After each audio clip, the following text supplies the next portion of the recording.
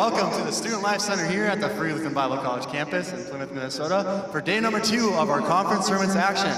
Our first game today is between the University of St. Boniface La Rouge and the Providence University Pilots. Please join us in a word of prayer. Dear Lord, I just want to thank you for this day, Lord. I just want to thank you for this opportunity you have to play this game, Lord. Ultimately, just playing it for your glory, Lord. I pray for this game here that we just look after all the players, coaches, referees, everyone here, Lord, for safety. And let's help us know that you are the reason why we are doing this, Lord. In your name I pray. Amen. Please stand, remove all headgear for the playing of both national anthems.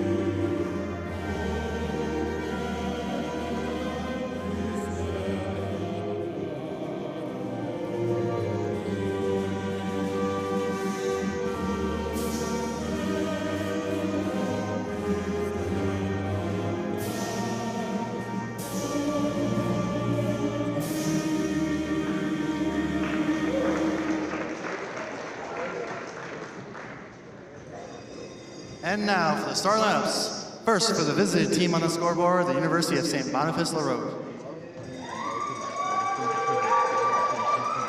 Number 7, Clarice Ducassi. Number 8, Alisa Michau. Number 10, Sydney Rudnicki. Number 16, Venice Daywright. Number 22, Sophia Chamartin. The Rouge are coached by Harold Amatita. And now for the starting lineups for the home team on the scoreboard, the Providence Pilots. Number 1, Amber Navarro. Number 2, Adrian Alley. Number 5, Kishi Riofiro. Number 9, Naya Golder. And number 10, Patience Benjo. The Pilots are coached by Joel Corsi.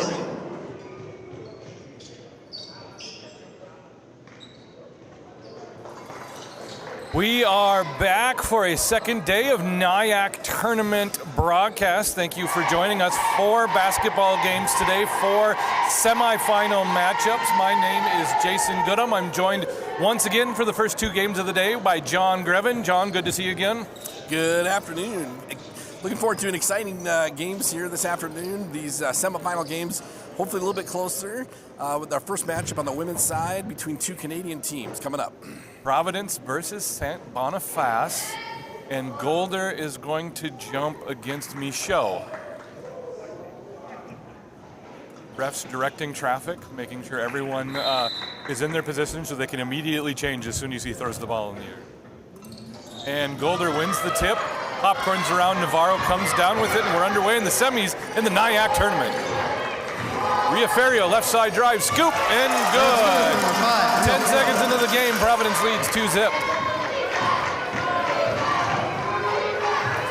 little bit too much on the pass from Dayrit to Michaud, and it's a turnover. It's Allie. Allie crosses over. She also does a left side drive up, no good. Fouled, late foul whistle, but fouled on the play, and Allie will have 2 from the line. Allie was the leading scorer yesterday. A little bit of a, I don't know how much you want to take out of the game. They did win by over 50 points, but with Providence, you never know who is going to be the leading scorer. It could be one of several players on their team, but she had 19 points yesterday to lead the Pilots. Yeah, Allie got hot from 3 in the middle of the game and makes her first. Yeah, you're right. Providence has 3 full rotations of players, and so we'll see what that looks like. It looks like I'm scanning the Providence bench. Allie makes both. It does not look like Brianna Buchan is dressed today. Yeah, it looks like she is in her warm-up still and did not go through the team warm-ups with everyone else, so she was sitting out today. She was sitting on the bench during warm-up, so no Brianna Buchan today.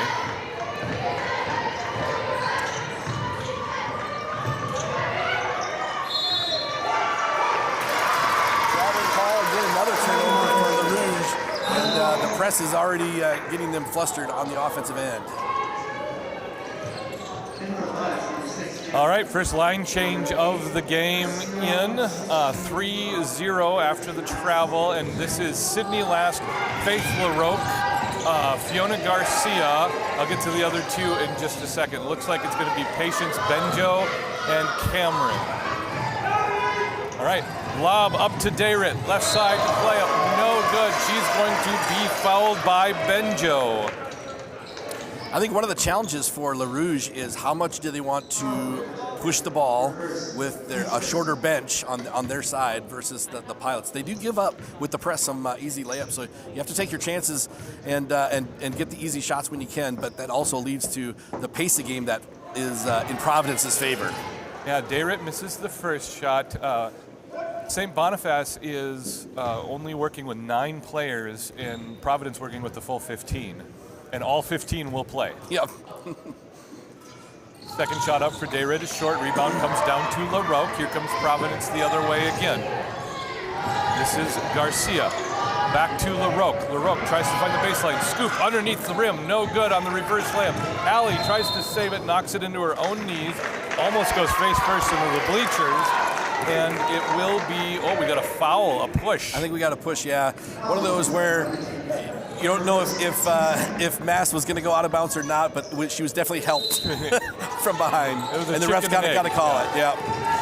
All right, so that foul was on what, Rudnicki? I think so, yeah. Right, Last, top of the key. Benjo, top of the key 3, no good. Oh, look at LaRoque work the boards, tipped out of bounds off of LaRouge.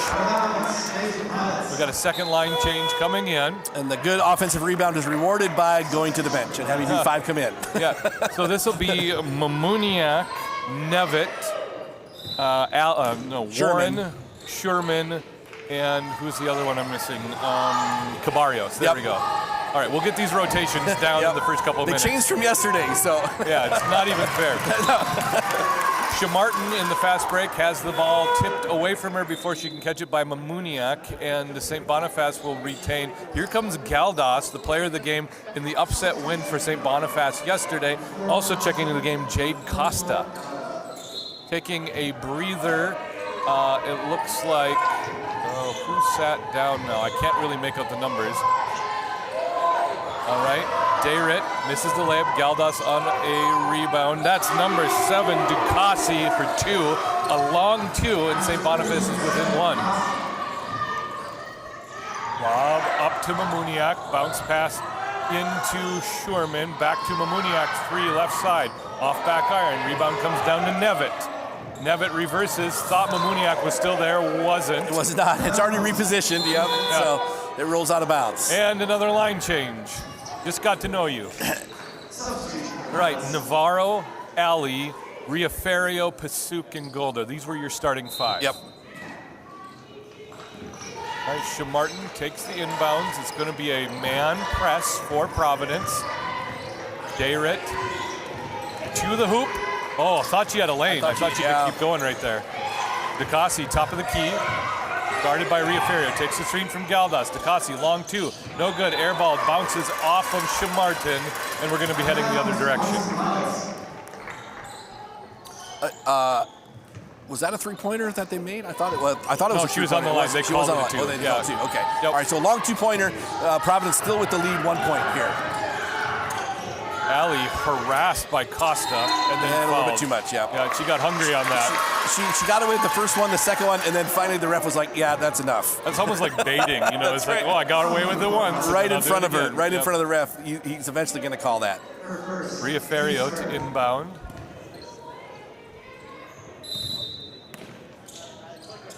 It's Navarro.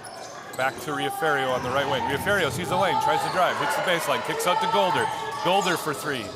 Off left rim, bounces right side. Pasuk tries to save it, and it gets tipped in to St. Boniface. All that effort just to turn the ball over. Shamartin tries to turn around and bail herself out, tipped out of bounds by Navarro. Line change. Do you think, and this is going to be a bad joke, but I got to get out of my system. Do you think Providence tracks time on ice? That's right. Okay, I just want to know. It's also very difficult for them to track a plus minus Yeah. on the court as well. Which is a real basketball Which is a real stat. basketball term, but yeah, also similar. Yes. DeCassi into the lane, left-handed layup blocked by LaRoque. Rebound tipped to LaRoque, and here's Faith LaRoque in the fast break. Oh, I thought she had Garcia flashing there. She kicks out instead to Benjo. Benjo Nice shot. nails the 3 from the left side.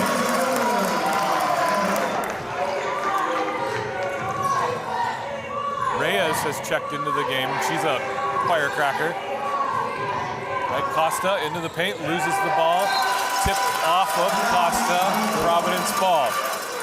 And this is what the Providence system is designed to do. Yep. Fluster and hurry their opponents. You think you're going to get a good shot, and they have more turnovers than shots attempted so far for La Rouge. It gets into your head. You get so worried about the frantic pace, you play out of your own game. Yep. You're capable of slowing things down. Sydney Lass all the way to the hoop. Oh, not rewarded. LaRoque, offensive rebound. No good. She walked shuffle? before she got, happy feet. No penguins in the gym. Providence still leading 6-2. 3.5 minutes have gone by in this first quarter. Lob stolen by LaRoque. They're trying to find Galdas cheating back on the press breaker. Cameron into the paint, kicks out to Last. Last, left side 3, off back rim. Rebounded by Galdas, stolen by LaRoque. They're tied up. Galdas hits the floor to be a jump ball, St. Boniface ball. Line change. Right, this will be Warren, Schurman, Mamuniak, Cabarios, and Nevitt. Pretty even 5-man lines right now for Providence. Right, Reyes takes the inbounds off the press, gets around Mamuniak. Reyes is quick, a lot of speed. Nice job there, slowing down after getting across half court there, setting up the offense. They want more patience. There we go. On the offensive Galdas end. in the paint, double team. Had a flashing player on the baseline, goes up herself, misses. That's a good post play by Galdas. You can generate offense. St. Boniface, to stay in this game, needs to remember that. Warren loses her dribble, hands off to Cabarios. Into the paint to Nevitt. Nevitt around, over Galdas. Good. Nice move. Nice to see Nevitt back on the court. She injured her knee a little bit yesterday, but evidently just minorly, and is back. And a really nice post move there against the taller St. Boniface defender. Yeah, Galdas. And Nevitt's not even moving with a limp right now. That's really good to see. Galdas to the hole. I think they're calling on the ground first. Yeah. Nice drive, though, by Galdas. Be aggressive and make the refs call that those reach-ins on you. Yep. Pressure them into having to adjust their defense. Yep. The more you hear the whistle, the more it gets into your head and you change how you play. Yep. Now, of course, Providence has 75 fouls to give. Yep. Reyes, baseline drive. Euro steps around alley, no good, but he'll have 2 from the line. So this is the first line in for Providence. PUC, Navarro, alley, Riaferio, and Golder. On the floor right now for Les Rouges is, I was looking at the wrong roster. Hold on, Michaud, Reyes. First one made by Reyes. Rudnicki, Umang, and Ducassi in for St. Boniface. Reyes misses the second, 8-3, Providence leads. Here's Navarro running the break. Every possession is running the break for Providence. Yes. I'm going to say that too often. PUC in the post. Oh, nice good pump fake. Yep. Sophie PUC. Now all of a sudden Providence working an inside game. Yep. What a, oh, dear. Oh no, Umang loses the inbound pass. Unforced errors are really going to hurt you. Yeah. It's bad enough when you do have pressure on, but the simple ones are ones that really get you frustrated. It's good to see Sophie PUC back on the court too. She left early yesterday too, although we don't know why. Navarro skipped to PUC. PUC into the paint, kicks out. Here's Riaferio for 3. Off left, rebound comes down to Reyes. Quickly up the court for Reyes. Yeah. Reyes can fly. A little bit out of control. Lost her balance. Yeah. Tried to get a shot up just in case there was a foul there. Doesn't work. Line change. Third line in.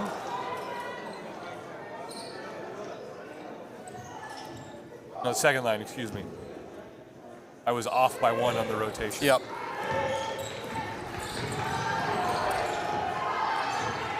LaRoque, left-handed coast. layup. Oh, good take by LaRoque. Everything is at the basket. She gets it back, though. Yep. Gets it back and fouled for her efforts. Yep. Providence is on point right now with their game. Yep. This is exactly what the system is designed to do. Foul number 8, Michaud. Her second, team score. Michaud, 2 fouls on her now. Costa checks in for Rudnick.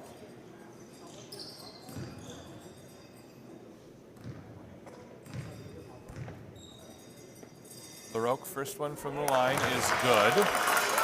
11-3 Pilots.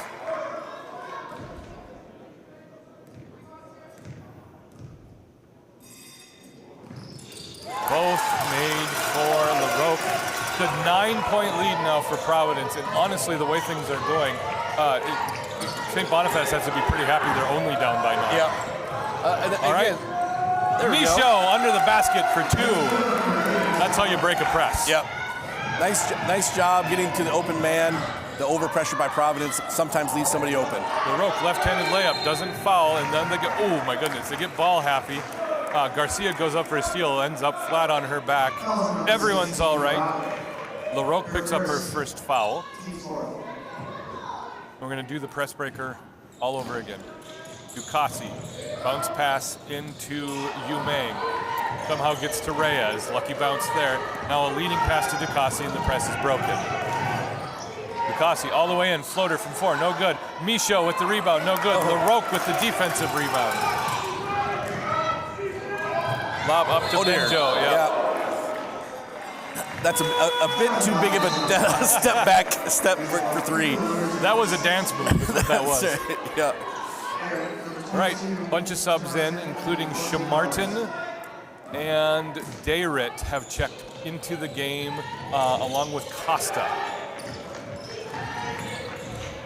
Dayrit working on Garcia. Garcia, we're going to get a blocking push sort of on the floor foul.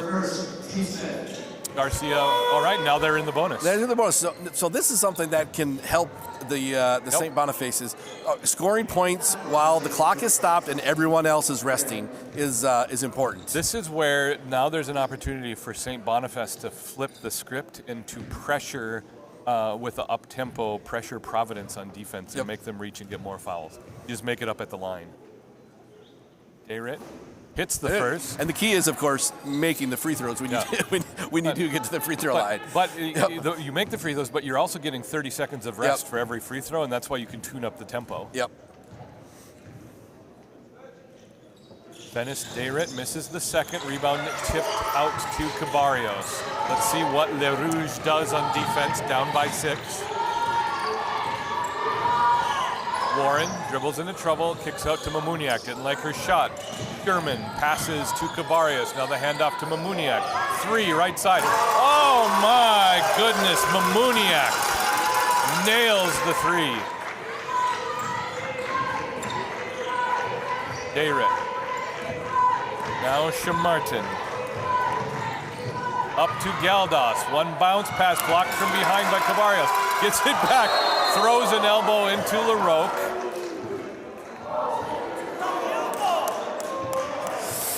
I think they're going to give it to Nevitt, even though she took the brunt of that force. Nevitt. All right, so Nevitt with the foul. Galdas made sure she was clear about her desire to create space in the post. This is Elia Galdas. First one short.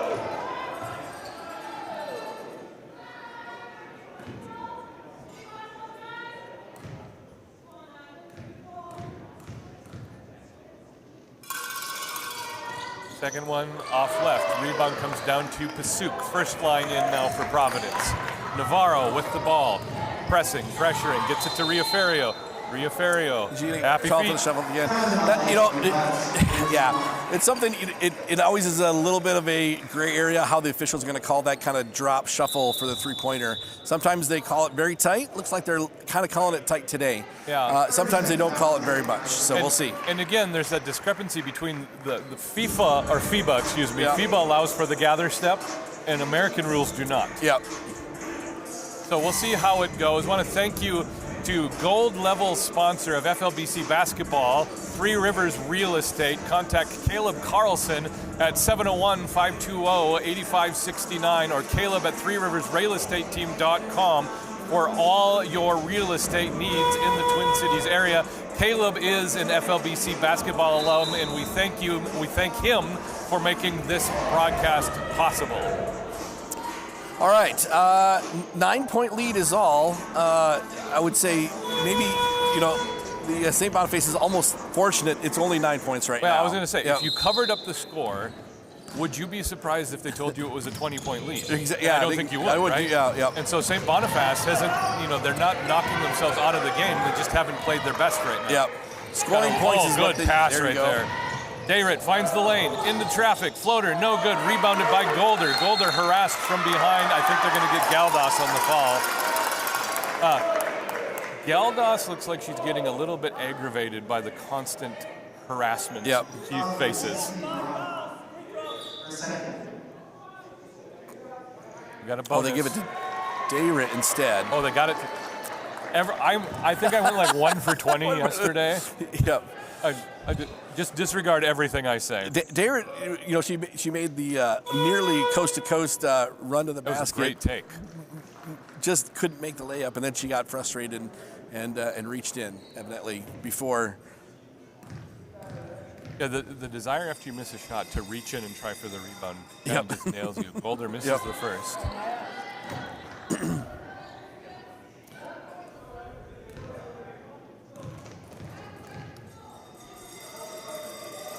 Second free throw up by Nia Golder, off short and left, rebounded by Galdas. Galdas lobs to Shamartin, who can't control, tips it into the other half of the court.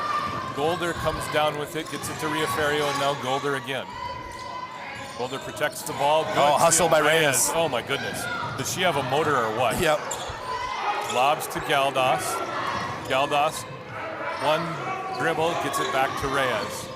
Reyes goes around the screen, curls around the screen, runs right into PUC. PUC gets her arm in, and they're going to get her with the foul unless it's someone else entirely. Line change. 2 shots for Reyes. And it seems like the St. Boniface, they're trying to beat the press by throwing long, but they're ending up throwing some ill-advised 50-50 balls, much like you would in an NFL game, that if you don't have Randy Moss, they're intercepted a lot. Long passes are a very iffy way to break a press. Yes. You want short, crisp passes with a lot of movement. Yep. Reyes misses the first, and this is where you were just talking about it, John. Is your game is the free throws. You got to make them. Reyes hits the second one. You're welcome. A little bit of a press here now, coming back. Right. There's Benjo underneath. No good. Rebound comes down to Sydney last. Fouled probably again by Costa. Gets out of it. Rebound comes down to no one in particular. We're going to have a reach-in foul on LaRoque, I think. Is it LaRoque or over the back? Yep. Okay. LaRoque. Second on LaRoque in the first quarter. And this is going to force Joel Corsi to change his lines, and I'm just going to have to deal with it. No one ever considers my feelings.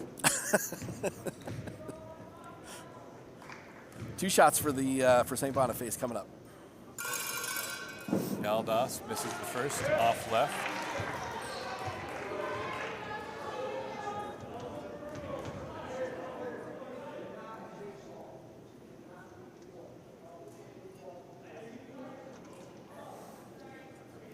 Lane violation advice coming from the ref.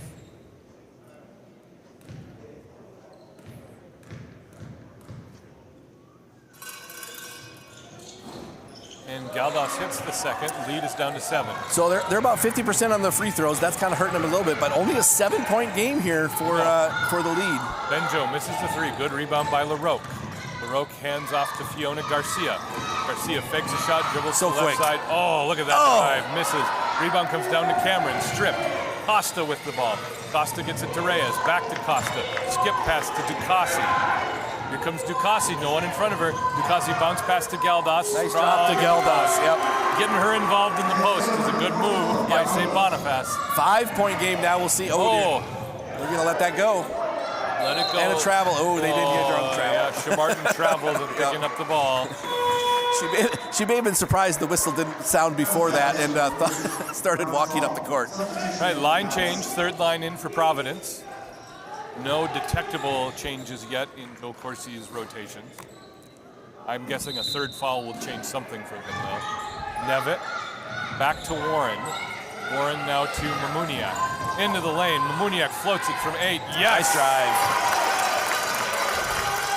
Mamuniak for 2. And now again, the inbound in the press breaker. Here's Reyes, marked by Mamuniak. Dribbles it off her foot, recovers. Cuts up to Ducassi. Ducassi, left-handed layup. Fouled on the one-handed straight-arm push-off right there. And Cabarrios, probably? Yeah, I think so. Yep. I thought she might try the alley-oop lob for Cabarrios. That would have been awesome. That would have been awesome. First foul for Cabarrios. Ducassi shooting 2. First one misses off left. The halftime stat's going to reveal what the free throw percentage is, and St. Boniface is going to have missed an opportunity. Yep. Makes the second, down to a 6-point lead. You give 6 of those missed free throws back, and it's a tie game. And then the pressure on Providence to make their shots even grows. So Warren misses a shot, airballed out of bounds, can't save it. St. Boniface coming the other way, line change. Line 1 in. Starters coming back in for Providence. The pace of the game has slowed this last 3-4 minutes of the first quarter, which has really helped St. Boniface cope with the press and the defensive end as well. It has slowed, but I don't think it's been intentional. I'd say more it was gummed up. Exactly, yeah. Fouls in turn. Oh, in transition, Galdas to Costa for 2. 4-point game. 35 seconds to go in the quarter. Navarro, PUC in the corner, drives to the paint, kicks back out to Navarro, now to Golder. Golder faked the 3, steps left, nothing there. Alley wide open for 3, right side, no good. Rebound comes down to Golder, who was not boxed out. Navarro, fadeaway 3, not there. Golder, another rebound. Back to Navarro, now Riaferio, and Alley top of the key. Stolen by Costa. Costa expected that. Costa's got the rotation down. Costa blocked in the paint and traveled. Oh my goodness, what defense by Adrian Alley. Yeah, she did a nice job of not fouling right away and then waiting for when the ball came up in the air to get a block on it. Yeah, that was great defense by Adrian Alley. Yep. Where's she from again, John? Wasilla, the golden area, the Golden Valley of Alaska, our 50th state. 49th. There misses left. So close. Pasuk at the buzzer. Gives them a 6-point lead. Offensive rebounding, the key for Providence in the first quarter, and they come out of the first quarter with a 19-13 lead. Yeah, they definitely Providence. They're going to be content. Yeah, they didn't score as much as probably they could have, but their game plan is for all this to continue, and by the fourth quarter to just be outclassed in the fourth quarter with their bench. So yeah, the two storylines of the game for Providence, it's been offensive rebounding. They're getting second and third chances regularly when they score. And for St. Boniface, it's not capitalizing on that early bonus and missing. We're going to guess they're shooting between 50 and 60% on the free throws. Yep. Yeah, so they have at least 4 to 5 points that were dropped at the free throw line that would basically be a tie game right now if they had made some of those. And again, it's one of those, you don't want to make it wish casting, but if you're the Providence coach, you have not played your best quarter of basketball and you're only down by 6. That's a 2-possession ball game. Yep. So the message is play your best basketball and close the gap. Yep. Right. One of the other rules in FIBA basketball is literally at the end of each quarter or the beginning of each quarter, they inbound the ball at center court, and I say center with CENTRE. Yeah, very well done. 1 foot has to be on your pronunciation. Yeah, 1 foot has to be on each half of the straddling the line. That is literally so weird. center court. Yes. Okay, this is the second line. Sydney last inbounded from center court. I don't think the clock started shot clock on did time. not start. Shot clock. Yep. Who are we blaming? Oh, we won't. It's one of our students. We won't blame him. Blame Wade Mobley on that shot clock violation. That's right. Last, now on the far sideline to inbound, not straddling Century Court. Fiona Garcia was highly involved in the offense yesterday. This time dishes to LaRoque. Oh yes. That was Michaud comes down with a strong rebound, gets it to DeCassi. DeCassi makes contact with Benjo and makes the shot in the paint. 4-point lead Providence. Now another turnover. Gets it up to Dayrit. Dayrit stripped quick hands by Sydney last. Yep. And she was looking for the wide open. There you go. Wide open, unmarked underneath the basket is Faith LaRoque. The turnover resulted in LaRoque being wide open underneath the basket without any defender within about 10 feet of her. And that'll happen in kind of a scrum of confusion. Yep. You just kind of lose your head on the court. Dayrit breaks the press, gets it to Rudnicki. Rudnicki just inside the elbow, no good. Rebound comes down to LaRoque. LaRoque turns around, runs the other way, going to go coast to coast, tries to give the extra pass to Cameron, tipped out of bounds by Rudnicki. Good transition defense. Yep. And now we've got the third line coming in for Providence.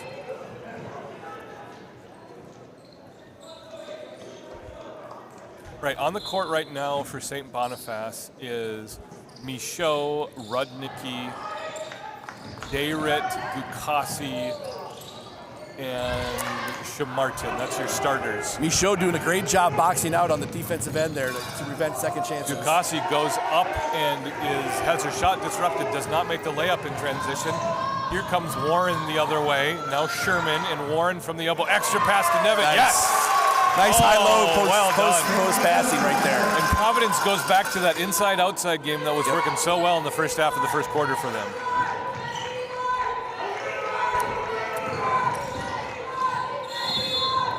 Martin walks into the pressure. Providence generates another turnover. So yesterday for Providence in their win, it was all the outside shooting. They got red hot from 3.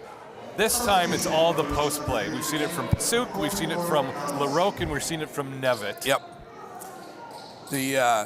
And that's part of the challenge too. They have multiple areas where they can hurt you on the offensive end if they're not shooting from 3 very well today. Step back 3 for Mamuniak comes down, second chance opportunity with the rebound by Nevitt.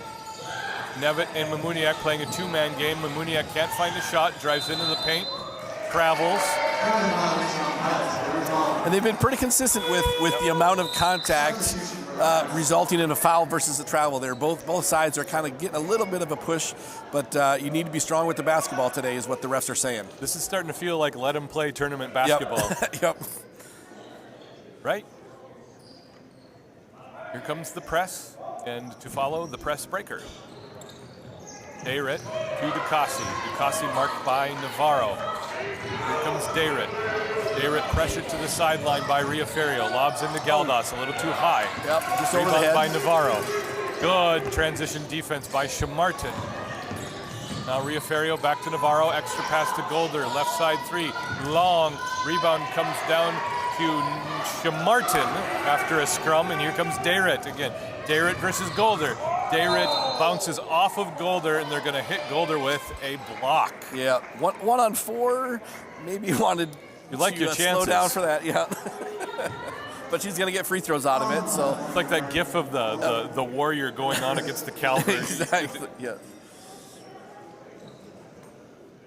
Golden there thought she was in position, pretty straight up, but it's hard to get in position when you're pushing the ball that fast. So. All right, Dayrit, down by 8, has 2 from the line. This is the first. Surprisingly, that's the first foul of the quarter after kind of slap-happy first quarter. Yep. Dayrit, second one. This could close the gap to 7. Nope, short. Rebound comes down to Navarro. 7. Off her knee. Navarro dribbles it off her knee, and we're just going to reset the whole process. 7:33 to go in the half.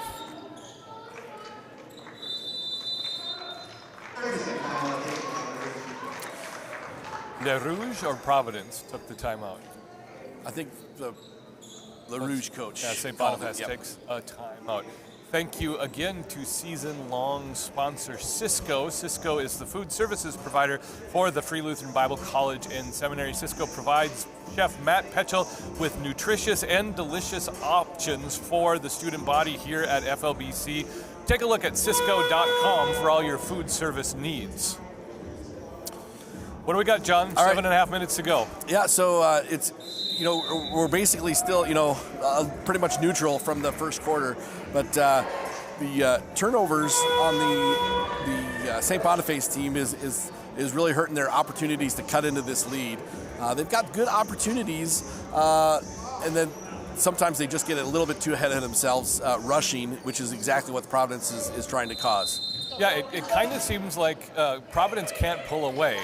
That St. Boniface enters, moving screen on Galdas. St. Boniface answers every Providence run with a run of their own, and they just keep it at the 7, 8, 9 range. And well, obviously that's better news for Providence because they're the ones leading. Yep. Right, moving screen foul called on Galdas. That's her first. In the last 2 minutes, 3 seconds have ticked off the clock. That's right, yes. Navarro gets it to Riaferio. Back to Navarro. Navarro into the paint. Kicks out. That's PUC from 16. Nothing there. Rebound by Galdas. Ducasi, tried to pass. Yeah, she knew it. That's what happens when you try to make 3 decisions in the air. Yep. All right, second line in. Just reviewing, that's last Garcia, Benjo, Cameron, and inbounding is Faith LaRoque. And that's where you see the Providence defense, even off of a missed shot, transition, as soon as that ball gets over half court, they're double teaming right away. Garcia gets the friendly roll for 3, and it's 11-point lead for Providence. Now we see if St. Boniface can answer again. Inbounds pass, tipped off of Dayrit. That's what you call a good old-fashioned announcer's jinx. Yeah. They need. St. Boniface needed more movement to get that inbound pass. Too many people just standing around looking on that one. Getting a breather. The firecracker Reyes is coming in. Garcia step back 3. You make it 2 in a row. Off the glass, no good. Banks are closed on Saturday. LaRoque, what do we got? A 3 in the push key. off. Push off. Okay. Oh, last is going to get marked with a push off. I love it when the refs do that because then I can hear what number it is. Yep. Right, Lass picks up her first foul. All right, this is Reyes off the sideline inbounds. Reyes hands it back to Dayrit. Dayrit, Sydney Lass with quick hands knocks it out of bounds. They're getting coached up there. Spacing is important on the press. You can't be within 5 feet of another teammate. You got a whole side of the court here to use. Handoffs are not the play. When you're trying to break a press. Not a press breaker. Now we got a lob tipped by Sydney Last into the bench. Good energy from Sydney there, putting the pressure on. Sydney has deceptively quick hands. Yep. She's really quick to the ball. Dayrit to inbounds again. Everything else happening on the other side of this ref for me. Lob to Galdas, ends up being a lob to the baseline, no good. Providence coming back the other way, having generated another turnover. Yep. I think now we can say that St. Boniface is a little out of sorts. Yep. LaRoque to inbound to Garcia. No ball pressure on that whatsoever. St. Boniface tired. Garcia, dribble drive, kicks out to Cameron, rotates to Benjo. Benjo high post to LaRoque, one dribble, reverse pivot, and we got a push on the back on Galdas. Yeah, anytime two hands get on the back, the refs are going to call it. Even if it's not a huge amount of pushing, two hands in the back is going to get a call. It's like pass interference exactly. in football. Yeah.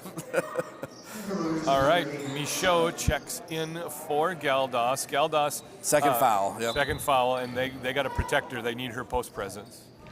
Michaud has done a nice job inside though on the defensive rebounding side. Garcia pump fakes a three, reverses to LaRoque, harassed by Shamartin. Shamartin comes up with it, and they got a foul on the floor because LaRoque reached around two sides. Yeah. That's the same principle as the two hands on the back. You cannot surround a player. The jump ball from directly behind the person usually results in the foul, not the jump ball. Yeah. So that's three on LaRoque. Line change, and this is the third line. Ducassi checks in for Umang. Reyes, Ducassi, Dayrit, Shamartin, and Michaud. Michaud opened up, gets it to Shamartin. Shamartin left side drive around the paint. Turns around, doesn't have a wing there. Finally finds Dayrit. Back. Dayrit tried to return to Shamartin in the corner. Dayrit threw it away.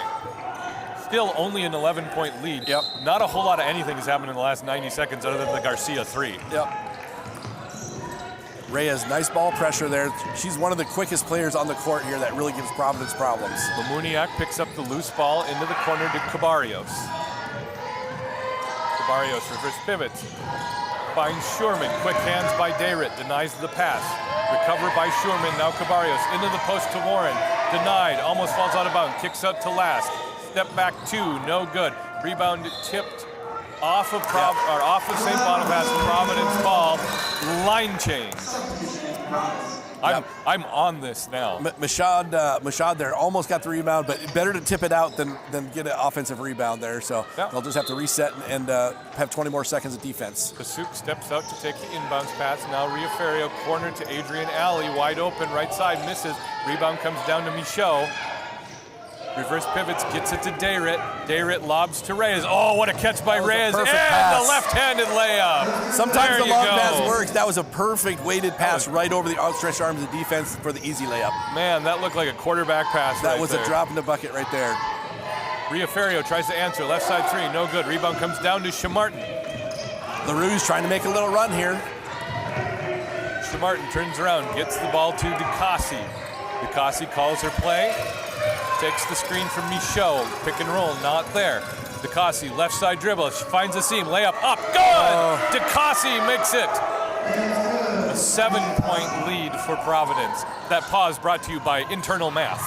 Riaferio up for a layup. No, fouled. We're going to get Reyes on the reach in. I thought so. Yeah, Reyes, that's her first. Line change. That was a nice little hesitation layup there on the for the LaRouge number 7 Ducassi. Kind of faked like she was going to go back to the middle of the court and froze both the defenders and ended up with a nice easy layup. Yeah, that was great. So far, head coach Joe Kersey has not opted to change the rotation, even though LaRoque has 2 fouls. Yep, or 3 now. 3 fouls. Sydney last, the last one waiting to check in on this rotation for shooter Ria Ferrio from the line. Makes the second one is good. Here comes last. And thankfully, for one announcer's sake, the lines remain intact. Yes. Ducassi, 26-19, Providence leads. Now Reyes. Got a clock problem again? No. 4. Yeah, it was a clock problem. Yep. Okay.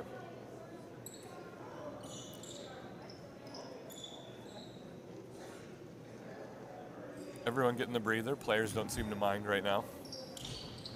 Okay, lob goes to Yu Mang. Can't get it. Lucky bounce to Shamartin. Back down to Yu Mang on the baseline. Yu Mang shoots. Oh, my God! Yes, Faith Yu Mang for 2, and it's back to a 6-point lead for Providence. That was almost a hook shot layup from the side over the defender. If there was the equivalent of shooting from the hip in basketball, that's what shooting from the hip. Yep. That was literally shooting from the hip. Right, foul on Reyes. 2 quick fouls for her in the last couple of minutes. Garcia dribbles out of trouble. Long 2 for LaRoque. Off back iron. Rebound comes down to Michaud. LaRoque ties her up. Jump ball. Arrow remains in St. Boniface's possession. Yeah, Michaud tracked that down, but you didn't realize LaRoque was right behind her going for that offensive rebound too. And LaRoque has that nose for the ball. She knows exactly where to be or where to go. Reyes quickly breaks the press with ball dribble. Tipped from behind by Cameron, and now a steal. Here comes Garcia.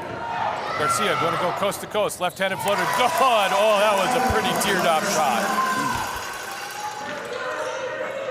Fiona Garcia for 2. It's an 8-point lead for Providence. Once again, we're going to quarterback lobs. Oh no, Ducassi can't handle the pass from Reyes. Tipped out of bounds. Providence ball. Line change. And the coach is desperately telling his players to think and just take a minute to pause and slow down. You got 10 whole seconds. Yep. All right, third line in for Providence. Still just an 8-point lead, though, for Providence. You'd think it'd be more than that, but the LaRouge are staying at least within striking distance here. 3 for Warren. Off back iron. Rebound comes down to... Oh, dear. Oh, yep. Yeah, it's going to be on Nevitt, but she got her arm trapped in her arm. Yeah, it's going to be a wrist. Yeah, it's either a wrist or an elbow because as Dayrit was trying to wrench the ball away, Nevitt's arm got pinned. Oh, hopefully it's not a separated shoulder. Maybe she's really struggling right now. All right, FLBC basketball and the NIAC tournament has been brought to you in part by True Stone Wealth Management. You can call Kyle Kirby, Tim Fugelberg, or Mark Presting for your financial and wealth management needs. Thank you to True Stone Wealth Management for making FLBC and NIAC basketball possible. All right, so number 8, Michaud for the Université de Saint Boniface is one of the truly French names. I know that because I flew with a Blades Michaud. He pronounced it Michaud, but that's because he's an American Frenchie. But he was one of my squadron commanders from Duluth, Minnesota, a very solid ice hockey player that ended up playing some ice hockey for the Air Force Academy, I believe, before they had a real hockey team. It was a hockey club then. But if you have a French name from the frozen north, you better be a good hockey player. That's right. Otherwise, you'll be a community outcast. Hence, his call sign was Blades. That's awesome. Yep. You didn't call him Blades of Steel or anything like that, No. like the old Nintendo game? All right. And then I looked down on the baseline, and looks like Ducassi's trying to loosen up her shoulder a little bit. All right, so Nevitt's still being looked, and she's nursing an elbow, so I'm guessing it's an... Kind of maybe it overextended as she got tied up there with probably a hyperextension. Yep. Dayrit lobs up to Yu Mang. Pass busted up by Shurman, and then it's Mamuniak leads too far to Warren, and these poor ladies are just basically running killers right now in practice. Yes. For no. I want to wait for the first one to lose herself and just touch the free throw line and then half court and then touch it. Yep. Still 8 points for Providence Pilots. I would love to know what that drill is called in Canada. Yeah. Because in North Dakota we call them crushers, in Minnesota we call them killers. That's right. Dayrit, top of the key, guarded by Mamuniak. Reverse pivot, up from the elbow, misses the shot. Rebound comes down to Mamuniak. Now Warren, guarded by Dayrit, gets into the paint, takes it to the hoop. Scoop, no good. Rebound tipped up. Somehow Sherman comes down with it, and she's going to be fouled by Dayrit, maybe? I think so, yep.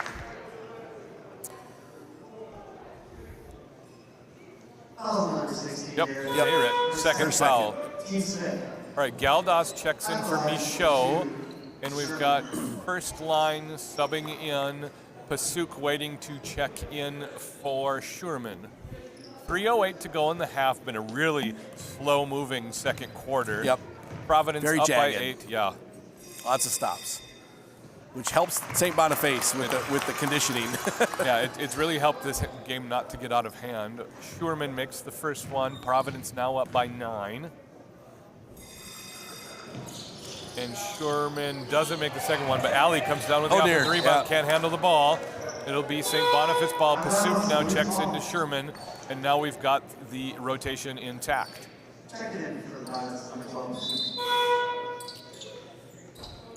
All right, Ducassi to inbound the ball. Rudnicki in for the LaRouge. Oh no, miscommunication between Dayrit and Ducassi. Ball thrown away. Here comes PUC with a head of steam into the paint. Gets it to Alley. Alley floats from 8. No good. Rebound comes down to Galdas. Galdas lobs ahead to Umang. Umang dribbles around Riaferio into the corner. Kicks out to Ducassi. Ducassi has a seam in the lane. Floater from the line. Good! Oh, Ducassi from the line. Makes it a 7-point game. And then Providence throws it away in transition. Yeah. Navarro kind of led her on the wrong side there of Alley, and she couldn't locate the pass after she switched her field of view. Well, these ladies are getting their cardio in. That's for sure. Umang on the press breaker gets the ball to Rudnicki. Umang and now Ducassi. They're going to get a set offense in for the first time in maybe 4 minutes. Ducassi, 3. Oh, in and out. Galdas tries for the rebound. No good. Navarro comes up with it. Quick hands, gets it to Alley PUC, and now back to Alley. 2:15 to go in the half. Navarro, quick 3, left side, no good, and fouled by Dayrit, and then they're going to tee up Dayrit, who is very upset at the foul call.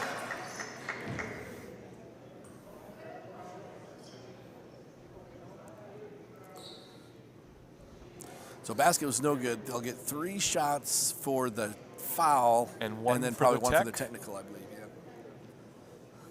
So it looks like Navarro's going to shoot all 4. And unfortunately for Dayrit, that counts as a personal so foul as 4 well. on her. I think she goes from 2 to 4 immediately, yeah. And it's really, then that makes 3 fouls in the last 30 seconds for Dayrit. Yep.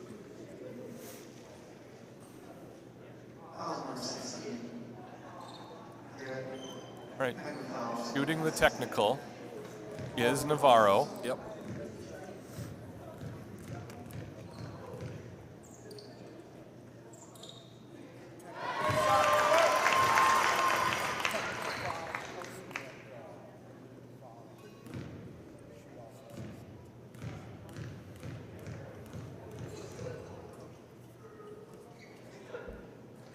Navarro hits both.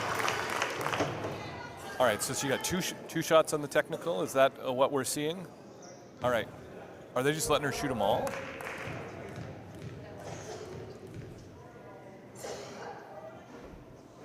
Okay, Navarro misses that one. Okay. So did they give Navarro her 3 free throws? First, yeah, and for the now foul. These will be the tech? Yep, this will be the technical. Okay. Adrian Alley shooting free throws on the technical. Now we've got things sorted out. Makes the technical free throw. Man, if we thought the flow of the game was dead before. 10-point lead for Providence.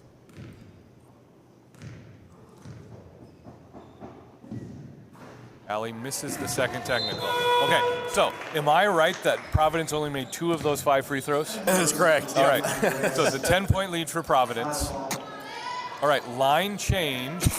This will be the LaRoque line, and now we're going to see what head coach Joel Corsi does with Nevitt having hyperextended her elbow or something to that effect. Yep. Right. And Providence will get the ball back too, so it could have been almost a 7-point play. No. Second chance, no good. Third chance, up, and another foul. 4 free throws. Yep. Is that on Galdas? That's 3 on Galdas. Yep. And now this becomes some personnel control issues for St. Boniface because they got one player with 4 fouls. Galdas now with 3 fouls, and here comes Michaud in for her. And that means the bench gets even shorter for their team as far as their rotation for subs for the LaRouge. This gets rough if it turns into a 7-man team for St. Boniface in the second half. The Roque makes the first. 11-point lead for Providence, and here we are in that kind of 5-point buffer zone. The Roque, second one good. The Roque makes both of them, and then Providence drops right back into the press. Well, St. Boniface really needs a basket here to stem the momentum. After all that downplaying, the players should be well rested. Yep. Ducassi tries to break the press. The Roque disrupts it. Here comes Garcia. Garcia's got last for a layup. Good. And it's a 14-point lead, 1:50 to go in the half. Ducassi finds Reyes. I think Reyes is the X factor right now for St. Boniface. She's going to have to play a lot of minutes. Yep. Michaud in the post, tangled up by LaRoque. Steal by Cameron. No, ball still on the floor. Who's got it? They both got it. Jump ball. Providence has the possession arrow. Oh, another injured player? Just maybe tired. All right, Ducassi taking a couple extra breaths. She's up. Looks like she's fine. 94 seconds to go in the half. Providence has extended their lead to 14. That's the biggest of the game. The Roque, top of the key. To Benjo. Now to Sydney Last. Baseline drive for Last. Left-handed reverse, no good. Michaud disrupted, Last has it. Now LaRoque again, 16-point lead for Providence.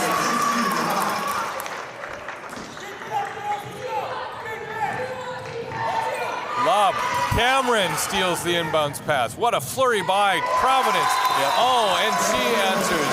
And St. Boniface has to take a timeout just to stop the bleeding. Just with 1 minute left. Yeah, the coach was hoping to get to halftime with that, maybe 12 or 13-point deficit, and now it's already 18. ballooned up to 18. Yeah, it seems like we went from 8 to 18 in no time whatsoever. Yep. Head coach for St. Boniface, Aaron Beckman, needs to regather and refocus his troops after an unfortunate couple minutes for them.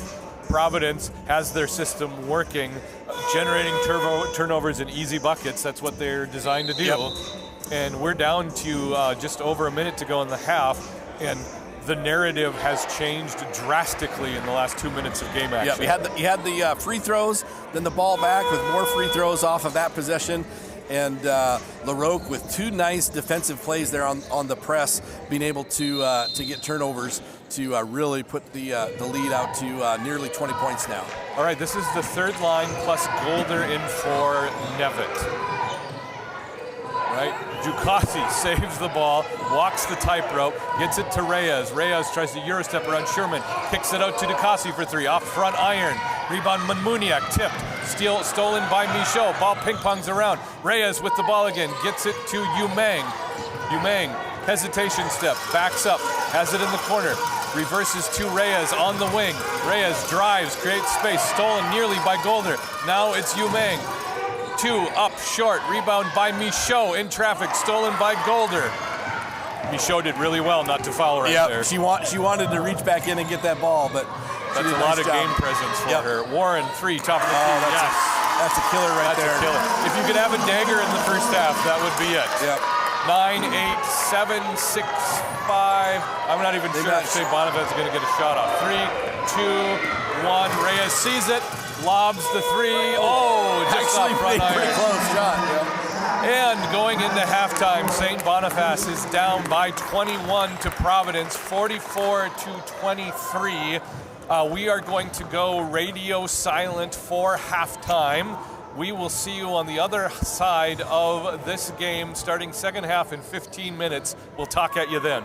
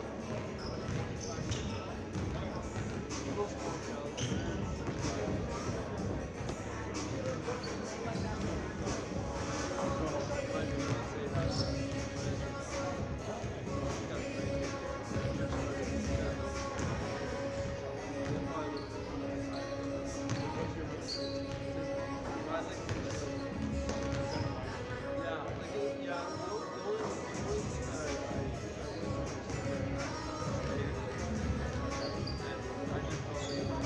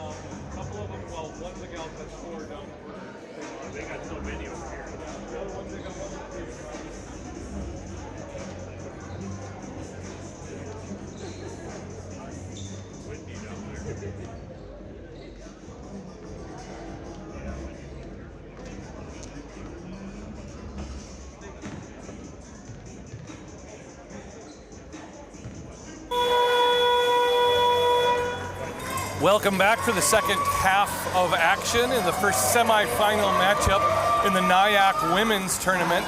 Providence with a flurry rush of activity the last 2.5 minutes of the first half has a 21-point lead over St. Boniface.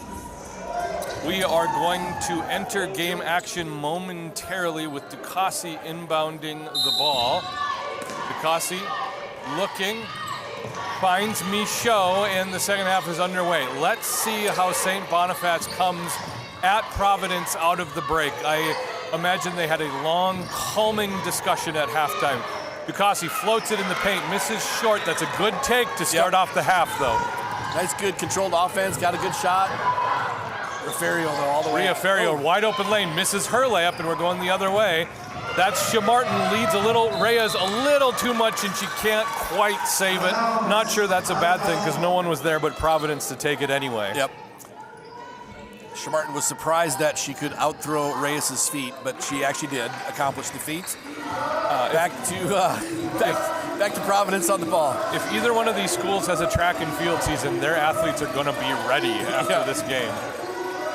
Allie, Riaferio, back to Riaferio, baseline jumper, good!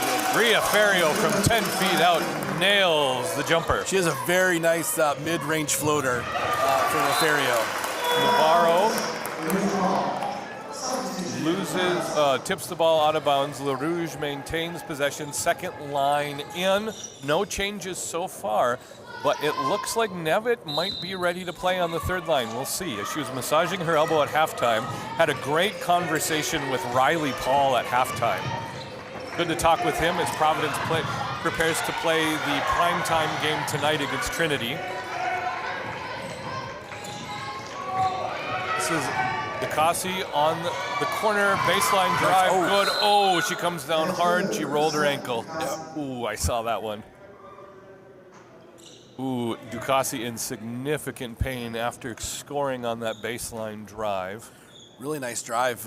Got LaRoque in the air a little bit and beat her on the baseline, but then kind of collided with her own player and another Providence underneath the basket and ended up sideways on her ankle, I think. Oof. I really just hope it's rolling her ankle. All right, so it's still a 21-point game. We've played 1 minute and 11 seconds, and to be honest, Le Rouge can't afford to be any more banged up and knocked out than they already are. We're gonna shorten that bench even more if Ducassi can't play, and she has not even attempted to stand up yet. Yeah, we've got 1 with 4 and 1 with 3 fouls already on the bench for the Le Rouge, and didn't they have a player banged up yesterday too? They did, yeah. Yeah, I thought so. All right, they're going to help Ducassi up. She's not putting any pressure on that right ankle, and she's going to hop off the court. That is not good news for St. Boniface. All right, so that means who's going to check in? Are they going to go with Dayrit and 4 fouls, or are they going to go with Yu Meng? Yu Meng looks like she's checking into the game. Yep. Oh, man.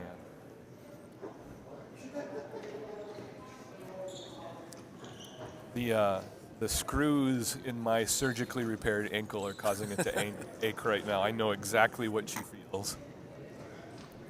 As we're paused here, I did make my way up to the full court press. Got Nice. a caramel overload latte to get me the energy throughout the second half here. I like caffeine and also 2 full cups of sugar. That's right.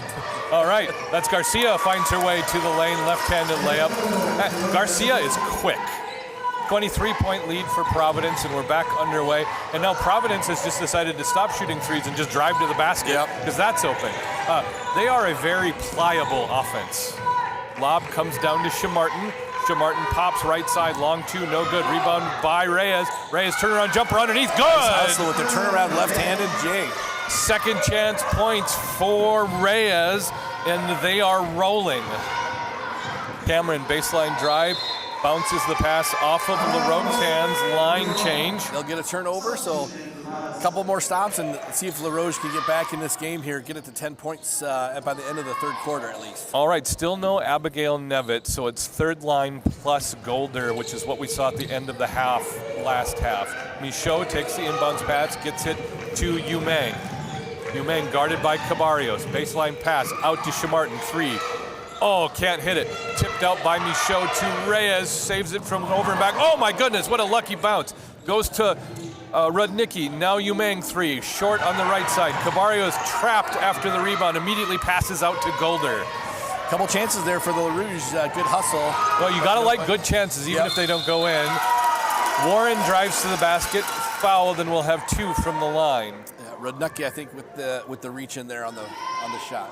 So Ducassi is icing her ankle on the bench, and Dayrit is out with 4 fouls. Golder and Costa currently on the bench, and so you've got Yu Meng, Reyes, which are your 3rd and 4th guards in this rotation, on the court with Michaud, Rudnicki, and Shamartin for Le Rouge.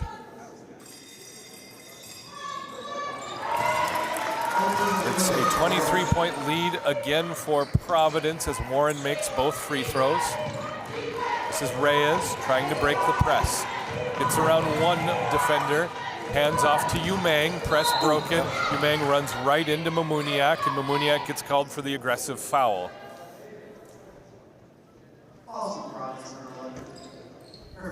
That's one thing with the Providence pilots. You don't need a conscience for reaching in. No, in you fact, got a it lot might of be fouls. encouraged. Yeah. All right, first full line is in as Golder stays. Looks like Golder's doing double shifts for a while. Wonder if they're going to alternate between her and PUC that way. Not quite sure. Mind you, PUC did not play most of the second half yesterday. Yep. Maybe she's got fresh legs, or maybe she's on a minute count. Right, another handsy foul committed by either Riaferio or Navarro. We'll see in a second. That'll be on Riaferio. That's her first. This is 75 fouls to give. Even if it feels like they're fouling a lot, they still got a lot of fouls to give. Yep. Right, Reyes takes the inbounds pass, guarded by Navarro. Hands off to Yu Meng. They got a hip check by Navarro. Yep. So that is 3 guard fouls on 3 different players, and Providence doesn't nearly even bat 50 an feet eye. from the basket. Yeah. They're like no consequences whatsoever. No. It's amazing. Yu Meng slaps the ball. Here comes help. It's Reyes. Reyes misses the pass, and we're going to get a turnover generated here. No, it's an inbounds pass. It doesn't matter. Yep. And she throws the ball off Navarro. Heads Nice up play. hustle play. Yep. Ivy Reyes with a heads up play to maintain possession. And that is something that for FIBA rules is probably unnatural because you can't inbound it in FIBA rules, but NCAA you can off the inbound. On the inbound, the whole court is live. These ill-advised pass. Eventually ends up in a turnover, which is what Providence is going for the entire time. Yep. 7:15 to go in the third quarter. Riaferio, Ali, Golder, Navarro, and PUC. That's the first line for Providence's rotations. Oh, I've been informed Aaron coaches boys. So Aaron...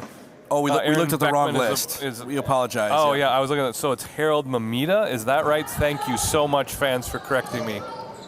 That's the coach for the LaRouge, from St. Boniface. Our rosters are doubled up, and I'm just doing this in real time. My apologies. Ali, floater from 12, no good. Rebound comes down to PUC, loses it on her post dribble. Here comes Reyes the other way. Reyes is 1-on-3. She's going to attack the basket anyway. Around Golder, up, no good. Oh. Layup comes down to Michaud, nothing there. Rebounded by Riaferio. It'll be interesting to see. Reyes might need to play the rest of the game. We'll see if her energy... Oh, Navarro nails a three and looks at her bench. It's a 26-point lead for Providence. Umang tries to lob to Reyes. Off its mark. Riaferio steal. Now Navarro, top of the key. He'll take another one. Turns around. Navarro nails it. M for Navarro. 2 in a row from downtown.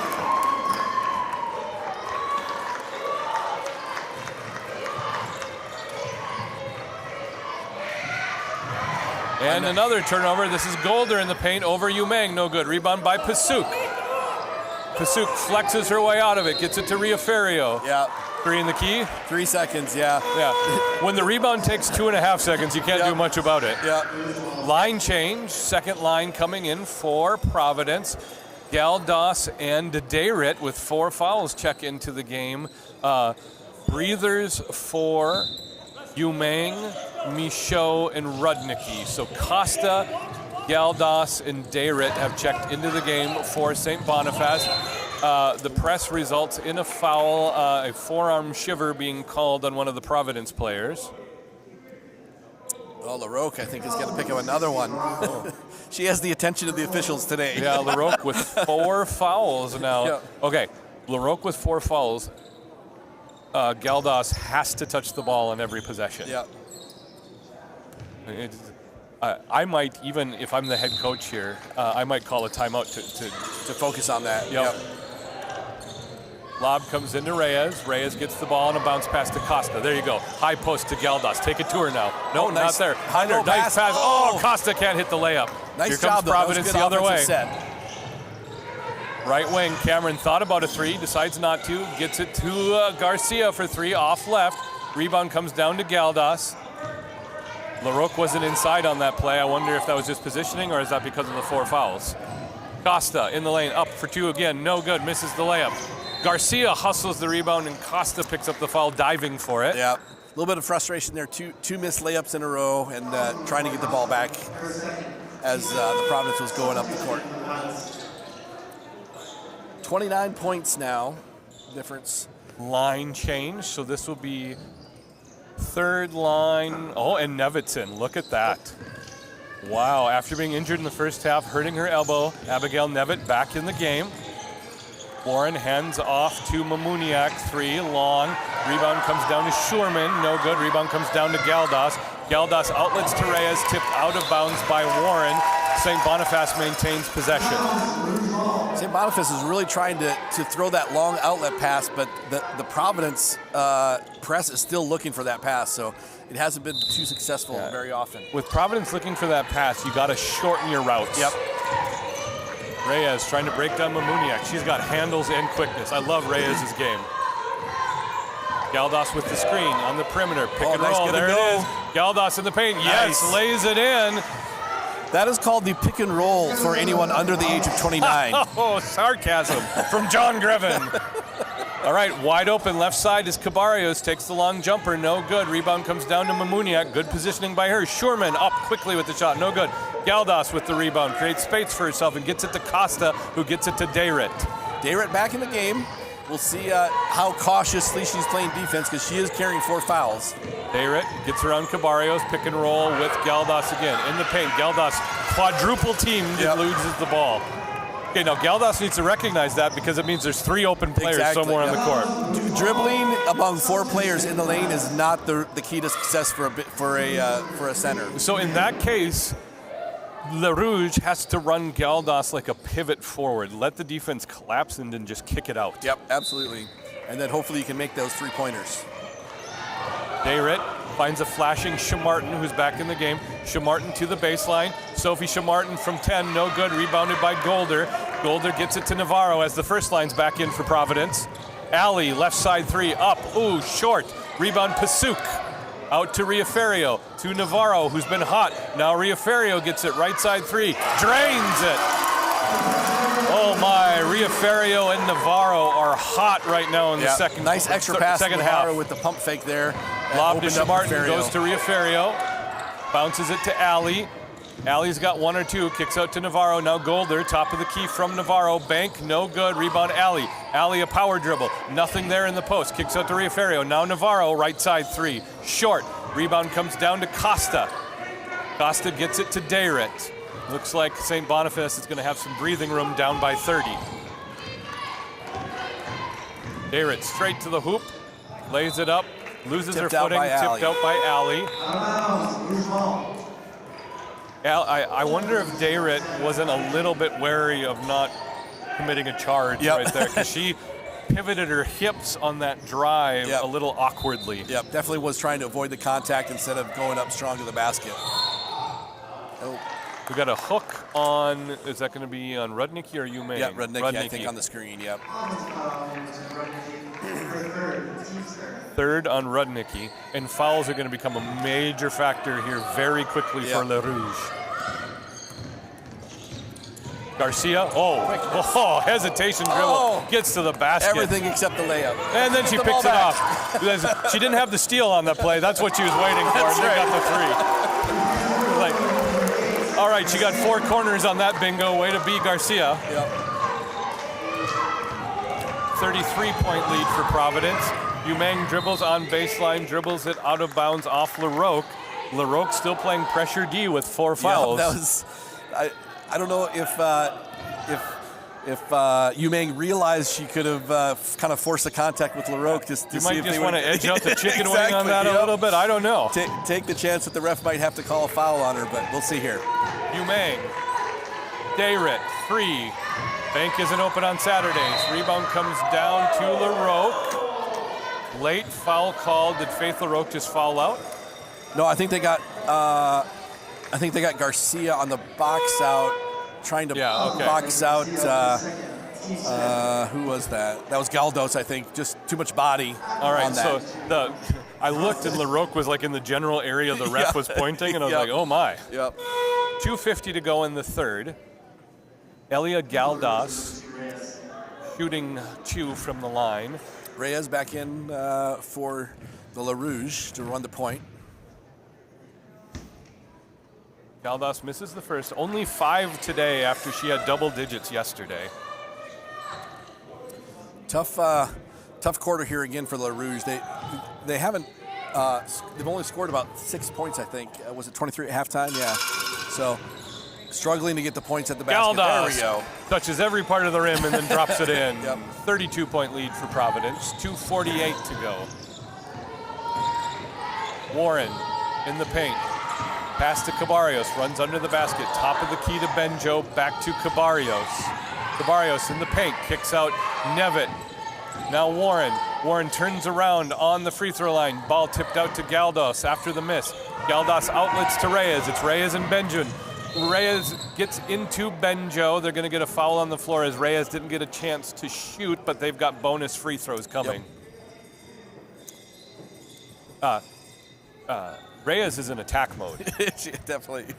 She was going to go to the basket regardless of how many Providence players were ahead of her. It was 1-on-1, and then it was 1-on-2, and then it was 1-on-3. Reyes makes the first. She earns 2 shots. That's good.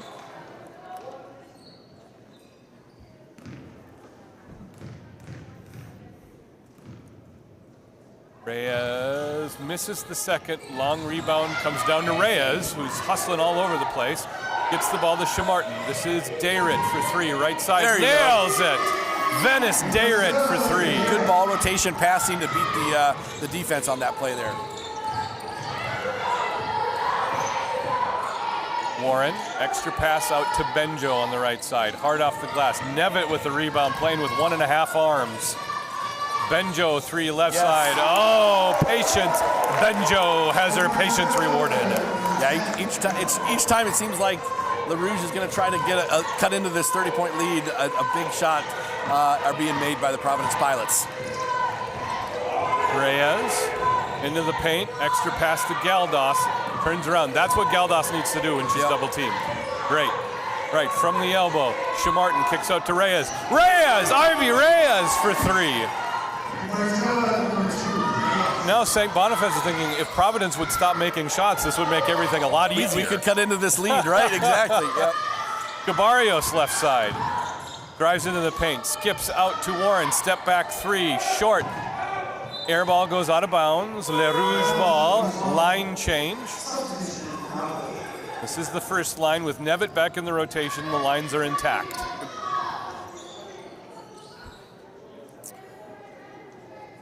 Providence puts the press back on. Ivy Reyes waits for Navarro to try to pick her pocket. Now hands off to Dayrit. Dayrit creates some space for herself. Gets trapped. We're going to get someone for being handsy. It looks like it's probably going to be Navarro. And again, Providence with fouls to give. Yep. But you're giving St. Boniface free possessions. Free possessions and you're up by rest. 20. Yeah. Yep. You're up by 28. Maybe not a thing. Yep. But there's 11 minutes and change left in this game. Dayrit shooting 2 from the line. Makes the first.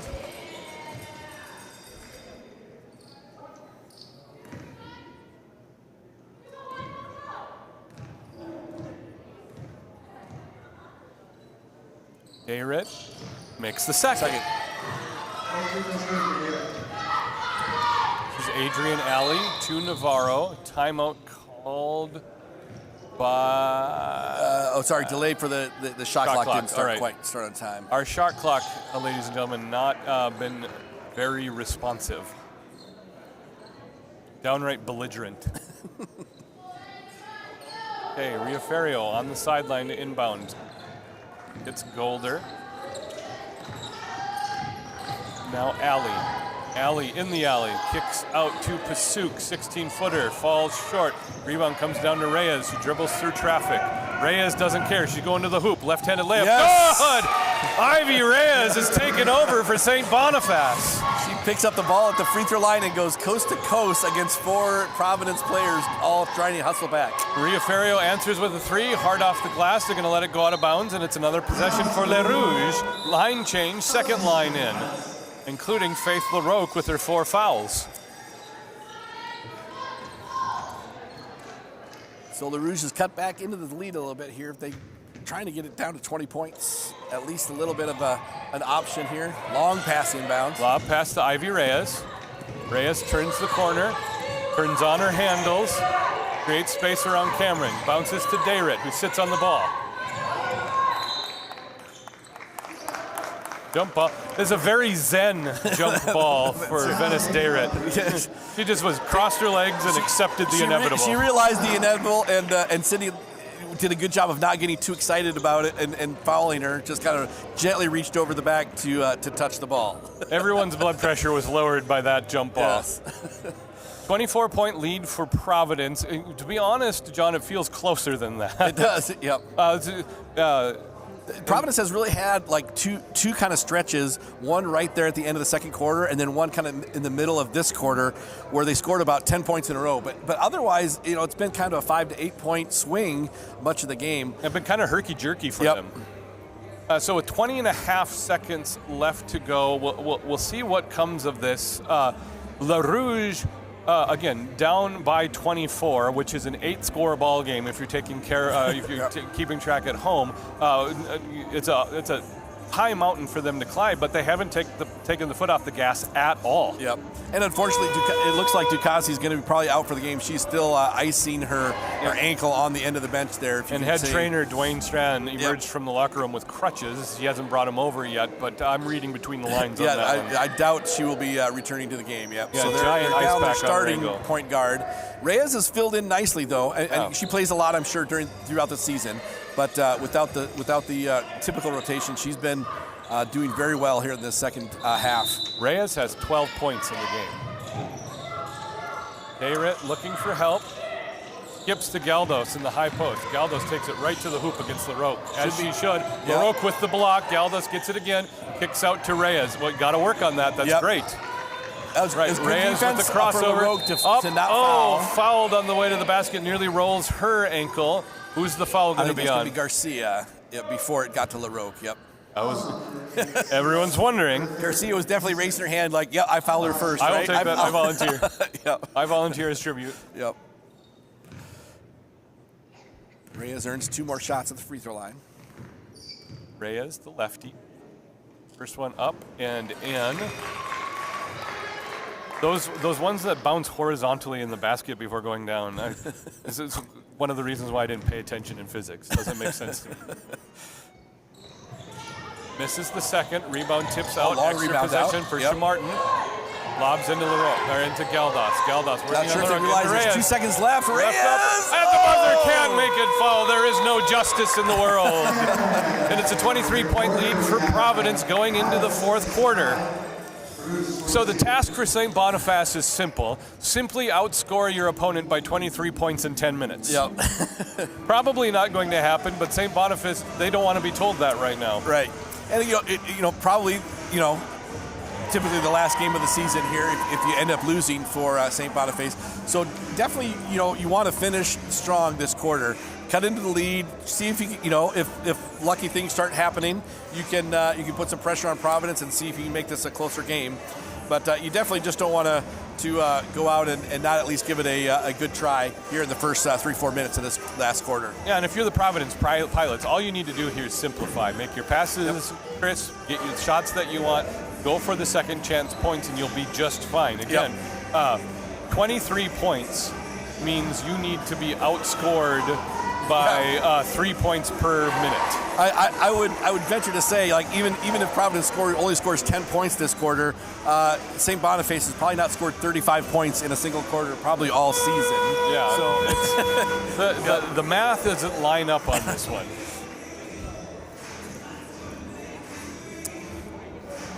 All right, both teams there's like a coin flip for overtime. Yeah. There was a bit of a discussion about possession here, maybe, going on at the scorekeeper's table. All right, going that way. That was interesting. Riaferio to inbound on the quarter break. She will be guarded by Shamartin. Right, that's Adrienne Alley who steps back. Alley to Navarro, almost has it go through her hands. And we got a whistle, and will that be the belligerent shot clock once again? And it will be the belligerent shot clock once again. All right. Alley again. That's one way to advance the ball on the press. Yep. Sherman. Oh, Sherman's in with the first team. Costa with the rebound. Costa, Umang, Dayrit, Michaud, and Shamartin as Reyes gets a much-needed breather along with Galdos. Rudnicki also on the bench. Umang takes the ball to the hoop, loses it, stolen by Golder. I don't know what happened there. I don't even know how to describe it. That was more of a volleyball tap drill than or the basketball drill. But got a entanglement on the court. Martin gets her hands in there. Le Rouge possession.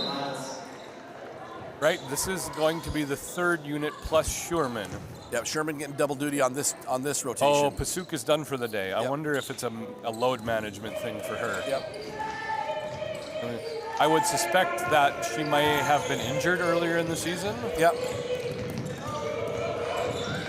Umang loses the dribble, avoids the jump ball. Oh, nice hustle by Michaud. Oh, Michaud with the hustle Now it's a drive by Dayrit into the paint, misses the layup, gets her own rebound, back up, misses the second chance point. Rebound comes down to LaRoque, who tips it, or not, excuse me, Nevitt, who tips it to Warren. Warren, left side three, over Costa, short. Rebound comes down to Nevitt. Nevitt loses it on the court. Another jump ball. This time Providence will hold the possession with the arrow pointing in their direction. Line change. And out comes the second unit. These are the same 5 now.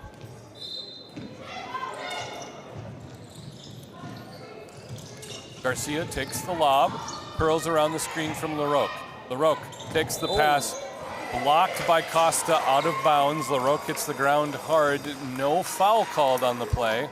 Costa got a lot of the ball, maybe a little bit of the body, but the ref thought it was clean enough to just let it go out of bounds.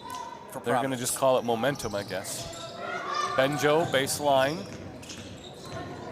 Handles from Garcia. Quick jumper on the baseline, no good. Dayrit comes down with the rebound. Reverses to Costa. Costa to Umang on the right side of the court. Umang is marked by Garcia. This is Michaud, top of the key.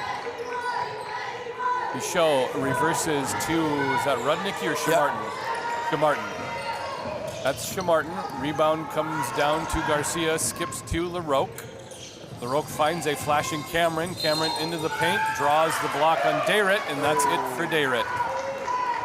8:04, and Ivy Reyes is going to have to come back into the game as Dayrit has fouled out.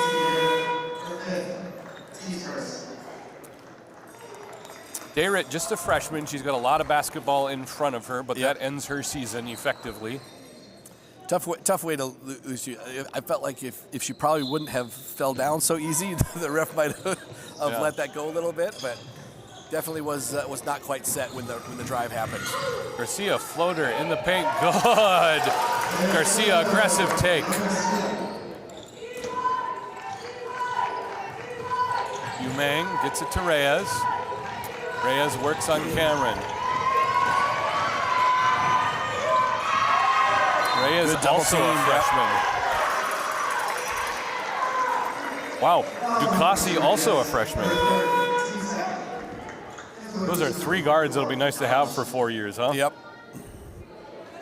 Garcia, good pressure there. Double team came, and Reyes kind of got trapped in the corner as she crossed half court, but and then retaliated with the reach and foul once you do lose the basketball, the typical response.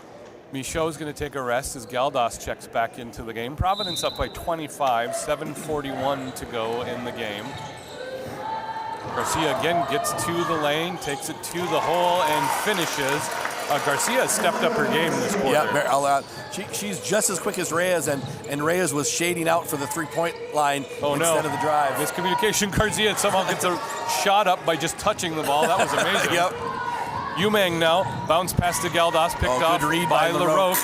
It's LaRoque in last. LaRoque gives the extra pass. Oh, Costa filled the hole at the last second. That pass to last needed to happen about a second ahead of what happened there. Yep.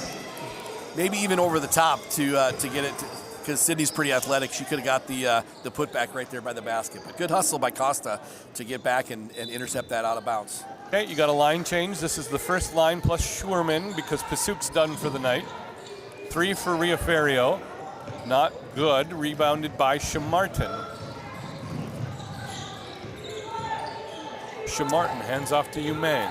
The problem for St. Boniface is the Providence defense is still smothering, and they're having a hard time getting a good open look sometimes.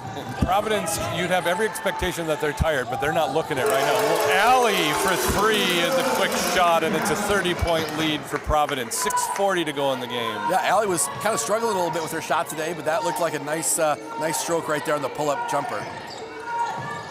Umang breaks the press with the lob. Pulls up from the left elbow, short left, rebound's gonna go straight out of bounds, Providence ball. Providence down to a 2-man bench with Dayrit having fouled out and Ducassi out for the game, having injured her right ankle. Alley crosses over Umang, left-handed layup, no good, contact but no call. Golder comes down with the rebound, top of the key to Navarro. Navarro pulls up for 3 over Reyes, no good. Follows her shot with a floater from the line, no good. Rebound alley in traffic, tangled up with Costa. Jump ball, arrow belongs to LaRouge. Third line, excuse me. Nevitt, Cabarios, Mamuniak, Warren, and Benjo. All right, so it looks like we're pulling the full court pressure back a little bit for the first time here today. Yeah, Reyes, Shamartin, Galdas, Rudnicki, and Costa for LaRouge. Reyes gets around Cabarios, floats it into the paint, no good. Galdas on the rebound. Galdas up, tries to get a foul called, doesn't go her way. Galdas is flustered. They're going to call it tipped out of bounds by Providence. Under the basket, here we go. Costa steps out, but they're going to lob to Reyes, top of the key. 5:40 to go in the game.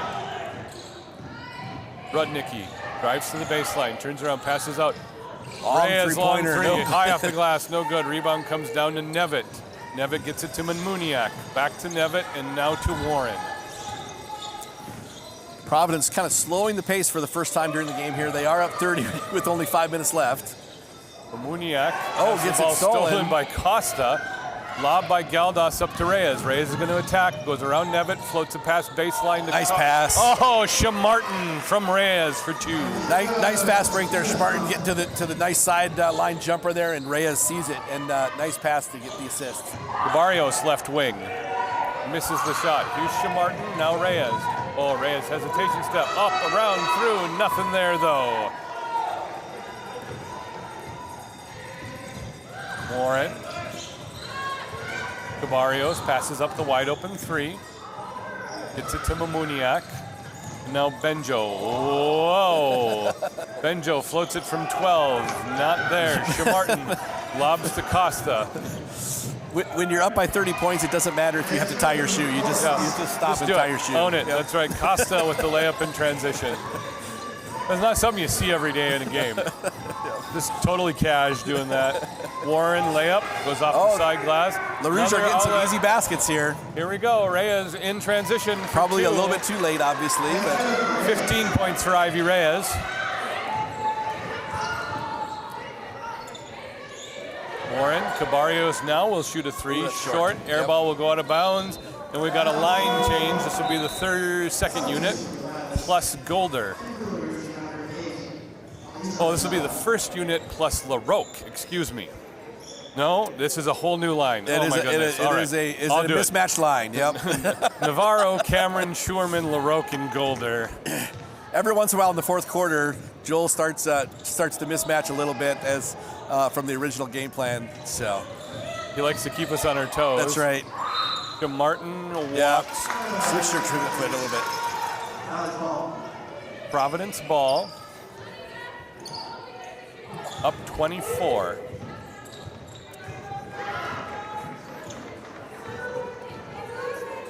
Navarro to LaRoque, hands off to Cameron. Cameron, left elbow, reverses to Sherman. Sherman kicks out to Golder. Golder hands off to Navarro, squares up a 3. Good. Navarro's had the hot hand today. With 11 now for Amber Navarro.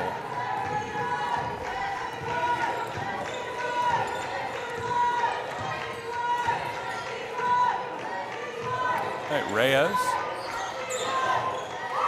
To Martin. Galdas over LaRoque. Not there. Well, the shot's nice just step not around, falling just for St. didn't fall Boniface. for it, yep. This is Cameron. Out to Navarro. Skips to Sherman.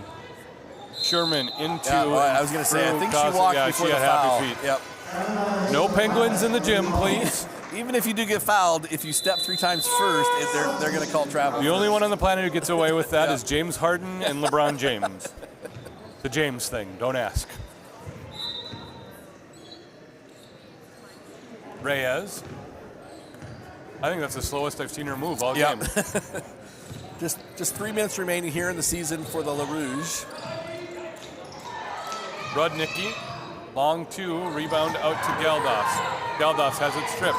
Ball tipped to Reyes. Oh, nice find. Down to Michaud in the low post. One extra pass to Galdas. Michaud needs to take that up. Yep. Rudnicki to Reyes, 10 on the shot clock. crossover. Reyes gets to her left hand, floats it in the paint, no good. Rebound tipped by Nevitt to Benjo. Benjo running the transition, length of the court. Passes out of it to Warren on the left wing. Warren hands off to Benjo. Benjo steps out for a three. No good, off the left iron. Warren saves to Reyes. Reyes in transition, floats it, blocked by Benjo. Nice tip by Benjo there. Mamuniak comes down with the ball. Gets it to Cabarrios. Warren decides to slow things down. I was going to say, it's a 30-point game with 2 minutes in the fourth quarter, and we are up and down. Because why not? Yep, why not? Yep. Mamuniak, top of the key, loses the ball off a foot, comes out to Benjo for three. Air ball's going to bounce out of bounds, and everyone's decided we're not going for that. No line change coming in for the Pilots. Yeah, I think it's it. Yep. Costa and Umang check in for Galdas and Reyes. What a game for Ivy Reyes. Yep.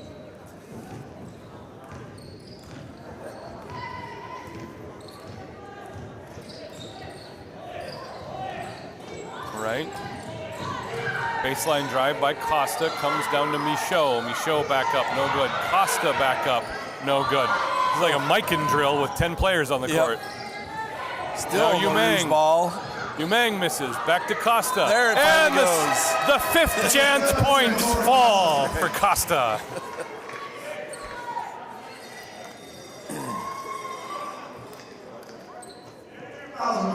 Jade Costa with an and one.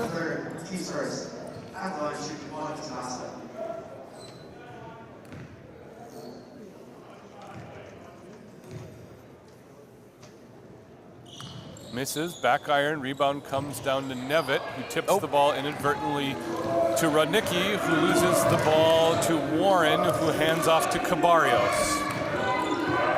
1:05 to Costa go in the game. not willing to let this go. Costa commits the foul on Warren. And Le Rouge's fans have descended to the sideline. And Costa has picked up her third foul. Jade Costa, senior, playing the final minutes of her career. The emotions starting to come to the surface. Yep. I think she realized that in the moment. Yep. Warren. Guarded by Umang. Hands off to Mamuniak. Three from Benjo, hard off the back iron. Rebound tipped out of bounds by Cabarrios.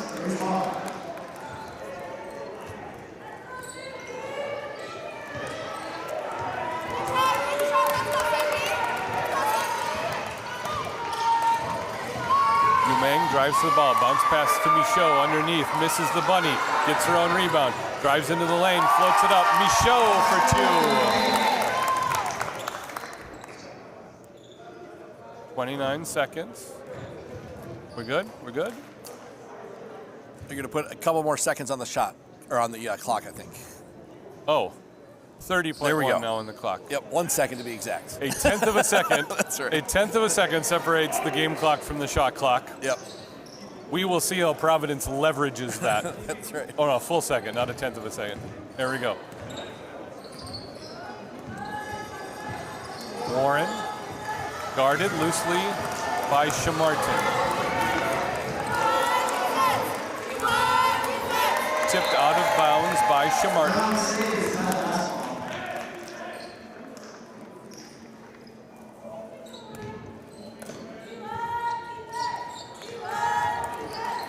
This is Nevitt, hands off to Warren, trying to salt as much of the clock away as possible.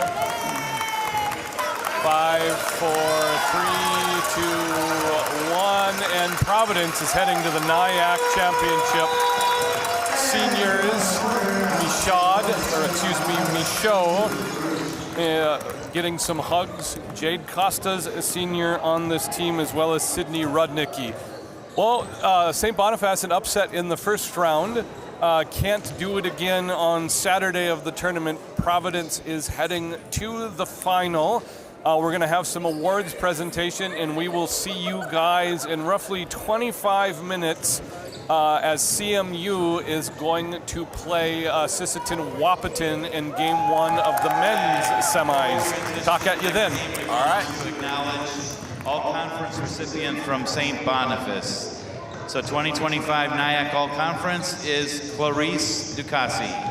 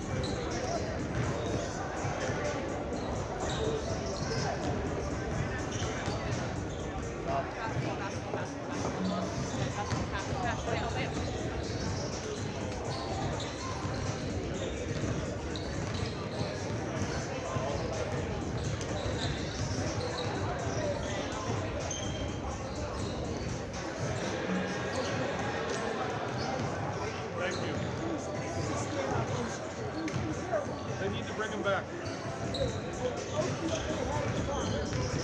94. Guerrero. Great. Larry Walker. Blue. Yeah, that's a good outfield. Yeah. Yeah. Right. That was after his time, yeah.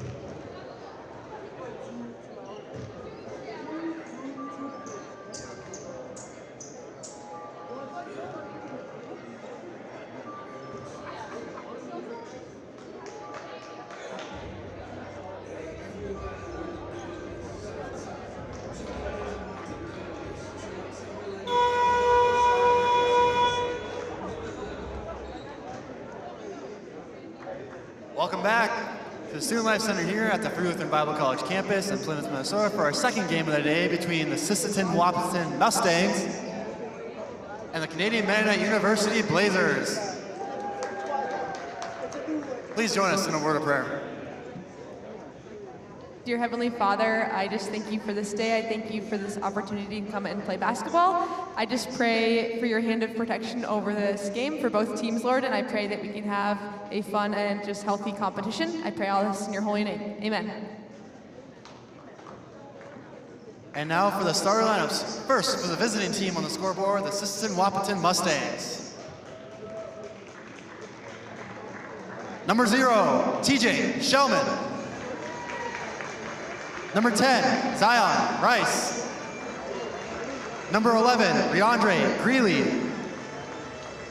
Number 24, Marty Ross. And number 32, Jamison Pratt. And now for the starters for the CMU Blazers. Number 2, Isaiah Herrera. Number 3, Marco Waring. Number 7, Braden Fernandez. Number 8, Daniel Cameron. And number 12, Ethan Thacker. The Blazers are coached by Scott Martin.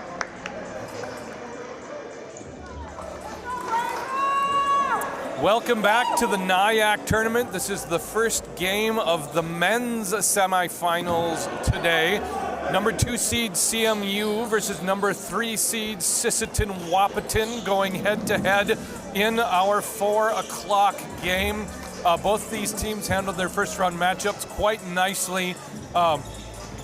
John, this might be the most bizarrely matched teams we see in the tournament. This is why I love tournament basketball.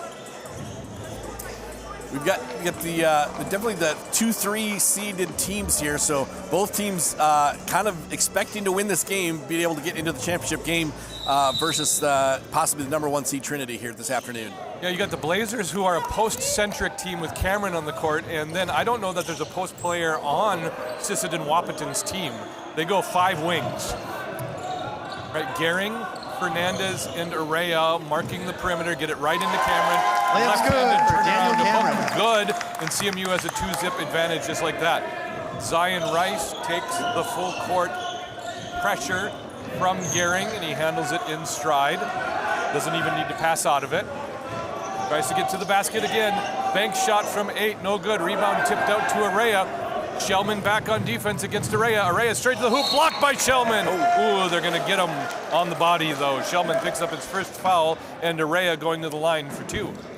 So you have a little bit of a height advantage, definitely for CMU on the inside, but a little bit of a height advantage for the Mustangs on the wing/guard positions. Yeah, this is why it just makes it so interesting. It'll be interesting to see today.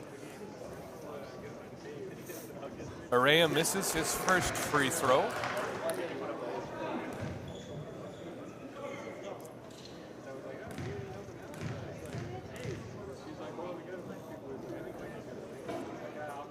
Araya makes the second. It's a 3-zip lead for CMU early days for the men's game. Hand off to Shellman. Shellman crosses half court. Shellman works on Araya, creates some space for himself, kicks out to Pratt, and now Marty Ross drains a 3 and evens it up. For number 24, Marty Ross. CMU brings the ball up quickly, then sets the offense. Fernandez and Araya playing catch right now. High post into Thacker. Thacker turns around, tries to get to the basket. Blocks half Traveling violation on the Blazers. Mustang ball. I was wondering how that call was going to go. Yeah, just because if that would have been the second foul right away on Shellman, that would have been the changes the whole game. That changes the whole perspective of that first quarter here. Yeah. And Shellman, no one can get to the basket like TJ Shellman. No one. Even Mencarini isn't that efficient getting to the basket. Thacker turns around, almost walks again. This time gets to the hoop, misses the layup. Rebound by Pratt. Greeley gets a touch, and Shellman again. Mustangs up by 2. Shellman pull up 3 over Araya. Off back iron. Rebound comes down to Fernandez. Fernandez gets it to Cameron. There's that post game. Cameron left-handed bunny Shot's hook. good He for brings it Daniel up. Cameron. That's the whole thing back and forth. Yeah, that is definitely the strength here for CMU is to get that ball inside. Cameron with a nice touch around the basket. Zion Rice guarded by Marco Gehring. Dribbles out of all that defense and then passes to Shellman. Shellman wide on the perimeter. Looking to break down Araya. Clears it out. Pulls up from the left elbow. No good. Rebound Fernandez, who's got 2 now. Fernandez pull up 3. Unmarked. Off left. Rebound comes down to Shellman. Shellman hits Greeley in transition. Touchdown. Oh, I was going to say. I was wondering if the ref was going to get in position to see that reach in, but he definitely did. Yeah, good call. This is a good ref crew we got right here. Yep, solid crew. Greeley misses the Foul on number left-handed 7, layup, but he's got Fernandez. 2 His from the line. first. Team's first. At the line shooting 2 is Greeley. 5 apiece so far. We've played 2 minutes and change. Greeley hits the first. Rayondre Greeley, a 6'4" sophomore for these Mustangs. A 6-foot sophomore, excuse me. Gave him a third of a foot, just out of generosity. Greeley hits both. Both free throws are good for Greeley. Mustangs in 2-3 zone against this, helping in the inside. See if CMU can make some outside shots to defeat this. Cameron, or just keep going inside. If they're going to be in that 2-3 zone, it has to be for the purpose of collapsing on Cameron. Yeah, they need more pressure on Cameron when he gets that ball right away, not let him square to the basket. Rice takes the screen from Pratt, bounces it to Shellman. Shellman hands off the dribble weave to Greeley. Greeley steps up, gets it to Rice. Rice gets to the hole. Oh, blocked by Cameron. Here comes the Blazers the other way. Cameron loses his footing in transition. They're going to call a trip on Greeley. And when Cameron goes down, he goes down hard. Yep. Fouls on number 0, TJ Shellman. His second. Oh, they call him second. Shellman instead of Greeley. Oh, Shellman with 2. That Substitution for changes the the Mustangs dynamic. is number 21. That's a tough John call on the Brewer. ref. It was inadvertent feet get contact, but You gotta it's one of call those things something where 'cause there's contact. he's either going to force the guy to call travel or. There we go. Cameron with a gentle nudge to open up space, if you will. The offensive pass interference push. Fouls on the Blazers number 8, Cameron. What, His me first, coach? What? Team second. No. In this gym, we call that the Travis Kelce. There you go. Yeah. Still token pressure here, man-to-man from CMU. Even up, how does CMU adjust without Shellman? Rice kicks out to Pratt. Pratt tries a 3. Ball rebound tipped out to Greeley. Bounce pass underneath. Nice touch pass there. Cyrus Chanku finishes. for Greeley, 2. instead of taking a long time on that rebound, just almost tapped the rebound right through that bounce pass. Nice touch. Araya steps in for 2. No good. Rebound comes down to Greeley. Greeley got up for that rebound. 9-7, Mustangs leading. Rice. Now Marty Ross. Baseline to Greeley. Oh, finds a flashing Chanku. Double teamed immediately. Reverses and kicks out to Rice. Rice guarded well by Gehring. Kick out to Pratt. Pratt guarded by Cameron. Now Ross for 3. Hard off the back iron. Rice is going to get that rebound. Rice is going to attack the paint. Over Gehring for 2. Zion Rice Good rolls for one Rice. in. Braden Fernandez. Gehring, Fernandez, Araya playing a perimeter game, looking for something to open up. Fernandez just takes a 3 and buries That is it. good for Fernandez. Lead is now 1 for Sisseton Wahpeton. Got a line change coming in for CMU. These Canadian teams love their line changes. Baseline drive by Chanku. Foul on the floor. Thacker, I think, on the reach-in. Yep, from behind. Fouls on the Blazers number 12. And I wonder if Ethan Thacker. CMU is going to use His this first. opportunity to get Team's Cameron third. some rest since Shellman's out of the game and just kind of keep it tight and close and use fresh legs to keep CMU or SWC honest. Yeah. Ross to inbound. Pass comes into Abby, who's checked into the game. No look pass, doesn't find its mark. So Out of bounds. Blazers basketball. Fresh 5 for CMU include Castaneda, Lisanne, Andrew Bruin, Eli Caron, and who am I missing? And Catapon is in. Yep. That's Catapon. There we go. Ross dribbles into Caron. Ball Out of on bounds. to Ross. CMU Blazers ball. maintained or gets the possession back. Yeah, unfortunate bounce. It was going to go out of bounds, but it last caromed off of, I think, Pratt's knee there. So it'll be CMU basketball. Duran Adams also in the game for the Mustangs. So Abby and Adams have both checked in for SWC. Interesting, this line change, if you will, for CMU is kind of more mirrors the Mustangs as far as height and wing capability. Yeah, there's a lot of players the same height on the court right now. Yep. Caron hands off to Lisanne into the baseline. Castaneda, not Jumper's good. Catapon, Lance excuse Catapon. me. Lance Catapon gives CMU a 1-point lead, 14:33 to Full go timeout taken in by the the first Mustangs. half. All right, so the Blazers off to a good start with their first line, getting inside baskets, and then Mustangs come back with some tempo offense to get the score. They're just down by 1 point now at the first break. So we'll see how these rotations affect the strategy. It kind of looks like SWC is searching for an offensive identity, how to adjust to life without TJ Shellman. Yep. Basically, CMU goes 2 rotations deep, and they all know how to play well together, so their offense seems well coordinated. Someone for Sisseton Wapaton needs to take over. Yep.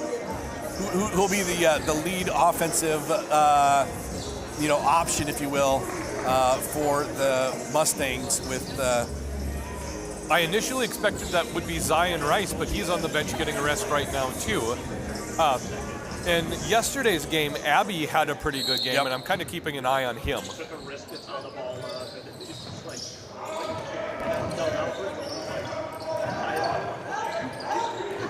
Greeley passes up ahead. Lost in transition now. Kyle Lisanne scores, and CMU Layup's out to a good for 3-point Lisanne. lead just like that. Greeley to Ross. Ross guarded by Lisanne. Ross finds the baseline. Tries to pass through traffic to Out Adams. of bounds. Doesn't- Stays with the Mustangs. Tipped out of bounds by CMU. Duran Adams to inbound the ball under his own basket. Looking for a floater. There it is. Gets the ball to Greeley, who almost took an extra step. Tipped out of bounds Stays by with the Lisanne. Mustangs. Zion Rice and Shellman going to check in. Ooh, Shellman coming back into the game with 14 minutes to go with 2 fouls Checking on in for the Mustangs. You can definitely tell with both number Rice 10, and Shellman out there. Rice. The Mustangs were kind of searching for where they wanted to get that shot from. So the coach is going to roll the dice here and get Shellman back in the game. Obviously, head coach Max is looking to get his offense sorted out. Rice gets to the basket, kicks out. Here's Quentin Abbey, left side 3, just short. Rebounded by Chanku, misses that. Third chance opportunity. Chanku dribbles out of trouble, tries to get to the lane again. Kicks out to Rice. Rice, baseline drive, right side, skips to Abbey. Now Shellman, wide open, left corner, trails it. Welcome back to the court, TJ Shellman. And you can see immediately the penetration by Rice opens up the offense for the Mustangs. Just caused CMU to keep shuffling and changing and switching until they got the open three-pointer. And with CMU's defense, they have to account for Shellman on the court. Yeah, that changes things for them. This is Bruin on the baseline. Walks. I wonder if they were going to get him for a walk or he threw his shoulder into Yep. Chanku at the same time. Yep. Kind of testing the waters there. It's a tie game, 14-14, 13-14 left to go in the game. That's a lot of 14s. Hand off to Zion Rice. This is 10-on-10 violence. Rice and Lisanne, now Shellman, top of the key, guarded by Karen. Takes the screen to his right side, dribbles back left, finds the paint. Extra step underneath to Adams. TJ Shellman with the sweet dish to Jerron Adams. Yeah, he drew so much attention in the lane that the wide open pass was right there for the layup. Baseline jumper missed by Castaneda. Quentin Abbey lobs up to Adams. Adams, acrobatic finish by Jerron Adams. The ability to catch that, do a 180, and then reverse bank shot off the glass. Very nice. Great. Very nice. Difficulty of 10. Executed perfectly. We should have scores table over here for that finish. Karen drives into the paint. Layup. Did Shellman pick up number 3? No, it's on Jerron Adams. He's frustrated, but he should be happy with Grateful. that because it could have gone either been way. Shellman's third. Yep. Line change coming in after this shot for Eli Karen. Misses. All right, who's coming in for shooter? It looks like Gehring's going to wait to shooters, so it's Cameron, Thacker, Fernandez, Araya, and Gehring waiting to check in for Karen.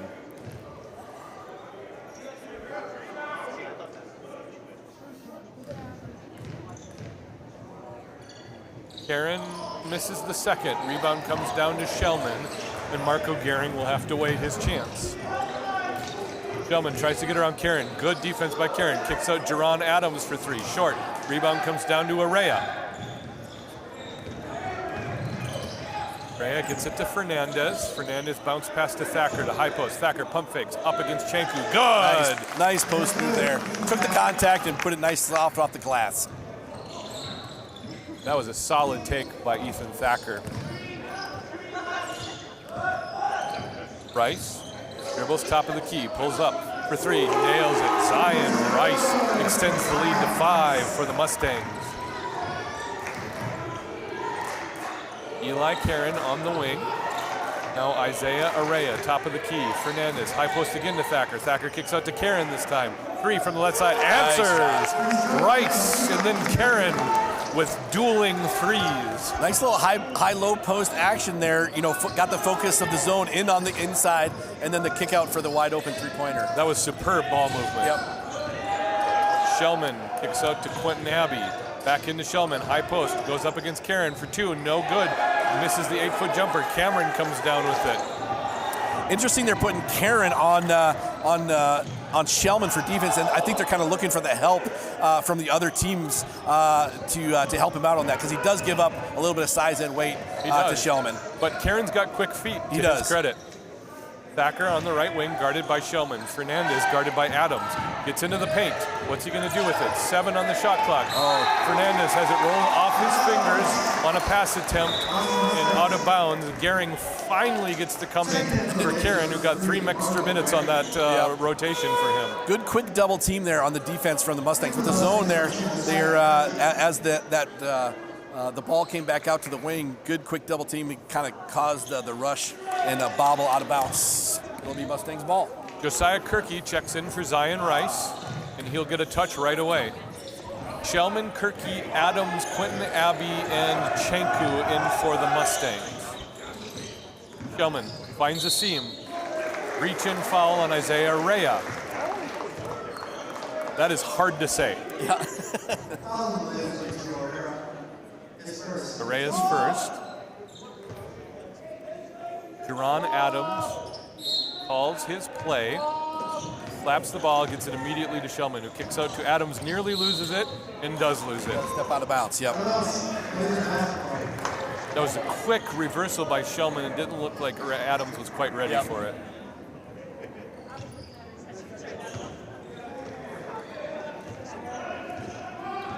Point guard Braden Fernandez calls his play. Top of the key to Gehring. Gehring to Araya on the dribble weave. Now into Thacker. Denied well by Chanku. Yep. Generates the turnover. Here comes Shellman. Dribbles out of traffic. Almost loses it to Araya. Mustangs maintain possession. Andrew Bruin going to check into the game. Bruin's going to come in for Thacker.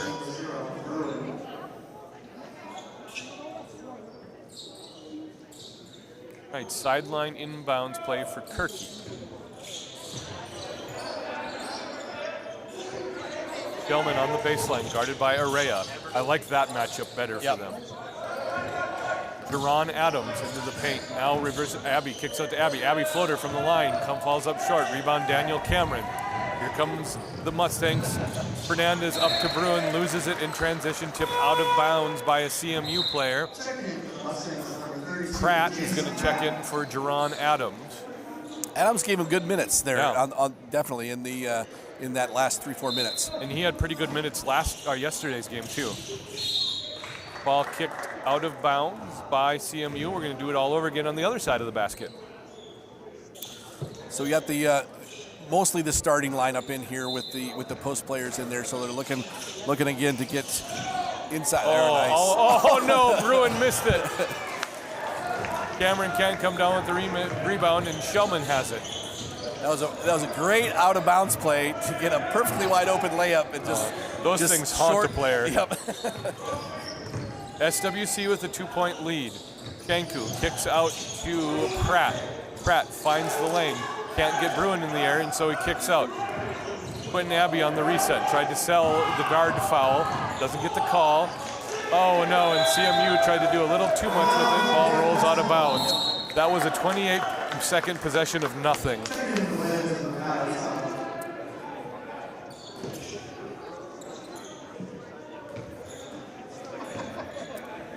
Looks like Mustangs going to still in their zone. Sorry, they went man-to-man a couple times down, but they're back to a 2-3 zone, it looks like. Abby and Kirky on the points of that zone. Araya rolls in a 3, and CMU's got a 1-point lead. The length of Araya on the wing there shooting that three-pointer is going to be difficult to stop with if you're focused on the inside. Yeah, if he hits those, that's great for CMU.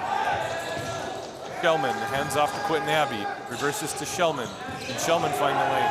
Good defense by Araya. Shellman kicks out to Kirky. Kirky into the paint. Reverse pivot. Blocked by Cameron. Oh my. Cameron was waiting for that to come into the lane. Yeah. Lisan in transition lays it in. It's a 3-point lead for CMU. And the Mustangs call a timeout. Kirky with a solid drive, except that it became predictable that he was about to go up for the shot, and Cameron came over with the help to just to make mincemeat out of that shot. Yeah, and Cameron was watching that like a free safety on a football field. Yep. All right, 8:28 to go in the half. CMU up by 3 after a little mini run.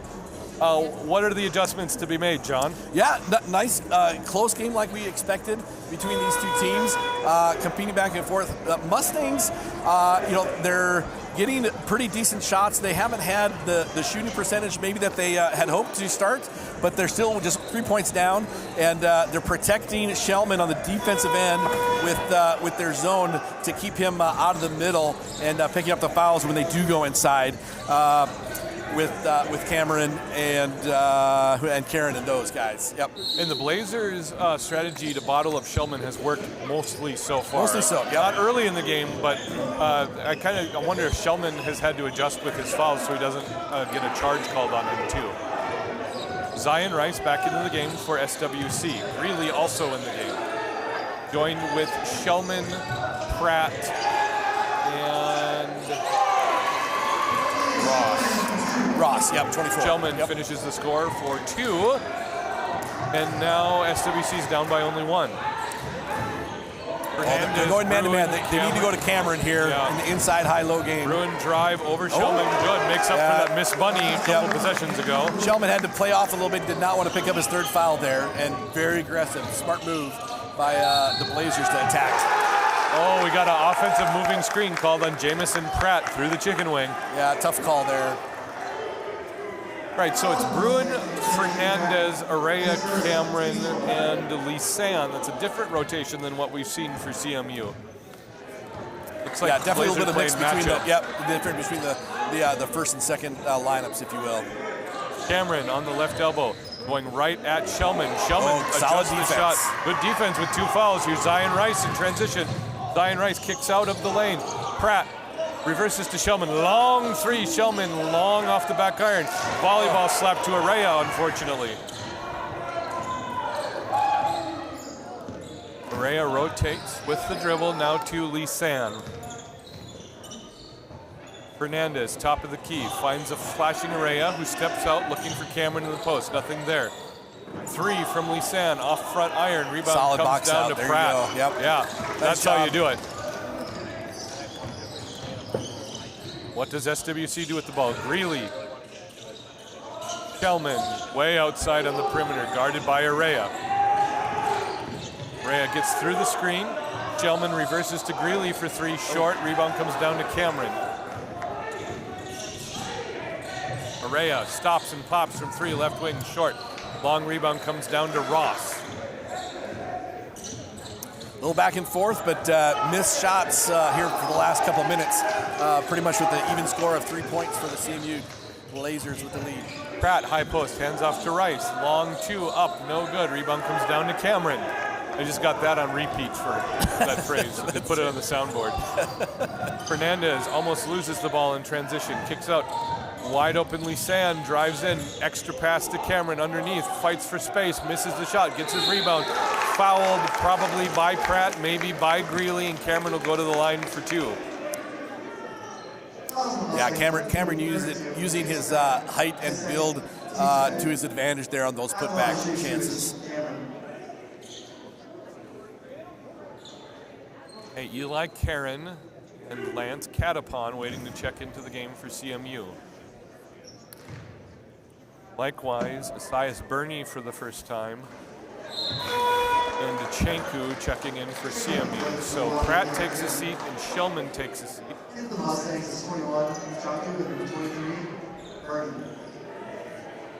Karen checks in. Who went out? I didn't see.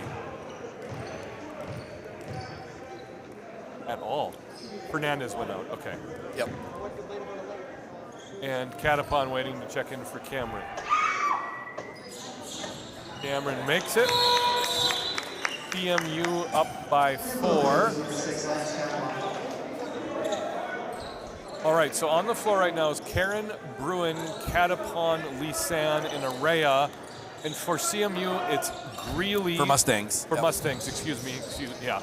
Greeley, Burney, Ross, Chenku, and Rice. So many letters, so little time. Zion Rice.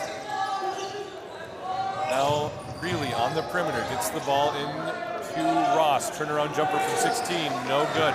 Rebound by Bruin, immediately hands off to Lisanne. Lisanne pushes the ball up quickly.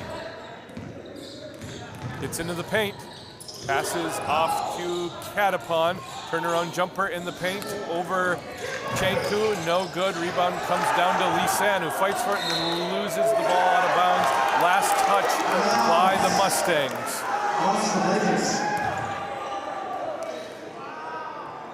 Makai Lisanne to inbound on the sideline. Really a little bit frustrated with that call. Yep. Refs talked about it, but yeah, I really definitely reached in. There was just a discussion of whether it went off the CMU's thigh or not. You kind of had a sense it was going off of the Mustangs or a foul. Yeah. Those were the two options. Oh. Catapon can't chase down the loose ball. Good hustle by Zion Rice. And out of that entire situation, Mustangs still generate a turnover. They're down by 4 with 5:12 to go in the game.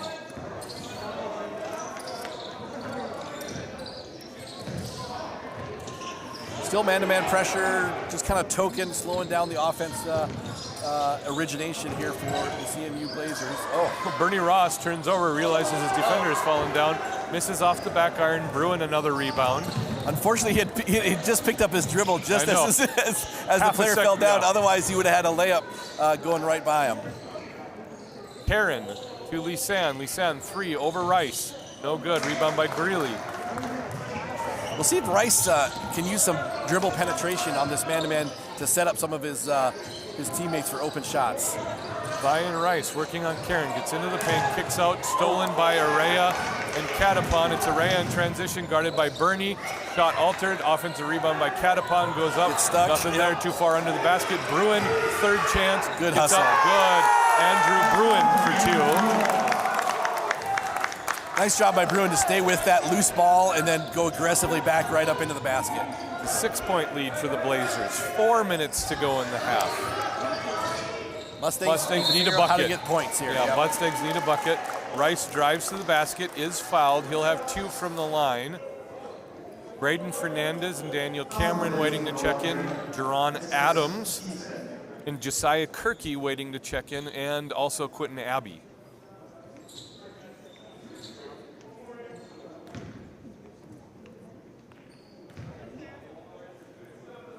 Rice hits the first, so here we go. Subs in. Cameron and Fernandez in, Lisanne and Bruin out. Adams and Kirky in. Reilly and who sat down? And Ross sat down, and Zion Rice shooting, so Abby can't come in yet. Rice misses. Fernandez, top of the key. Gets it to Karen on the wing. Karen into the paint. Good drive, up and good. Eli Karen. That was a nice isolation drill, almost from the NBA of spread everybody out and let your best, quickest mismatch take you to the hole. Yeah, they really played that well. Bernie, turnaround jumper, second chance points, good. They finally found a field goal. Yep, that's nice. He's had a couple open shots, and one finally was able to drop for him. See if that gets Bernie going. Yep. They need to find an additional score besides Shellman here tonight. Fernandez into the lane, pump fakes, now Cameron. Cameron guarded by Adams. So tough if he gets the ball right there. You've almost lost the battle if he gets the inbound pass 2 feet from the basket. Yep. Zion Rice guarded by Karen in his quick feet. Zion Rice gets by him. Good recovery by Karen. Rice kicks out. Jerron Adams, 3, left wing, nothing there. Rebound by Cameron. Kirky's going to get called with the foul. Mustangs in danger of losing the narrative right now. Yep. And again, just trying to find that scoring when Shellman is not in the game is a challenge for the Mustangs. Lisanne checks in for Karen. Right, on defense, the Mustangs have Adams, Chanku, Abbey, Bernie, and Kirky. We got Araya into the hoop. No good. Cameron can't come out with the offensive rebound. Ball tipped out of bounds by Kirky. All right, CMU's got Lisanne, Catapon, Araya, Fernandez, and Cameron.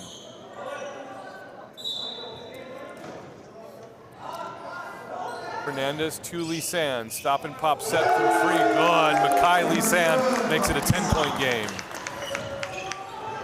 And that's tough on the inbound pass. You're trying to make sure Cameron doesn't get an easy basket there inside, and it leaves the outside a little bit open for the CMU shot. Man, great ball defense by CMU. Yep. Oh, good pass by Abbey underneath the. Oh, Chanku can't finish. Second chance point comes to CMU. Tough break for the Mustangs there. Terrific extra pass off that setup. Got a wide open layup and just short arm down. Mustangs can't buy a bucket right now. It's too bad. Bernie takes his seat as Shellman checks into the game. 2:23 to go in the half. CMU with a 10-point lead. Fernandez hands off to Lisanne. Lisanne steps back, gets it to Fernandez. Fernandez gets his player in the air, drives to the basket. Finger roll, good. Mustangs desperately in need of a run at the end of this half. I think that's why Coach Jared Max puts Shellman back in. He needs to get some points here before the end of the first half. Shellman drives through traffic, hands off to Jerron Adams. Jerron Adams has not found his shooting length at all this game. Hits it again. There we go. Announcer's jinx. That's a reverse announcer's jinx. You're welcome. Jerron Good Adams. two-man game there between Shellman and Adams to get the open shot. Shellman on the assist. Gehring into the game. Steal from Abbey. Gets it up to Shellman. Shellman tries to bounce pass it through 2 CMU players, but the ball's kicked. Had Adams under the basket if he could have completed that pass. These Mustangs players read their transition intentions really well. It seems like they always know where someone's going to be. They play well together. Very well together on the transition game, yep. Shellman under the hoop. Lobs to Chanku. Kirky underneath to Adams. Left-handed reverse, good. Another reverse layup for Adams. He plays better with his back to the basket, moving away from the basket. Fernandez in transition, throws up a layup, no good. Quentin Abbey on the rebound. 2 players on the floor, foul called. As Cameron and Adams get up, they're going to call Jerron Adams with a foul. Now there's going to be a little bit of discussion to make sure, but the original call is going to stand, it looks like. Adams is furious. Probably did well to not get a technical on that. Yep.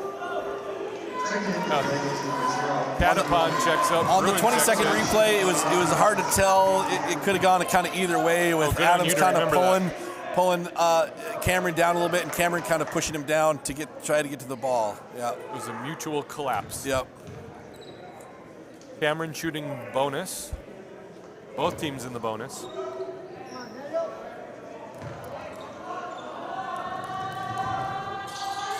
Cameron bounces it in. We'll get a second of the 1-and-1. Shellman setting their plans after the shot. SWC down by 8 with 1:10 to go in the half. Cameron hits both. 9-point lead for the Blazers. Shellman guarded by Araya. Araya's done a great job on Shellman this game.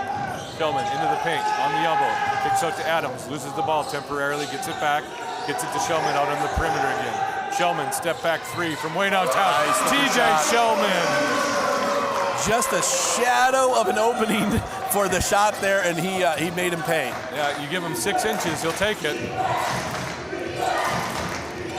Braden Fernandez loses his dribble, gets it to Andrew Bruin, who tries to hand off. Good defense by Quentin Abbey. Bruin into the elbow, turnaround jumper over Adams, layup no good. Cameron comes down with it, hacked and one. I think that's going to be on Chanku. Yep.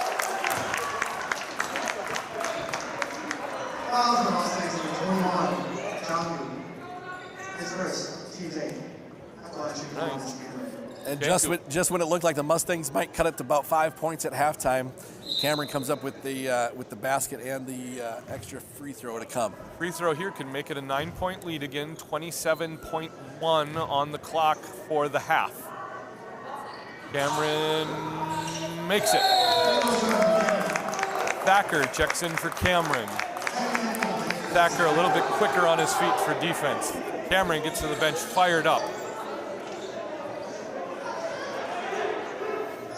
Man, I love Ethan Thacker's shoes. Those are great shoes.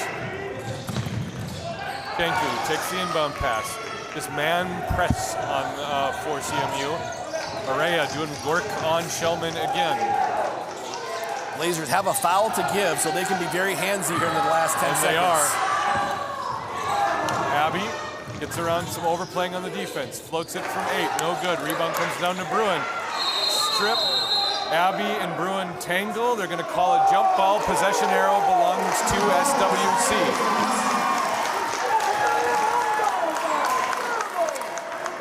So very fortunate possession arrow. The Mustangs will get one more chance to close the gap here before halftime. 5 seconds left in the half. Abbey to inbound the ball. Lobs to Shellman. 4, 3, 2, 1, and you got a foul on the floor. TJ Shellman knew he wasn't going to get a shot off and forced the perimeter defense to foul him. So now they do not have a foul to give, so now they have to give some space. This is going to have to be a set pass. CMU puts his pressure. Shellman, turnaround, baseline jumper, no good. Right, 43-34 is your score going into the halftime break. CMU with a 9-point lead. We will see you all in 15 minutes.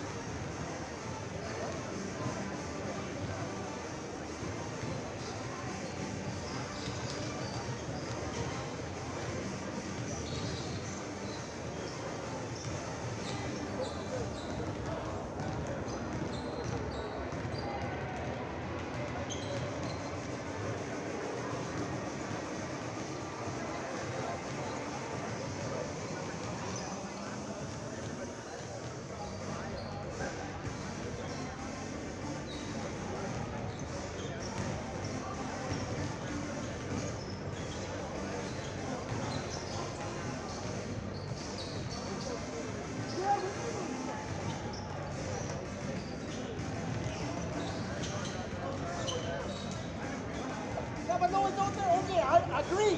Get down off the court. Yeah. Let them go and shoot. There's no earliness. You don't even have to go to the change room. No, but it's still a fair time. It's kind of a respect thing, I think. It's not your game yet. You got a whole warm-up.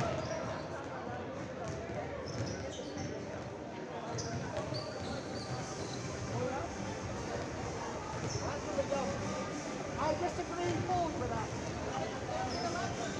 Yeah. Hey, the tech didn't even work. Yeah. So that time, for 3 years for their warm-up. So it's equal for everyone, though, like you said.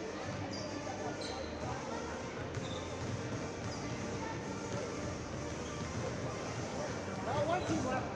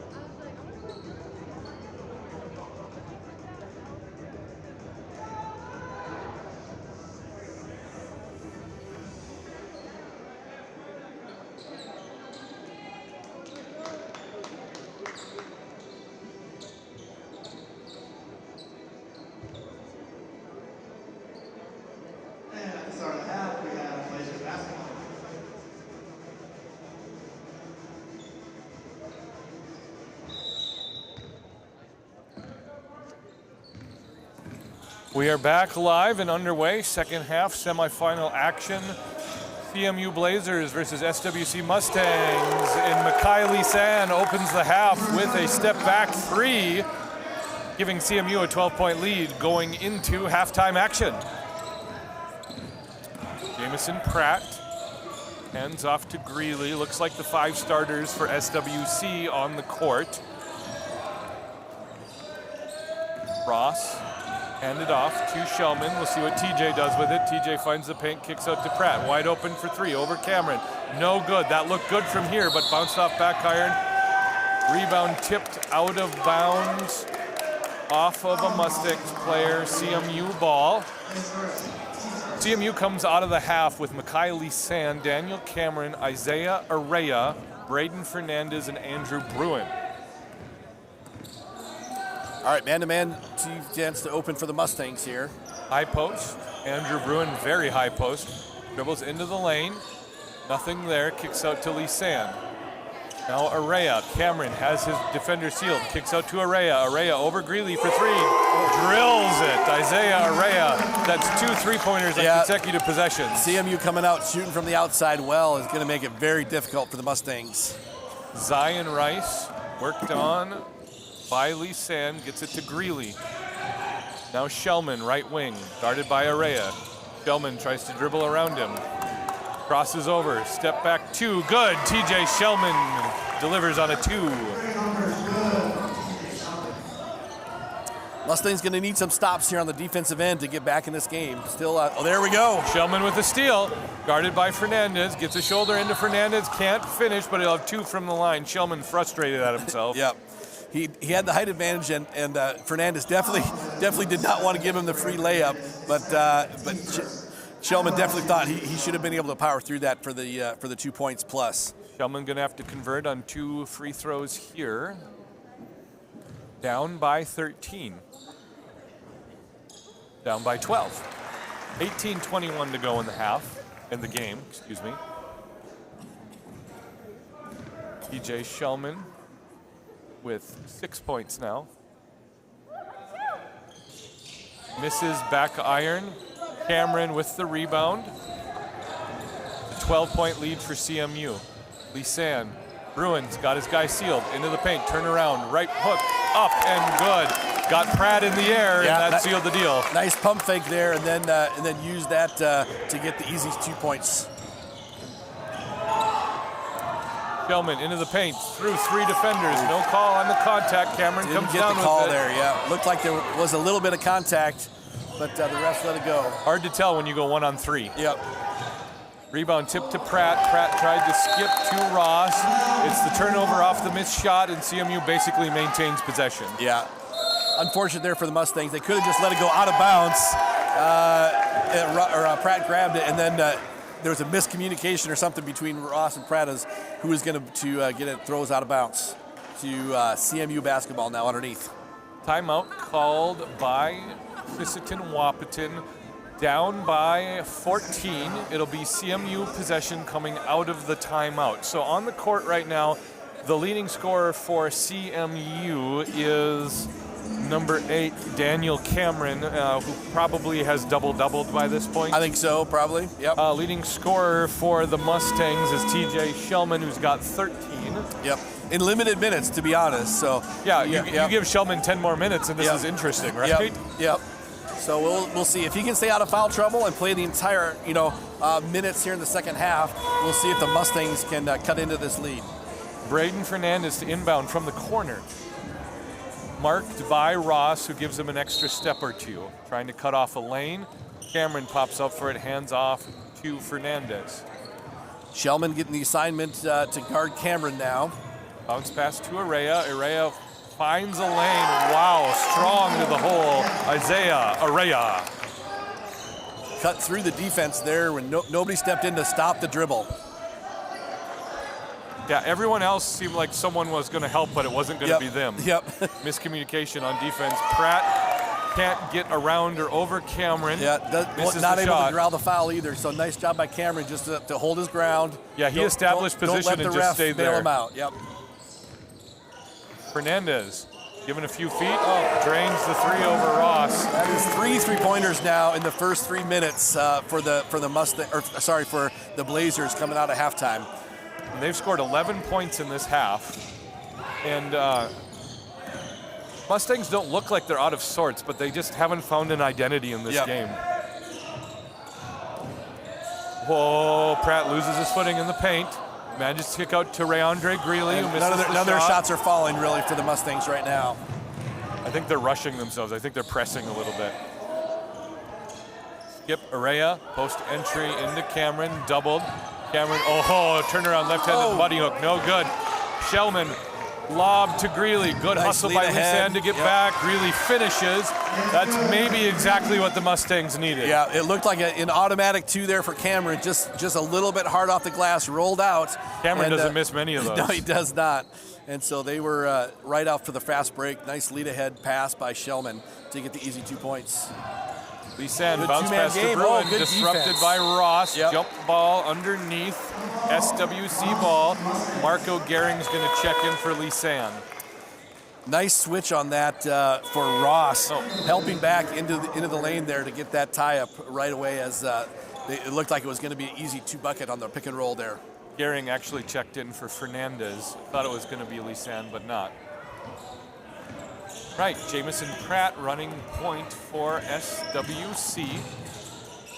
Hits it to Shellman. Shellman has been guarded well all day by Araya. Long 3, rolls it in. TJ Shellman. His range starts in the parking lot. Yep. Lisanne, mid-range jumper, good.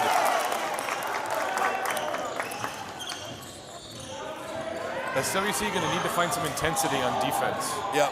Shellman over, followed by Pratt. Yep. Shellman goes over Cameron, doesn't score. Pratt with the follow, and Cameron's like, I think there was some extracurricular activity on that play. Good foul, though. The Mustangs need to crash the offensive boards. They need to get points off of every rotation. Offensive foul, moving screen. Yeah, I think they're going to get Bruin there for the block on the screen. No, it was on Araya. Sorry, on Araya, yep. All right, another stop for SWC. Quentin Abbey checks in for Ross. Zion Rice takes a seat as Jerron Adams comes in. Cameron guarding 70 feet here on the point guard. Interesting. See what they do with that. Shellman guarded by Karen. He's got quick feet. Shellman into the paint. Step back, fall back jumper. TJ Shellman's on fire right now. To warm up. This is Karen. Gets around Adams, baseline drive, tries to kick out of it, and manages to do it. Gehring back on the perimeter. Lisanne into Cameron. Shellman overplays and fouls. Yep. I was worried about that. That's just 3 a little on bit. Shellman. Shellman was trying to switch over to Cameron to they had a little bit of mismatch, and it just happened just a fraction of a second too late. Yeah. And then he had to reach in to get to stop that entry pass. There was enough loft on that pass to entice Shellman to go for it. Yep. And there was enough of Cameron in between the ball and Shellman to get the foul. Yep. So CMU basketball still 20 seconds on the shot clock. Lisanne inbounds to Gehring, guarded by Adams. Left wing, this is Lisanne, guarded by Abbey. Gets into the paint. Kicks out to Gehring for 3, right side, short.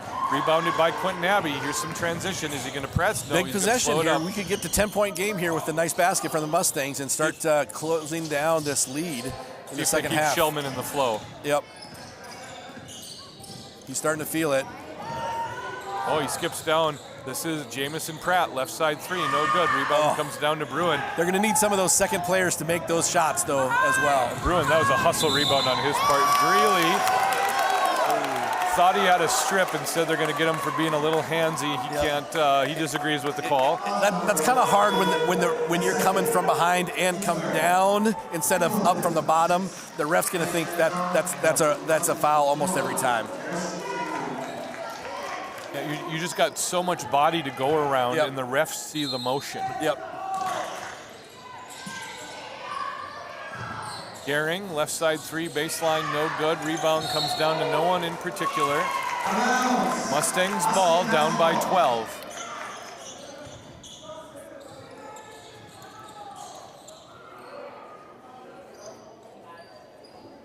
Mustangs with another chance to cut it to 10 points here or less. Got to press. Abby's got to do something with the ball. Adams flashes to the ball. All right, here we go. It's not a trap press, it's a man press. Pratt guarded by Catapon. Trying to get the ball to Shellman. There they do. Shellman quickly passes to Abby. Abby to the baseline to Pratt. Pratt curls in. Oh, reverse pivot layup. Adams the with the foul follow. by Jerron Adams, which was highly unusual because he was facing the basket. That's right. 10-point lead for CMU. Pratt, really good work on the baseline post, and then just missed it shortly, but Adams there with a nice follow. Gehring, wide open, long three, not there. Rebound tip to Karen. Karen put back, yes. Nice hustle by Karen there to get the tip on the rebound and right back up. Lead back to 12 for the Blazers.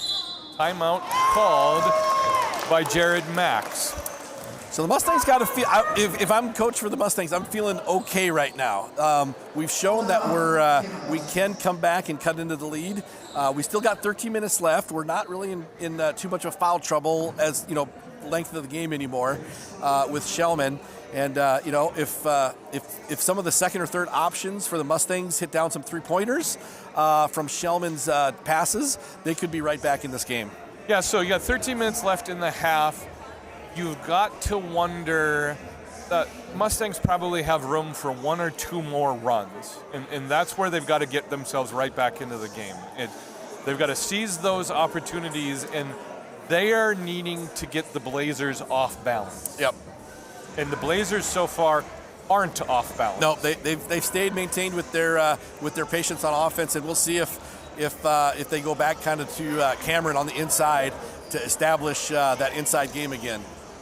Right, out of the timeout, Cameron, Gehring, Fernandez, Karen, and Catapon. For SWC, it's Pratt, Shellman, Adams, Chanku, and Abby. Chanku has checked into the game. So we got Karen, man-to-man defense guarding Shellman. He gives up about 2-3 inches, but he's quick. Yes. And so he wants to stay with him and then use the help from his teammates. Ron Adams. Oh, there we go. There you go. TJ Shellman creating opportunities. Adams finishing with the three. And it's a 9-point lead for CMU. Mustangs stepping up their man-to-man defense here. Fernandez. Now Karen. Now Gehring as they reverse the ball. Bounce pass into Cameron. Cameron into the paint to Catapon. Catapon hits from 10.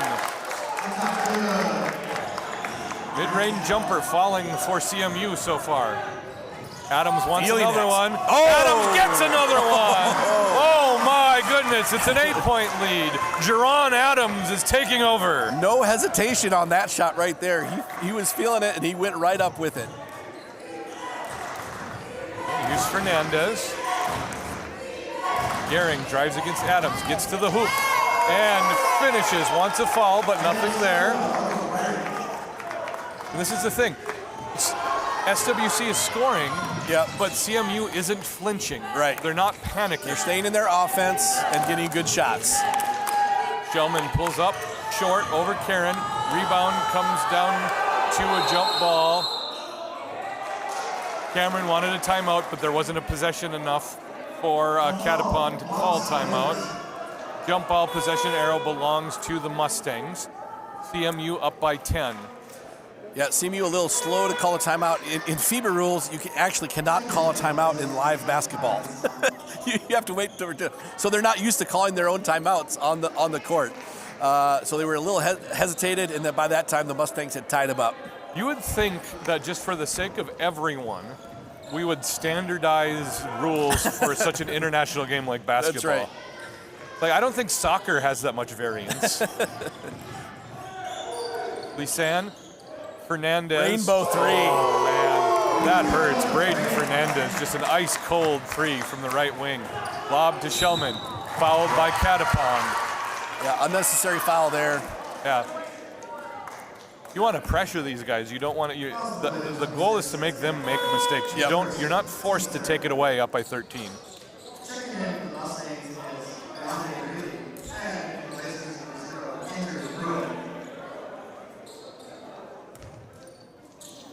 Karen's still getting the assignment of guarding Shellman. Chanku inbounds from the sideline. This is Shellman. Oh, Karen doing such a good job on Shellman. Long 2 for Shellman, not there. Rebound by Greeley. Abby pump fakes. Steps to his left, 3, off left, rebound by Cameron. Wow! Lobs up to Karen, good hustle back by Quinton Abbey. Karen misses the pull-up jumper from 14 to 16, somewhere in there. Yeah, got a little caught up with that. Maybe wanted to settle down and run the offense there, but it was a decent shot. Adams feeling it still. Oh, no, not this rims time. out. Bruin comes down with the rebound. Chanku, gotta be careful there. Lisanne, and now Fernandez. Lisanne, Fernandez, Cameron, Bruin, and Karen in for SWC. Adams, Abbey, Shellman, Greeley, and Chanku for the Mustangs. Oh. All right. Karen with the drive, everything except the basket, but Cameron was right there for the second attempt. It was blocked. Zion Rice checks in for Quinton Abbey. And Isaiah Araya checks in. I have no idea who said Fernandez, I think, at the end of the bench. Or Karen. No, Fernandez is under the basket. Yep. So Oh, sorry. Karen. Yep. Karen is in the corner there. Lisanne, set play, 3, no good. Rebound tipped down to Shellman. Mustangs down by 13. 10 minutes and change to go in the game. I think we saw the first run we were talking about 2 minutes ago for the Mustangs. We'll see if they've got another run or two in them to close the gap.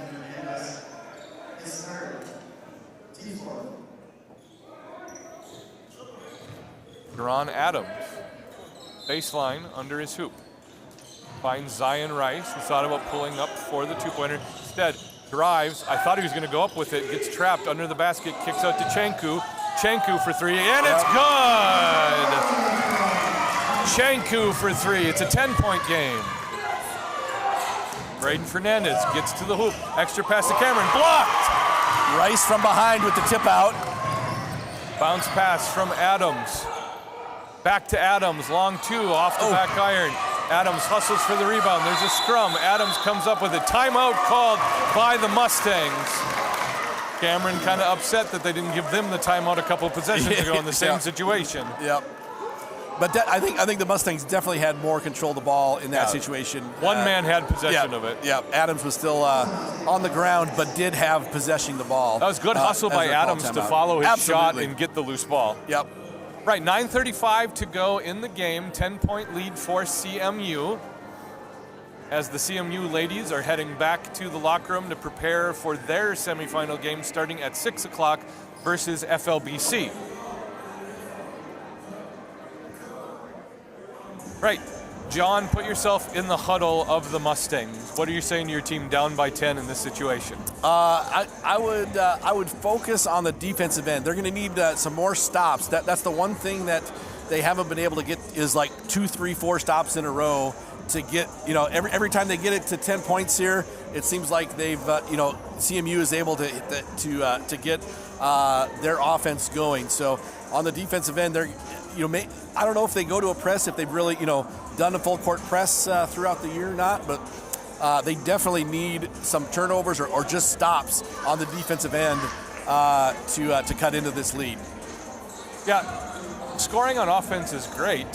It doesn't do much if your opponent is scoring at the same rate. You're not closing a gap. So once you get that 10-point lead to the other team, now you're going to have to do it on the defensive end before the offense. Deron Adams, guarded by Bruin, reverses to Chanku, who hands off to Rice. Rice curls around Lisanne. Shellman. Adams wants another 3. Adams got another 3. Deron Adams having a game. Adams has filled that second scorer for the Mustangs today with, I think that's at least his third three-point shot this afternoon in the second half. Yeah, he's got 20. Fernandez with the scoop gets the lane. Strong rebound by Cameron. Second chance, no. Fouled. He's got 2 from the line. Who's it on? It's going to be Shellman, I think. Shellman picks up number 3 or 4. 4th on Shellman. All right. That was unfortunate. He kind of had him boxed out, but the rebound came a little bit long to the far side, so that Cameron had a kind of 50-50 chance, and Cameron was able to out-jump him. Cameron, the lefty, misses the first. That was an uncharacteristic shot. Yeah, for Cameron. he wasn't quite set or something. Yeah. Wiping his hands now, maybe Yeah. a little slippery. He's been working hard today. Yep. Oh no, lane violation. It It makes doesn't it matter. anyway. Yep. Yeah. Right, here's Zion Rice 8 down point by lead 8. is all. Yep. Good defense by Lee Sand, not giving any ground. Pulls up from the left elbow. Zion Rice misses it. Cameron with the rebound, has it stripped. Rice back up with the hook. No good. Oh no, more agitation underneath. Finally, Lee Sand comes down with it to change the possession. Here's Fernandez in traffic. Rice with Passes 2 out of a chances. trap. Araya, bounce pass to Bruin. Charge called on Araya. Shellman bravely takes a charge with 4 fouls. Yep. That was a critical stop there for Shellman to get set and in the lane outside the semicircle. Yep. If Shellman miscalculates that, he's done. Yep. And the Mustangs might have been done too. I gotta say, Shellman has played the role of facilitator in this half more than he's played the role of scorer. Yep. Zion Rice hands off to Shellman, guarded Araya by getting- Araya. Yep. Step back 3 for TJ. No. Rims out. Rebound by Cameron. All right, let's see if Mustangs can gather themselves and get another stop.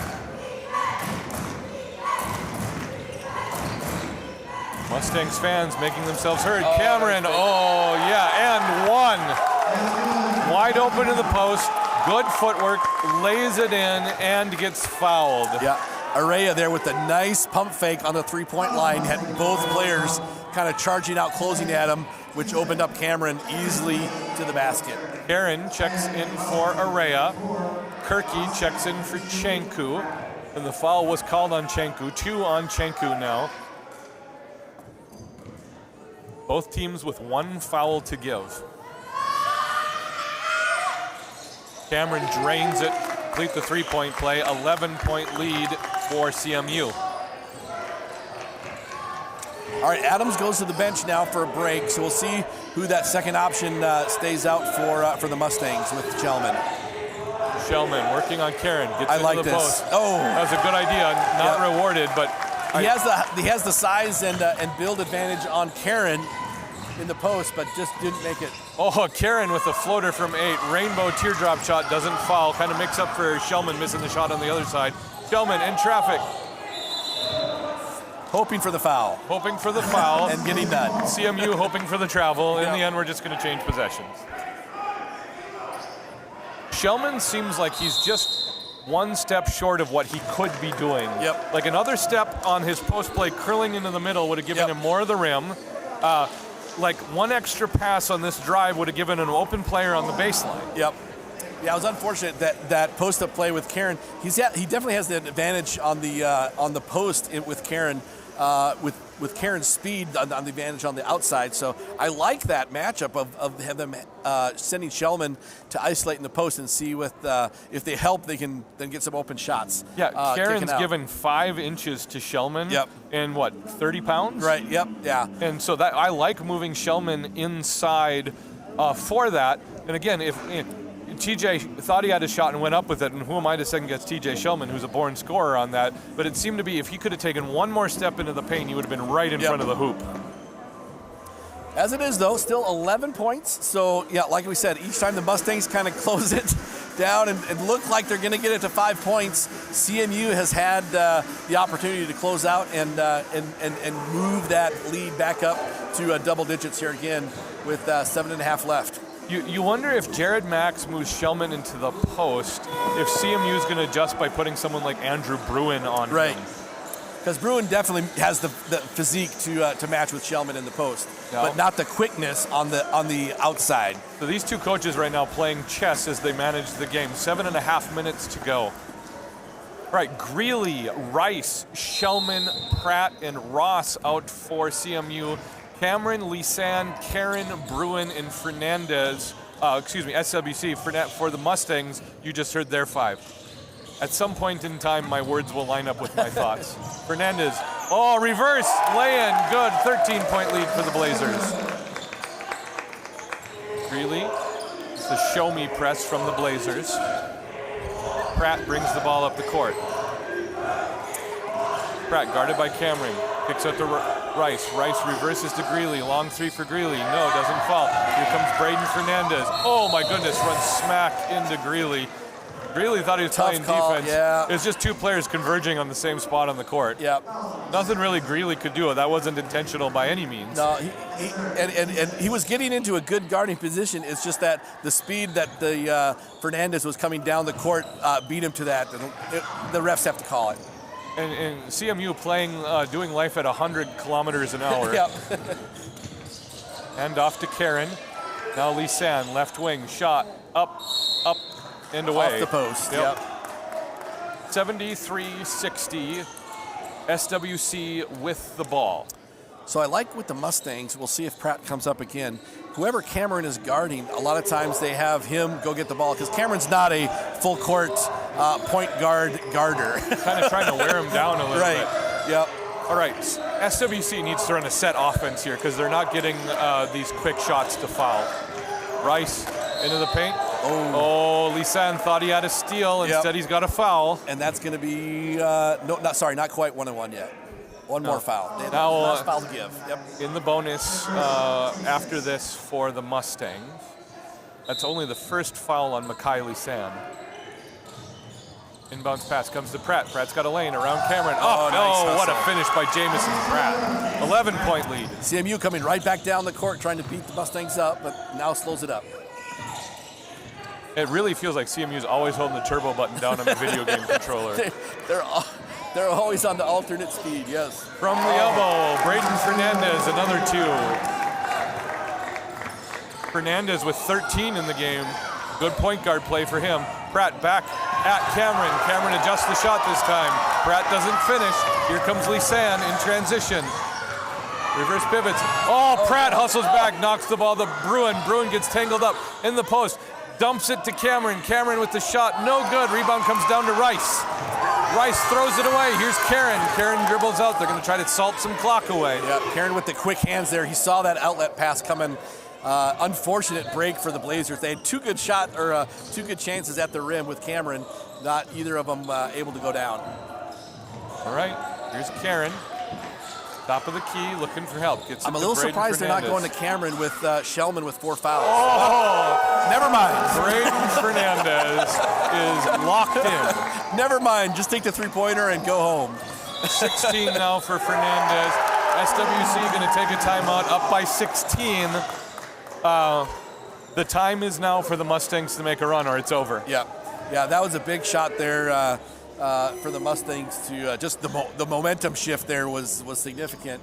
Now you've got a comfortable 16-point lead again. A lot has to go right now for the Mustangs to get this back in. You got to outscore your opponent by 16 in 5 minutes and 4 seconds. It's been done before, but it is not the norm. Yep, and you got Shellman with 4 fouls. So on the defensive end, where you'd like to be aggressive and get stops, he has to be cautious on the inside for shot blocking, for reaching in, for helping, rebounding, all that kind of stuff. You're playing intense defense with 4 players, and Shellman's helping out. Yep, that's absolutely right. And this game would be different if a lot of those pull-up jumpers were falling for the Mustangs, but they're not. The Adams for a while was the second scorer for the Mustangs when they closed it down to under 10 points. And either Adams or somebody else needs to step in as well and be that second scorer again for the last 5 minutes of this game. Otherwise, the Mustangs are going to have a hard time getting 16 points advantage in the last 5 minutes. Right, SWC has a half-court possession out of the timeout. Quentin Abbey's checked into the game. He's with Pratt, Shellman, Ross, and Adams. Adams takes the inbound.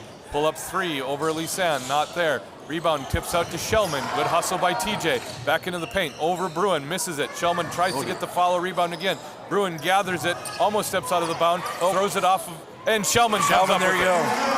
Right. Lead is down to 12.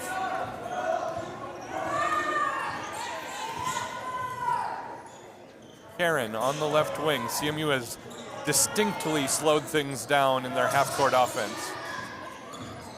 Fernandez into the lane, Fadeaway jumper over Abby. Unfortunate. Tipped out to Karen. Karen with the drive, but not the finish. Yeah, Pratt tried to tip it out to Ross, and it just went over Ross's head to the CMU player. CMU pleading their case. Quentin Abbey did not think he committed a foul on that. It's only his first. Ref talking to Abbey, telling him what's what. Yep. Karen with 2 from the line. Makes the first. Karen's quickness just makes him so hard to stay in front of him on that drive there.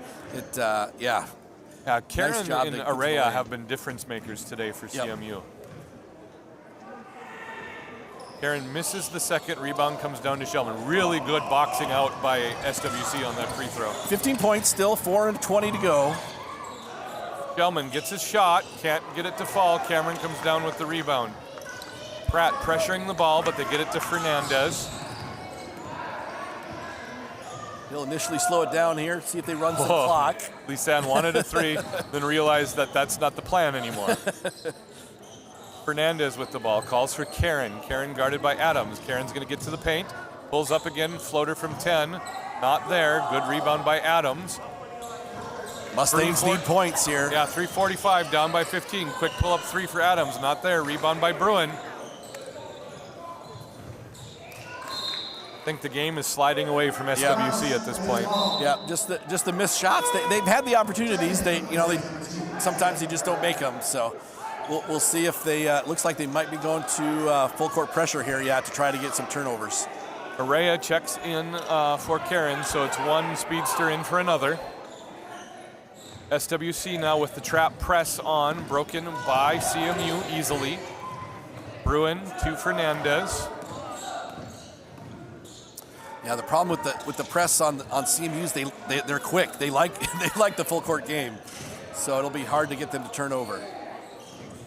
Lisanne into the paint, jump stop from 8. Good, nice drive. Lisanne. Nice job gathering himself, realizing no shot blockers are there, and then going right up for the jump shot. 16 for Lisanne in the game now. Shellman thought about a 3. Araya all was a step over him. behind him. Good no recovery open by shots. Araya. Adams into the paint. Ball stripped out of bounds off CMU.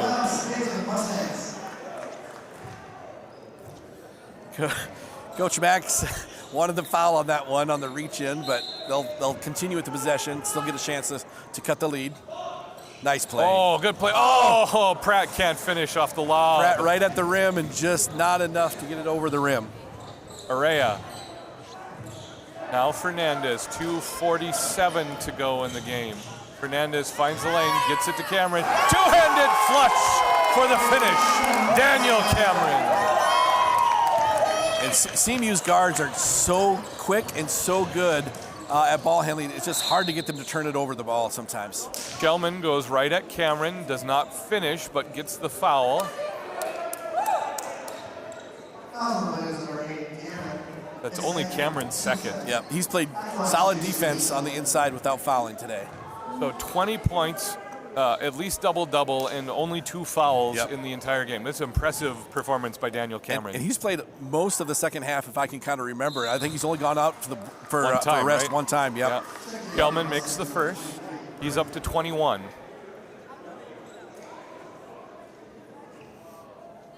It's an 18-point lead for CMU. This is the second. Rebound comes down to Araya. They'll look to run some clock off here and salt away the semifinal here for the first game. Lisanne guarded by Adams. Then steps out. Fernandez and Lisanne. Lisanne loses it. Rare turnover. Here comes Quentin Abbey. Abbey has it stripped from behind. Good hustle by Araya. Yep. SWC maintains possession. Kirky checks into the game, as well as Greeley and Burney into the game. So Greeley, Kirky, Burney, Abbey, and Ross in the game for SWC. 2:05 to go. Lob out to Greeley. Greeley to Ross. Underneath to Burney. Burney on the baseline, dribbles out. Step back 3 over Cameron. Burney's short. Rebound comes down to Bruin. Mustangs pulling back their pressure now, kind of resigning 18 points in a minute 45 is going to be pretty impossible to do. Yeah. I'm not saying it's over, but it might be over. Fernandez, left wing, lobs into Cameron. Cameron turns around, lays it in for two from Braden Fernandez. This is Quentin Abbey bringing the ball up, 90 seconds to go in the game. Unless there's a miracle, CMU will be advancing to the final of the men's bracket. The women's Blazers will be playing next against FLBC for our 6 o'clock game. Timeout called by CMU to get some subs in, up by 20, 76 seconds to go. Milan Tomberly, he checks in the game, or maybe he's just out giving high fives. I spoke too soon. Yep. We'll see. This was a tight game for about 35 minutes. Yep. In the last 5 minutes, things got away from the Mustangs, and that's unfortunate. It was Shellman's foul trouble was hard for them to overcome, and the early possession threes and jump shots just weren't falling. The ball's not rolling your way. It's hard to make up for that. Well, Shellman got 2 fouls right away, and the 8 to 10 point lead that CMU got when he had to go to the bench right away has kind of been the whole game. And they just were never able to really cut that back into where they'd be to put the pressure back on CMU again. The Blazers, you got to hand it to them. Nice job of keeping up the tempo all day and making the shots when they needed to. All right. Gehring, Castaneda, Bruin, Araya, and Thacker on the floor for CMU.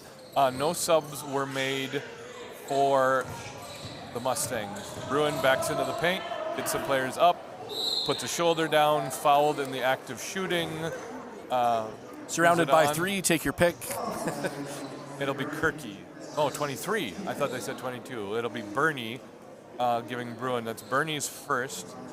1:01 to go in the game, and Andrew Bruin shooting 2 from the line.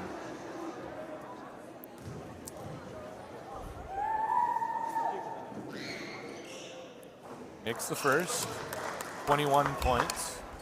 So we got the subs in for the Mustangs. Coach Max putting it in the second line here for the last minute to get them some time. Kind of a frustrating day for the Mustangs. They just never could get over that 8-7 point lead and to cut it. So disappointment definitely for them for their season coming to an end. Ross, quick cue, nothing there. 50 seconds to go in the game with Castaneda controlling the ball. Kicks out to Gehring. Araya cuts to the basket, nothing there. Right wing, this is Castaneda. Now Araya drives around Greeley, gets into the paint, gets Bernie up in the air, dumps to Thacker, misses the layup. Rebound tipped out to Thacker with Gehring. the easy putback did not make it, but of course the ball comes back out to CMU. Like I said, when the ball's not rolling your way, there's not much you can do. It feels like every kind of 50-50 possession has kind of gone CMU's way this afternoon. Right, 3, 2, 1. They're just going to take the shot clock violation, give the Mustangs one last possession with 8.6 seconds on the clock. Again, a women's second semifinal game coming up in about 25 to 30 minutes. It'll be number 1 seed CMU versus number 5 seed FLBC. And then the 8 o'clock semifinal game on the men's side will be Providence versus Trinity. And Bernie hits the buzzer beater for 3. Where was that all day? Come on, Bernie. No. Bernie hits it, gets the lead gets the game down to 19, and the game will end 87-68. We'll be back at 25 minutes. 2 games left to go today. We'll talk at you then. All right, thanks, guys.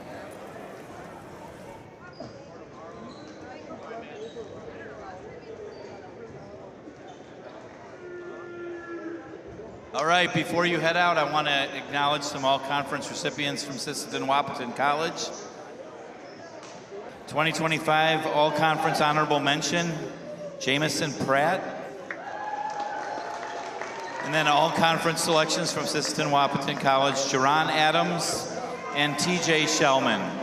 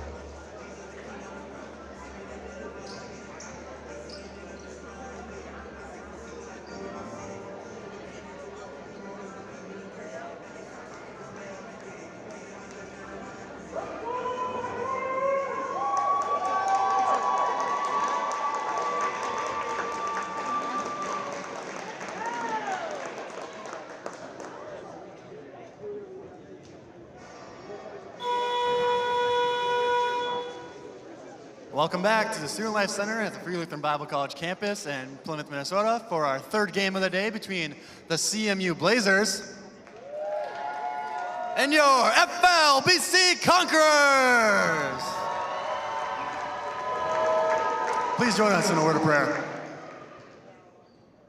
Dear Heavenly Father, thank you for this day, Lord. Thank you for giving us another day to be here and play basketball for your glory, Lord. Please just keep us safe tonight and help us just glorify you in everything we do. In Jesus' name, amen.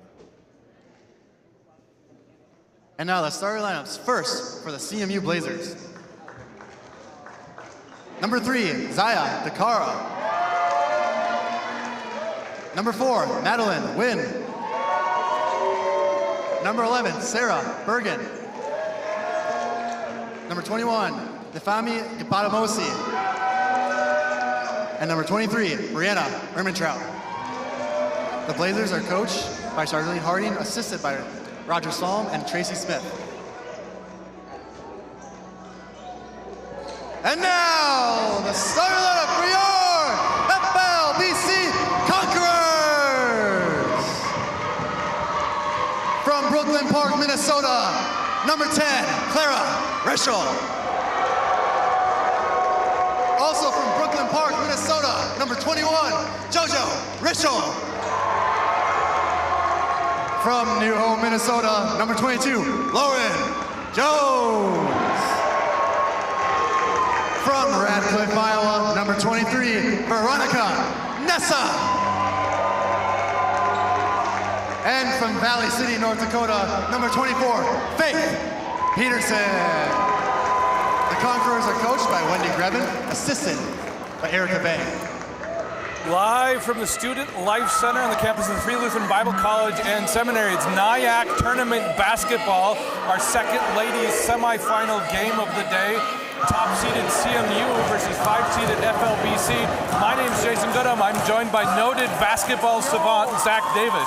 I am a savant of some things, basketball definitely not, but it's good to be back. I'm basically the prodigal son, but the school's taking my money instead of me getting something. Yeah, you're paying to do this. That's amazing. I love it. Lauren Jones wins the tip, comes back to Clara Rischel, and we are underway. FLBC first possession, strong start. Turnover. Here's the leading. Oh, Ermentrout led. Just a little bit. Oh, ooh. no. She goes hard into the wall. Bounces right back up. Maybe not a second effort that was needed by Brianna Ermentrout. And so the game starts with 2 turnovers, and we basically reset, having ticked off 12 seconds. Not a fun way to start the game, but both teams are in it now. Peterson on the wing, now top of the key, Veronica Nessa. Nessa finds a cutting. Lauren Jones, right-handed hook, no good. Rebound comes down to Badamosi, tipped out to Dakara. And Ermentrout will control the ball for the Blazers. CMU ball's taking things a bit slower now. Dang. That's Wynn with the ball, marked by Nessa. Hands off to Ermentrout. Ermentrout, one dribble to the left, gives it back to Badamosi. Badamosi finds a seam. Around Jones, lays it up, no good. Rebound comes down to Lauren Jones. Lauren Jones was on fire yesterday, scored 27 in the first round game. Heard a lot about that. Really excited to see her play more today. All right, we got a pressure, got 2 hands on the body. That'll get called every time Dakara gets her first. So the question for the Blazers coming in, they had a first round bye as there's only 7 teams in the ladies tournament.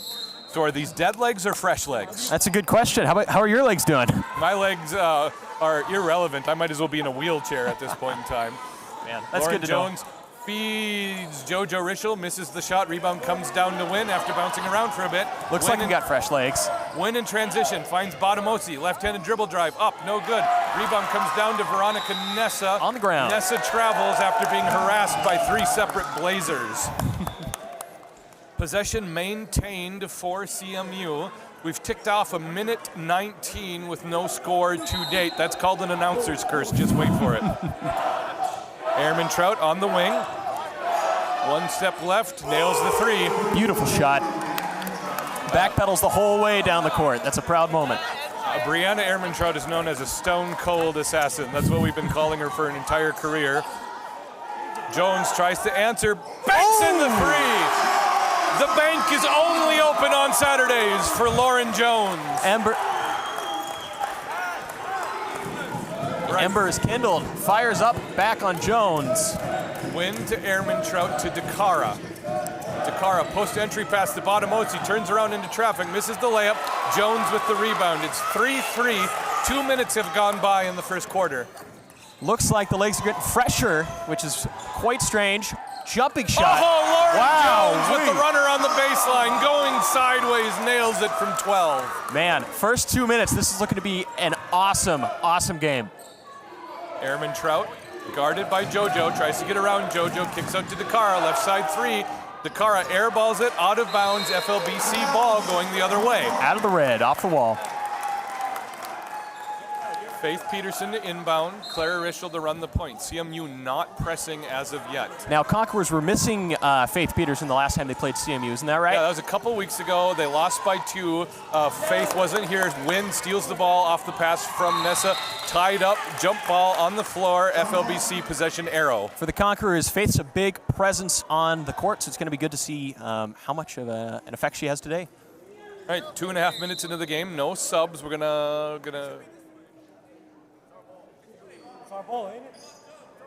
Little confusion on the court.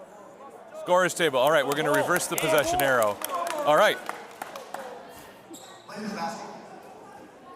Okay, now the Blazers inbounding from the sideline, down by 2. Again, it's Dakara, Ehrmantraut, Wynn, Bergen, and Botamosi for CMU. Nessa, Rischel, Jones, and Peterson. All 10 starters still in the game. Both teams have got fresh replacements on the sidelines. Ehrmantraut, quick three, tipped by Faith, rebounded by Clara. Is it Clara or JoJo? It's Clara, pushed out of bounds by a CMU player. That wall is getting a lot of action today. Seriously. Bergen picks up her first foul of the game. I'm just waiting for someone to kick some of those wires coming out of the wall, and you get shocked again. Well, we'll just wait and see. The pads, they put them there for a reason. Clara bounce pass to Faith. Lauren Jones loses her dribble. She's at the top of the key. Hands off to Clara Rischel. Clara's looking for a seam. Wants a jumper, not there. Faith Peterson. Oh, happy feet. No Penguins in the gym, please. Little eager. Dia Dakara to inbound to Wynn. Both student sections with a strong presence today. FLBC really made an effort to come out in waves, and they are definitely paying out it. This is the fullest our gym's been in a long This is time. loud and proud. That's what's happening today. You get a tea? I ordered it like 10 minutes ago. Oh, I see. Bergen. You've been yelling at basketball longer than I have, though, today. This is game number 10 for me on the weekend. Did you happen to sleep in the court? No, I went home after last night's games and I sat in a dark room in absolute silence for a half an hour just to kind of decompress. I counted the basketballs to go to sleep. FLBC up 5-3, 6:35 left in the quarter. Ooh, handoff. High post to Peterson. Oh, tries to hit Jones, flashing. Jones loses it, then gets it to JoJo Rischel. Oh, that would have been amazing. Would have been great. Physically improbable, but it rolls off. It did. They do put a slant on those for a reason. I don't know, do they? I think they're square. No, I know, but like angled off. Maybe. Well, yeah. I think we would have called a very proud men's basketball player to see how high he could jump. Yeah. Right, Wynn, good ball Nice pressure by shooting. Nessa. Reverses to Ehrmantraut. Ehrmantraut to Wynn in the corner. She takes a three over Nessa. Short. Rebound comes down to JoJo. Nice doing, lining up at the sideline, eager to get in. CMU not hitting shots early. Okay, Clara drives into a CMU player. That'll be another foul on the court. Is that going to be on? What's that on? Foul is on number 1. Gina Mayer had checked into the game and I missed it. Apologies for that. Okay, Faith Peterson checks out as Nystuen checks in the game for FLBC. Nice tune. Another big Here's court Nessa presence. off the inbounds pass. Right wing, thought about a three, wasn't there. Dribble. Then Clara pulls up for a three. Over Mayer, no good. Rebound comes down to JoJo. Now Lauren Jones, left side over Botamosi, can't hit. Rebound comes down to Wynn. Neither team really hitting their outside jumpers. Wynn to Ehrmantraut. Ehrmantraut, happy feet. Moved both pivot feet. 5-3, still Conquerors lead. This is looking good for both teams. Gracia Rolfe checking in for JoJo. I think what we're seeing from both teams early is a lot of anticipatory energy. They're just eager to get going. A lot of pre-game. It's not quite jitters, but it's like that. It's true. Both teams, too, know how the others play. Haven't played a few weeks ago, so it's kind of teams familiar with each other. Rematch. Lauren pulls up over Bergen. It's hard to get it over Bergen. That probably altered her shot a bit. Lauren, wow, goodness. All right, Wynn has a open. seam to the basket. Floats it up with her left hand. Off right, Bergen with the rebound. Back up, no good. Another rebound comes down to Botamosi, and they tangle up. Botamosi tanks it right out of Gracia's hand. Ehrmantraut wide open, top of the key, can't bank it in. Rebound comes down, fifth chance opportunity for Wynn, can't lay it in. Bergen with another rebound, can't lay it in. Finally, FLBC comes down with it. That has got to be disheartening for the Blazers. One thing I'm noticing, you and Wade both talking about 1,000,000 miles an hour, and I think that's why I can never do this quite as good as you guys. That's how the action goes. I want to see an argument between you two. I think the only person who can match that is probably Ben Shapiro. Wade would win that argument simply because he's my boss. Well, there's this thing called a paycheck, Jason. That's exactly how it would go. Peterson and JoJo check in for Lauren and Veronica Nessa. Peterson, Nice Tune, Rolf, and the Rischels on the court right now for FLBC. Here's Clara, guarded by Dakara. Clara lobs into Peterson. Peterson turns around into Bergen, blocked. Botamosi comes up with the ball. All in all, we're seeing height advantage is not on FLBC's side tonight. No. Oh, Wynn's got a lead. Saying good closeout by Gracia. Underneath the basket to Dakara. Dakara can't hit. Nice Tune and Botamosi tied up, and the possession arrow keeps the ball on CMU's end. This is Betty Germay checks into the game for Wynn. I appreciate the ponytail tucked into the jersey. We can see the number that way. That is helpful, actually very helpful. Bergen, off the inbounds pass, kicks out to Dakara. Now top of the key to Germay. Germay drives in the lane, floater from the line. Good! It is a tie ball game. That ends the drought for CMU. It's blood in the water. Faith Peterson guarded by Botamosi. Gets it to JoJo. JoJo reverse pivots, gets it to Faith, up against Botamosi, straight up, good! Faith Peterson converts in the post. We've got 2 pairs of purple shoes on the court tonight. One on each team. Germay, Ehrmantraut, now Botamosi. Botamosi reverse pivots into the lane, gets Faith up in the air. One extra step, no good. Rebound comes down to Botamosi. Botamosi gets it out quickly. Ehrmantraut, top of the key. Ehrmantraut fouled. Oh no, 3 in the key. All right, 3-second violation. Can't camp out. Winter camping not allowed in the Student Life Center. CMU using this chance to swap in a player. Number 12. All right, Danielle Amon checks into the game. So now it's Ehrmantraut, Dakara, Bergen, Amon, and Germay. Battle at midcourt. JoJo tries the extra bounce pass to Faith. Faith gets pinned to the ground. That's 3 points on the takedown for Amon, but also a fall. That was a swing dancing move. It really was. Peterson lining up the line. That's a good reference by you in a week that Brian Setzer announced that he could no longer play guitar. Faith Peterson makes the first 8-5 lead.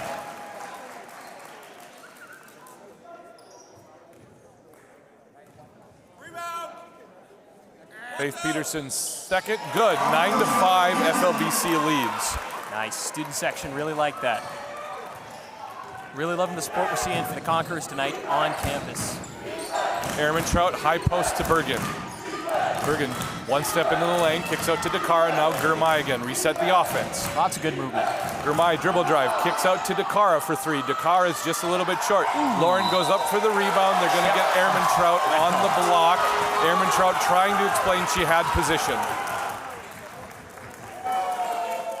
That was a collision.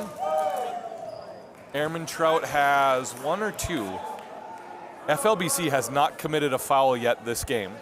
5 fouls on CMU, and 5 is the bonus because of the quarters. I don't know. Is basketball a bare knuckles brawl or a boxing match? Yes. Yes? A little bit of both? Yes.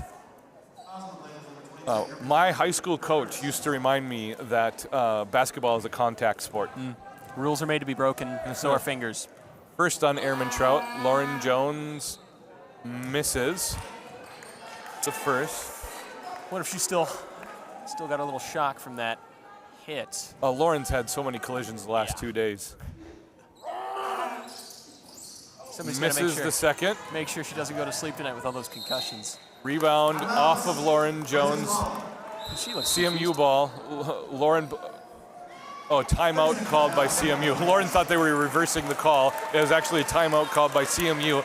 3:09 to go. 9-5 FLBC leads early in this game. Thank you to season-long sponsor Three Rivers Real Estate and Caleb Carlson, FLBC basketball alum. You can contact Caleb Carlson for all your real estate needs at 701-520-8569 or Caleb at threeriversrealestateteam.com. You enjoying this, Zach? So far, I really am. This is good. It's a little more intimidating to be sitting next to the president of the school you attend rather than just the humble professor that, let's see, how many classes do we have? Just one?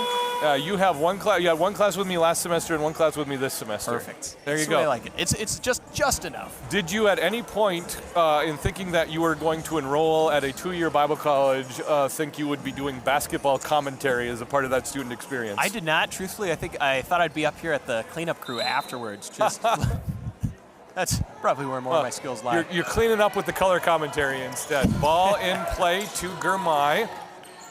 Gets it to Ehrmantraut, screen from Eamon. Ehrmantraut doesn't take it.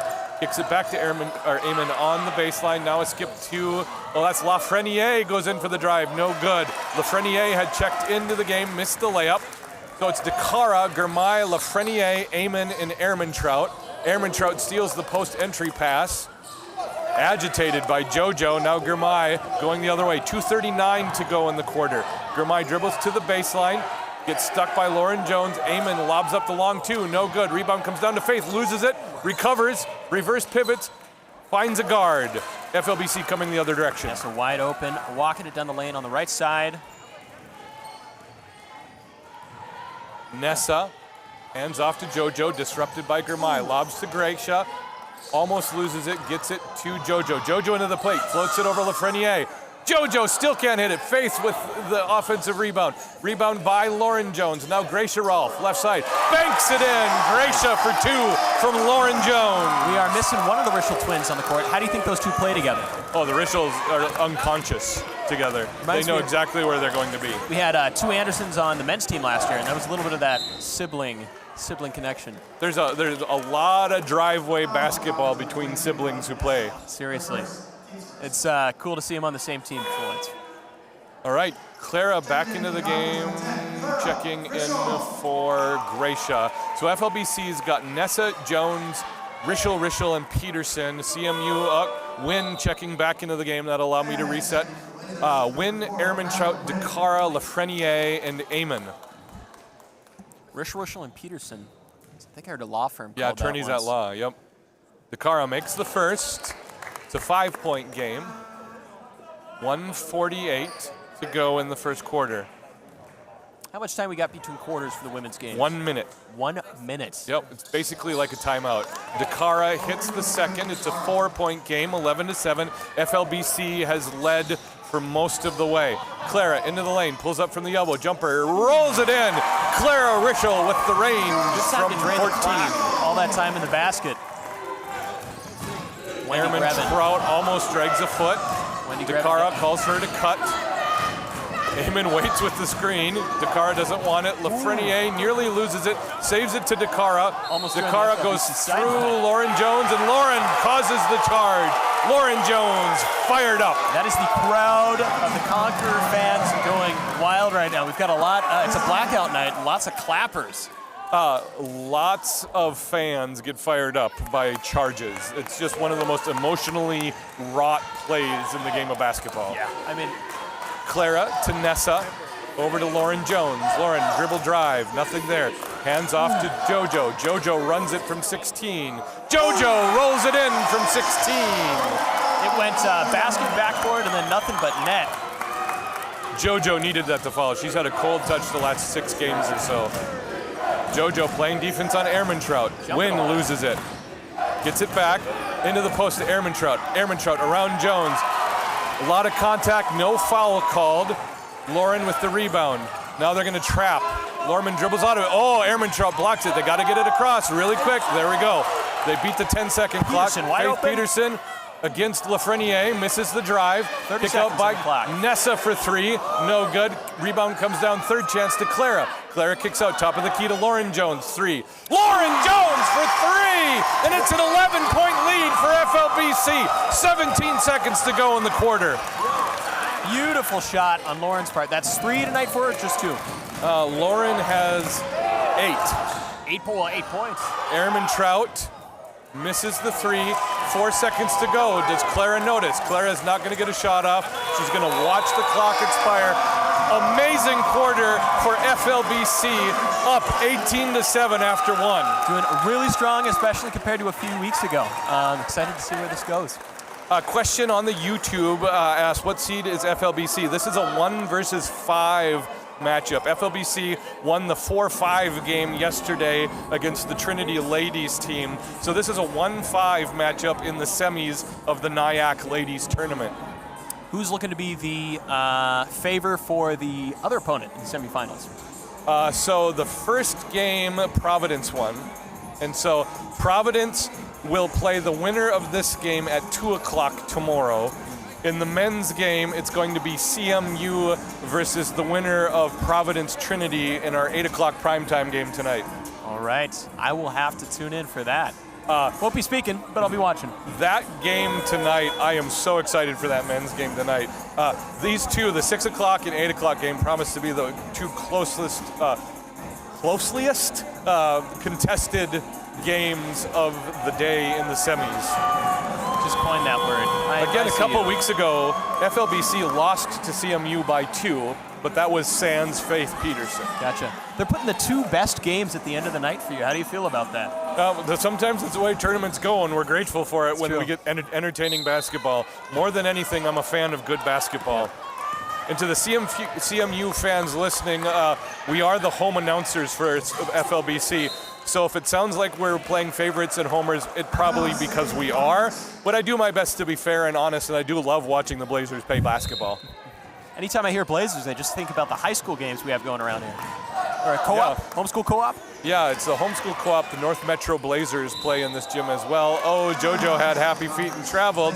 Unforced error, CMU with the turnover coming the other direction. 9:46 left to go in the half. CMU setting up their offense with Dakara, Wynn, Ehrmantraut, Bergen, and Botamosi on the court. FLBC with their 5 starters. Wynn, bounce pass into Bergen, into the paint. Bergen turns around, can't hit the jumper. Rebound comes down to JoJo Rishu, lobs to Nessa. Nessa can't handle the long pass. Played football tonight and dropped the pass. That was about a 30-yard pass, just couldn't be reeled in by the wide receiver, Veronica Nessa. You ever think about an FLBC football team? I think they played intramural flag football one year. It's fun. Wynn gets it to Ehrmantraut on the left wing. Give and go to Wynn. Baseline pass to Dakara. Let her too much. Goes out of bounds. Ball's going to the locker room. That baseline pass is so tempting because you think you can wrap it around players, but you really need a lot of English on the ball to make it work if you do a bounce pass. Nice tune checks in for Faith Peterson. Here's Clara Rischel bringing the ball up the court. Again, CMU not pressuring the ball early. Wonder if that's going to change in the second half. Clara Rischel gets to the baseline, floats it from 8, no good. Grace Nicetune, rebound, tries to reverse to Lauren Jones. Lauren runs into Botamosi, who gathers the ball and gets it to Wynn. Oh, steal. That's JoJo on the steal in transition. JoJo slows things down, gets it to Lauren from the free throw line, over Bergen, misses left. Grace Nicetune in for the rebound. Wynn falls out of bounds before the jump ball. FLBC maintains possession. Now, if the Lady Conquerors lose this game tonight, I think I'm going to have to put the blame on you, because I think they were all studying for your midterm that's going to happen on Tuesday. It's probably me because of the midterm on Tuesday. Yeah. I accept the blame. Yep. Basketball, no. Apologetics and philosophy. Yeah. Yes. I'm also not going to change the midterm. Gracia Rolfe checks in for Nessa. Okay, Clara, JoJo, Gracia, Grace, and Lauren in for FLBC. Lauren takes the pass, gets it to JoJo, top of the key, short, off right, good rebound by Gracia. Gets it back out to JoJo. Second chance. Off deep this time. Rebound comes down to Ehrmantraut. Good ball defense by Nicetoon. Ehrmantraut almost loses it off her own player. Rolf getting a lot of good rebounds tonight. Chatted with her parents tonight, and they said they're both excited to watch the game. Beautiful shot. Wow. Brianna Ehrmantraut from way downtown bakes it in, and I cannot describe the look of relief on her face right now. Stone cold, yeah, but we all get relieved. Lauren misses the long two. FLBC kind of in danger of getting themselves out of this game really quickly. They haven't scored in a while. Still got Bottomosi reverse pivot in the lane. Good! Lead cut down to 6 right there. 18-12 now.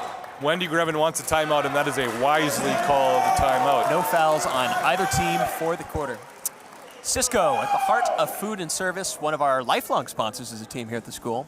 Cisco providing healthy, delicious meals for the students here on campus, which I've been a part of for 2 years now. What's your favorite meal? We just had it.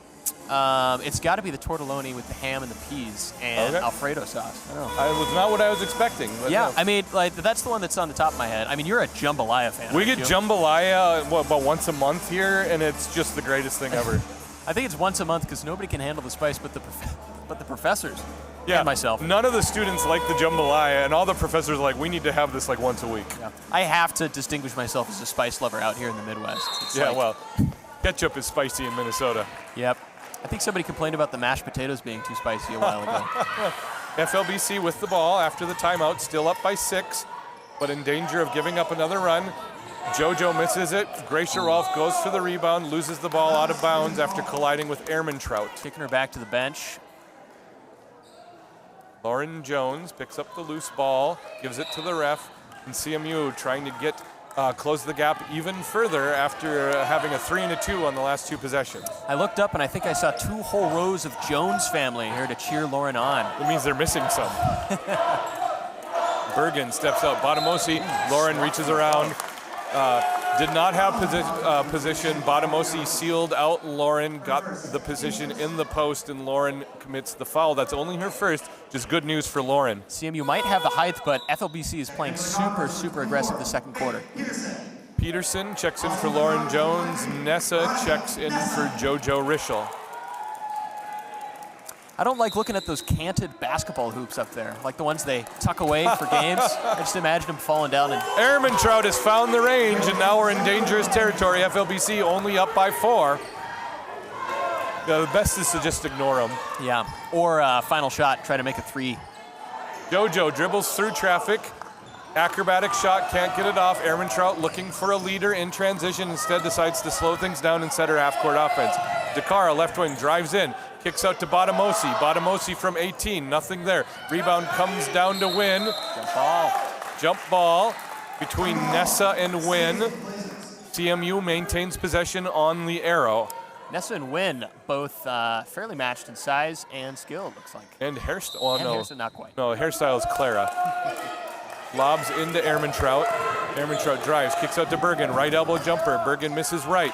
Rebound comes down to Clara. FLBC needs to stop the bleeding on this possession. I'm seeing a lot of grasping at clothes in this game. Somebody's going to get a foul here soon. We got both Rischels on the field right now? No, just one. JoJo's out. Clara's in.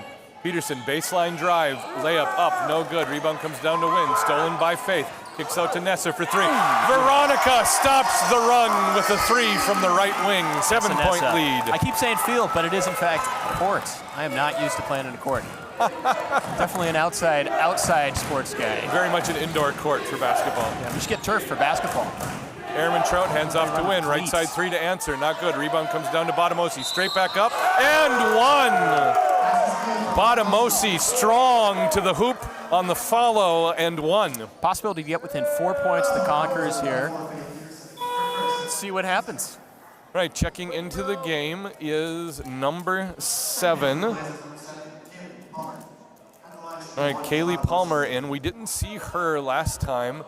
Number 14, Howden, waiting to check in for Bottomosi. Kaylee with a C. You don't see that too often. Bottomosi makes it a 3-point play. Lead is back down to 4. Howden checks in for Bottomosi. So now it's DeCara, Ehrmantraut, Howden, Bergen, and Palmer. Nessa Jones, Rolf Rischel, that's the JoJo variety, and Peterson in the game for FLBC. 6 minutes to go in the half. JoJo kicks out to Lauren. Lauren crosses over into the paint, no good. Hustles for the rebound. Rebound comes down to Palmer. Bounce pass to DeCara. Goodness. Ehrmantraut with numbers, leads Bergen in transition. Bergen lays it up, and it's a 2-point game. Good movement on CMU's part. FLBC couldn't get there in time. Lauren Jones with the ball. FLBC up just by 2. Right Put side. the wheels on. Bounce pass into Faith Peterson. High post. Back to Lauren Jones. Lauren Jones turns around, gets it to Faith. Faith waits for Ehrmantraut to close, drives around her, lays it up. It's going to be a blocking foul on Palmer. Palmer thought she had possession, or a position, excuse me. Did not. Faith will have 2 from the line.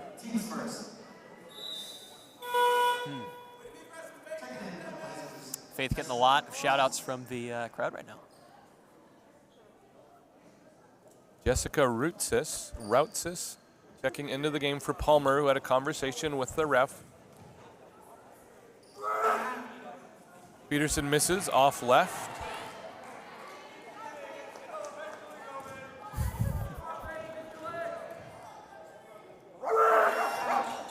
Nails it. Nice. Right. 3-point lead. 3-point lead. That's 22-19. Been cut down. It was an 8-point lead beginning of the quarter. Is that right?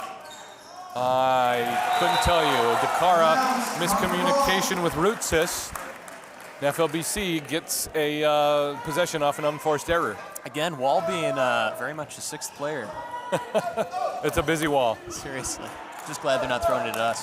Lauren Jones into the lane, floats it up over Howden, left side layup. Strong take from Lauren Jones. Beautiful hook in ice fishing season. Pithy Midwestern reference from your West Coaster. Appreciate that. Yeah. You're being incorporated. You're being assimilated. Bergen underneath the basket, misses. Faith with the rebound. Somebody did comment on my Midwestern accent. It's becoming more and more apparent. I One don't know how to of feel about us. that. One of us. Don't say that. You're scaring me. I won't come back. JoJo Rischel drags the leg, finds, oh, Nessa a little bit too much. It was a good idea, just didn't work out. Cracking open a water bottle. Clara checks in for Gracia. Ehrmantraut, DeCara, Bergen, Routsis, and Howden for CMU. 4:42 to go in the half. FLBC up by 5. DeCara nearly loses it to Faith. Gets it to Bergen. Bergen hassled, double teamed. Now DeCara, high post to Howden. Howden backs into the paint, kicks out to DeCara. Left side 3 for Zia, no good. Rebound comes down to JoJo. That was a lot of passing and not a lot getting done there. It's good ball movement, though. You want that. JoJo right through Bergen for 2. 26-19, FLBC leads. Ehrmantraut. Oh, almost passes it to Faith Peterson. Faith Peterson rolls it to JoJo. JoJo pulls up.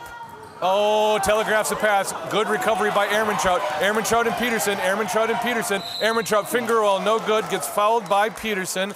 Faith helps her up. Ehrmantraut with 2 from the line. Conduct. Game's not too far gone. Ehrmantraut, a quiet day, but already has 8 points. She's such a good player. Really is. 2 of those being 3-pointers from a fair distance away. And that stone-cold walk back she always gives us. Nice Tune checks in for FLBC. Lafreniere and Wynn check in for CMU. Lafreniere, that's a fun word. I love French names. I do too. Ehrmantraut misses. Timeout called. FLBC takes timeouts between Brianna Ehrmantraut's 2 free throws. Up by 7, under 4 minutes to go in the first half. Now let's see, you and Wade do a lot of announcing together, and you always introduce each other. What do you think's been your favorite introduction he's given you? So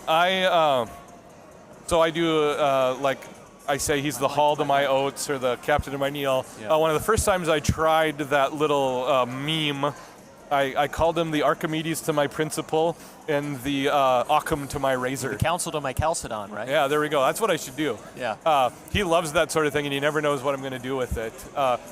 If he's watching, I want to mention right now, very sincerely, how jealous he is that he couldn't do this tournament with me. It's eating him away. Oh, man. I'll have to keep rubbing it in his face then. I will, until I get fired. He's got a knee surgery coming up. He's not going to be able to do this super often. about 1 month out from his knee surgery, which has been necessary for about 10 years. You know, I've known Wade for 30 years now. That's a lot of suffering for him. It's a lot of suffering for me, too. Getting to hear all the stories you guys come up with. What was I thinking of today? Oh, yeah. If you want a bit more of a recent term, you can introduce him next as he's my crumble to my cookie. There we go. Crumble cookies or insomnia cookies? Insomnia was the big one. It's a cookie to my insomnia. It's a cookie to my insomnia. It's the cause of my insomnia. There we go. Airman Trout shooting the second free throw. Misses it short. Rebound tipped by Lafreniere, but it comes down to Clara. Clara's got Nessa, loses her footing, heads headlong. That's just going to call it tangled up legs. Clara wanted a foul, but that was just legs being entangled. Wynn and Nessa helping her both up. Collaborative effort on the team. This has been good sportsmanship Really between good. these two teams. They play each other a lot. Respect, I think, is very important here. Wynn takes the screen. Howden rolling, kicks out. Plenty of time to take the shot and drains it. Rutsis drains the three, closes the gap back to 4. Sweet stuff. That's her. Is that her first point of the quarter? It was. FLBC, ball tipped out of bounds, maintains possession. 26-22, 3:28 to go in the game. It's just great ball tonight. I think this is super entertaining. Lauren Jones off the inbound pass, can't roll it in. Rebound comes down to Howden, and Clara on the steal. Clara steps out, sets her offense, finds a flashing Jones. Lauren. Jones with a head of steam to the basket, and good! Beautiful move. She just carries on right through. She drops it off and keeps running. Lauren Jones is what we call a north-south runner. She doesn't waste movement. She gets to the basket. I think some of the best athletes are those who don't stop moving. I saw that a lot when I was playing Frisbee. Just joggers. Airman Trout with the layup, good. The English on that rolls it in. Hung out for a long time on that rim. Let's see, do you think so? I think a minute's enough to hit the restroom up. This is No, this will be halftime. You got 15. Oh, okay, that's good. Plenty of time. You won't see me. This is Wynn. All halftime. Wynn to Rutsis. Howden to Lafreniere, extra pass, loses the handle. Just getting assaulted here. Yeah, it's so when you are flat on the ground, you have to pass. You can't roll in any direction, and you are just ripe for a jump ball. There's just not much you can do about it. 4-point game. Possession arrow was in Conqueror's favor off that jump ball. All right, on the floor after some subs. Airman Trout after some suds. Airman Trout, Botamosi, Howden, Dakara, and Wynn. FLBC with the twins, Rischel, Nice-Two, Nessa, and Jones. 4-point lead on FLBC. That's remained pretty consistent for this whole quarter. JoJo cuts to the basket, layup, hard off the glass, no good. Nice-Two, can't control the rebound. Oh Back no, in, but not quite. JoJo was on the baseline when she tried to save it. It'll be CMU possession. Luke Quanbeck on photography, snapping a few pictures of the action happening. Also in-game producer, he's multitasking. This is true. He's a busy guy. Dakara, high post to Botamosi. Botamosi, left side dribble drive, up and good. It's a 2-point lead. FLBC's got to score here. 2 minutes to go. This is your 2-minute warning. Nessa on the wing, guarded by Howden. Nessa, baseline drive, nothing there, stops. Loses her footing, somehow gets it to Lauren Jones. Baseline pass, Clara can't hold on to it, and now CMU with the chance to tie or take the lead. She was not happy with herself for that, but pick yourself back up. I think FLBC is guilty of being a little bit hurried right now. They're just a little bit frantic. Comes down to that nervous energy you were talking about at the beginning of the quarter. 142, CMU down by 2. Dakara, Airman Trout, top of the key, guarded by JoJo. Airman Trout, lob in, Botamosi had position, no good. Fouled from behind by Nessa, and Botamosi will have 2 from the line to tie. This is an interesting start to next half. This has been a really entertaining game. Really good. I won't throw shade at the last game I was at. Wasn't quite as interesting as this. This has been super, super engaging. And I we got take a credit camera for that. too. Yeah, I take credit for all of that. Botamosi, first one up and good. Threw a lot of shade too at you when I was with Wade. Yeah, you should have. Yeah. I don't know. Just kind of whoever's not here. I hope you guys throw some shade at me too when I'm not here. All the time. You All should the hear time. faculty meetings. Botamosi hits them both. Tie ball game. 28 deuce. 92 seconds to go.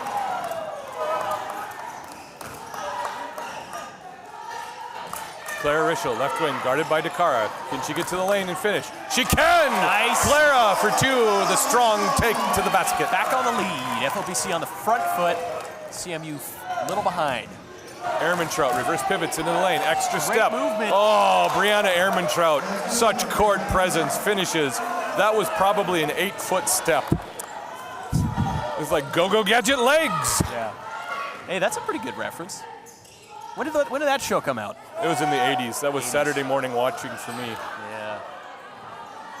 Veronica Nessa follows her own shot. Oh, Lauren dribbles it off. Smooth handoff that was a little bit too smooth. They are FLBC looking just a little bit rushed. 30-30, 49 seconds to go. Wynn and Nessa back on it again. Wynn pressure in. Oh, Lauren that ball jumps the court. pass. Here comes Lauren Jones. Ehrmantraut trying to catch up from behind. Oh, Lauren through 2 players. Oh my goodness, belly flops onto the court. This game is physical and intense. Just looking a little out of breath. Give her a few moments to recover here. Oh, they call a charge on Lauren. They did. Yeah. Oh, wow. Howden had position. I was wrong about that. Excuse me. CMU fans are happy about that. Lauren Jones, coming out of the game, has the look of a 7th grader who has dared to belly flop off the diving board. For the first time. She didn't Oh, know it no. was gonna be- Oh, Wynn got away with dragging her foot. Unbelievable. I guess she was dribbling, so never mind. 30 seconds on the clock. Dakara passes to Botamosi. Stolen by Clara. Bounces it off Botamosi. Off the foot. Oh, heads up. That's crazy. 30-30. Rischel's looking to fill the gap left by Lauren right now. Got 22 seconds. Let's see if FLBC can get the lead or if CMU will overtake them. Shot clock is null and void. 17 seconds into the half. Nessa. Ball stolen. It's Ehrmantraut and Botamosi. Ehrmantraut, right-handed layup from the left side. Gives CMU the lead, 7-6. Whistle stopped at 5.7 seconds. Oh, Ehrmantraut's got a bloody nose. Uh-oh. So Ehrmantraut has to leave the game for a possession. This is going to be not Palmer, but Betty Grimay checking in for Ehrmantraut. 5 seconds to go on the game clock for the half. FLBC down for the first time in forever by 2. Bloody nose for Ehrmantraut. You should see the other gal. Yeah. All right, Clara Rischel, 4-3-2, floats it from half court, high off the glass, no good. And CMU has got to be thrilled to come out of that half of basketball with a 2-point lead. 10 points cumulative for them to get above FLBC. This is looking like a super, super fun game. All right. My roommate just rolled up a few spaces over from me. He's got a pretzel and some cheese. I kind of want to go nap that up. But. All right, as the men's team takes the court for halftime, we got a 15-minute break. We will see you guys on the flip side. Again, CMU leading FLBC 32-30.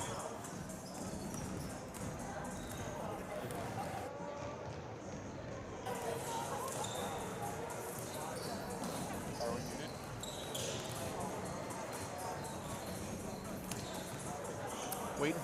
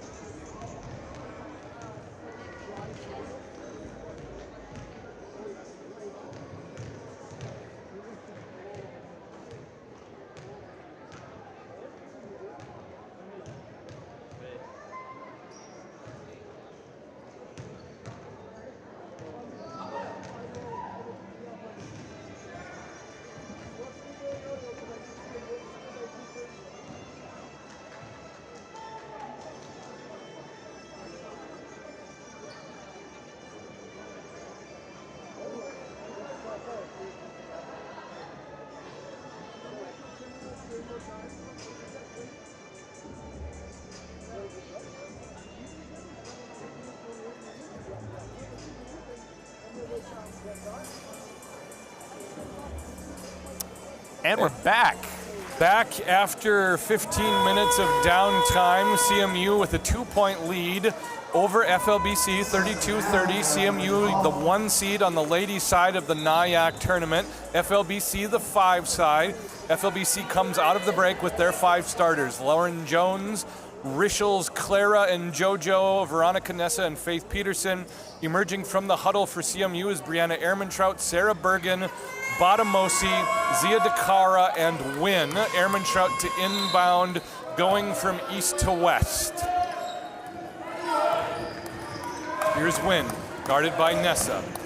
Now DeCara, and then Bergen, high post, has a seam, floats it up over Nessa, no good, gets her own rebound. Gets her own rebound. Gets her own rebound. Gets in the 4th time's a charm for Sarah Bergen. That's where that height comes in handy. Yeah. FLBC starting out with a strong opening to the second half in terms of ladies on the court. All right, Veronica Nessa reverses to Clara, into the post to Faith Peterson. Tries to hook around Bergen, tipped out of bounds by DeCara.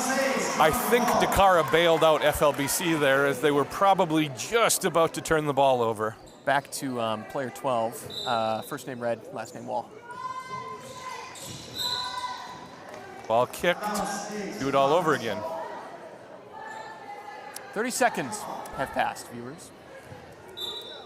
34-30 CMU. All right, here's Lauren Jones, defended well by Badamosi. Turnaround, fall away, no good, rebounded by Bergen. CMU with a chance to extend the lead. Wynn running to Nessa in the middle of the court. Moved it up. Here's DeCara. Badamosi has the ball tipped. Ehrmantraut touches the ball well out of bounds. Lauren Jones agitating FLBC ball. That's the closest we got to the players this time, Jason. I touched the ball once yesterday. I was really excited. Clara Richel takes the ball, guarded by Ehrmantraut. Clara to the baseline. Stop and pop from 14. No good. Rebound Badamosi. Badamosi outlet to Ehrmantraut. She's got players in transition. Lobs up to Wynn. Now DeCara, right side, into the paint. DeCara floats it from 10. No good. Foul for 2. Who got her? Clara, first foul of the game. 8:52 left to go in the 3rd quarter. I feel like Luke, our production guy, is putting way too much faith in the basketball not hitting all this nice, expensive equipment. Yeah, and our faces, of course, but I think the equipment's more important. I can't believe you would risk that announcer's jinx. Yeah. DeCara misses the first. What do you say after that? Knock on wood? I did not know what that meant for the longest time. Except in this case, it's knock on plastic. Yeah, it doesn't have the same recycled effect. petroleum products. DeCara hits the second. 5-point lead for CMU. FLBC needs to return to their game. Yeah. See what Clara does with it. Reverses to JoJo. JoJo to Lauren Jones. Give and go tip by Badamosi and stolen. Badamosi lobs ahead to Wynn. Wynn with Ehrmantraut trailing on the left side. Ehrmantraut sets, fires short on the 3. Rebound down to Clara. Screen from JoJo. Ehrmantraut steals, saves to Wynn. Great move. Wynn's 1-on-3. Jump shot. Oh, misses. And all that, it's still FLBC's possession. Intense little fit we had there. Clara Richel sets, top of the key, off right. Plenty of time. I think she thought about it too long. Yep, that is, you don't see that happening too often, but when you have too much time, it can sometimes, The doubt a little creeps bit of in. detriment. Yep, DeCara inbounds, kind of show me press from FLBC. FLBC student section all fueled up on bubblers right now. Ready to get loud. JoJo with the steal and the And they lay-in. get loud. 35-32, FLBC down by 3. Ehrmantraut trying to get to the basket. Gets into Lauren Jones. No foul on the contact. Lauren's been on the ground pretty often this game. Ehrmantraut with the steal. Little shimmy, a little shake, create some space. Getting calls from the crowd to slow things down a little bit. Ehrmantraut from 30, air balls left, rebound by Bergen. Gets into the paint, right-handed bunny hook, no good. Rebound comes down to Bergen Nessa. didn't get the 4 rebounds this time, that's unfortunate. Nessa waits for the rest of the team to catch up, skips to Faith Peterson, down to the baseline. Lauren Jones, bounce pass into Faith, blocked by Bergen. Lots of good ball movement, just stopped there. Bergen up to Ehrmantraut. Ehrmantraut bounces it off of Clara. Good heads-up play by Ehrmantraut. teams are looking a little gassed right now. Betty Germay checks in for Win. Grace Nystuen checks in. For Lauren Jones. Jones, just a few too many hits again. Gonna get punch drunk pretty soon. Seriously. The car to inbound under her basket, 7:08. We did get confirmation Wade Mobley is in fact watching the stream. Betty Germay misses the 3. Nystuen, strong rebound. Grace Nystuen has developed into a very nice post rebounder. Seriously, considering where she was at beginning of last year's season. She's JoJo, pump fake, baseline layup, no good. Bottomosi stolen. The ball, loses it to Clara. Clara back into the paint. Fouled by DeCara. Good heads-up play to shoot by Clara. Clara will have 2 from the line. Again, lots of fouls this game, but a lot of respect we're seeing out of all the players. Doesn't seem like tempers are running too high yet. No, you won't see tempers, but when you care about a game and you play intense, you got frustration that sometimes bubbles to the surface. Seriously. Clara misses the first. FLBC rough shooting from the free throw line. Let's see if 2 high fives will confirm that second one. Clara rolls it in. CMU fans getting rowdy there. It's Canadian basketball. I've been told there's a lot of noisemakers. I was told horns and cowbells made an appearance at one of the games they had up in Canada. Bottomosi airballs the 3. Can Bergen save it? She does, but into the hands of the waiting Clara Rischel. Good snap. Saved 3 seconds off the clock there for FLBC to get possession. Clara pressured by DeCara. Gets to the baseline. Runs it in. Great screen with that shot. Rischel. Wow. That was the Rischel tag team we wanted to see. All stinking night.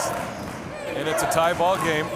Germay gets to the lane. Ball tips right back to her after the missed shot. Ehrmantraut now. What does she do with it? Lots of movement. The dribble.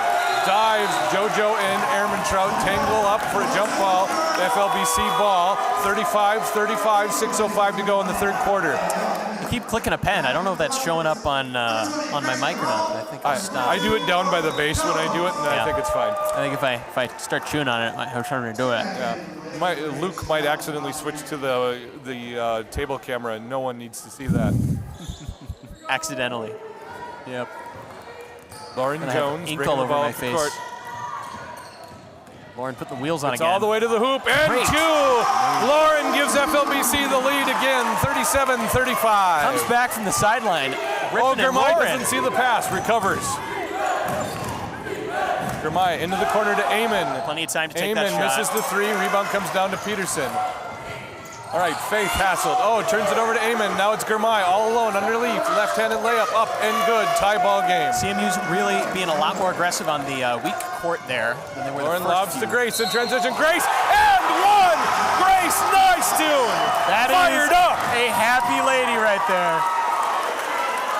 All right, we need to reset things now that we've got to stop and play. On the court right now for CMU is Lafreniere, Eamon, DeCara, Germay, and Ehrmantraut. That's Maddie Grevin going wild in the back, professor of English and composition. literature.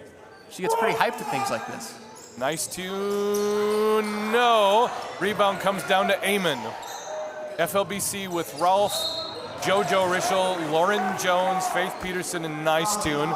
Lauren gets the foul 95 feet away from the basket. Right. Clara checks in for Lauren. Veronica Nessa checks in for JoJo. Now, I heard at one point that Wade Mobley was going to sing the Canadian national anthem for this game. When did he do that? 3 weeks ago when CMU was in town. Gotcha. Our Saturday afternoon game. Did he sing, what's the word? Did he sing, not passionately? He sang well. Germay gets to the lane, fouled. It doesn't finish, but she's got 2 from the line.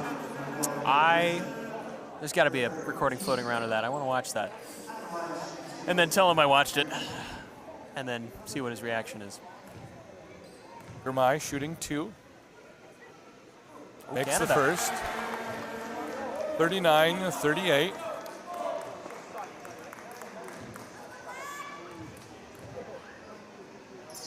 Makes both. Tie game. 5:09 to go in the third quarter. Shots.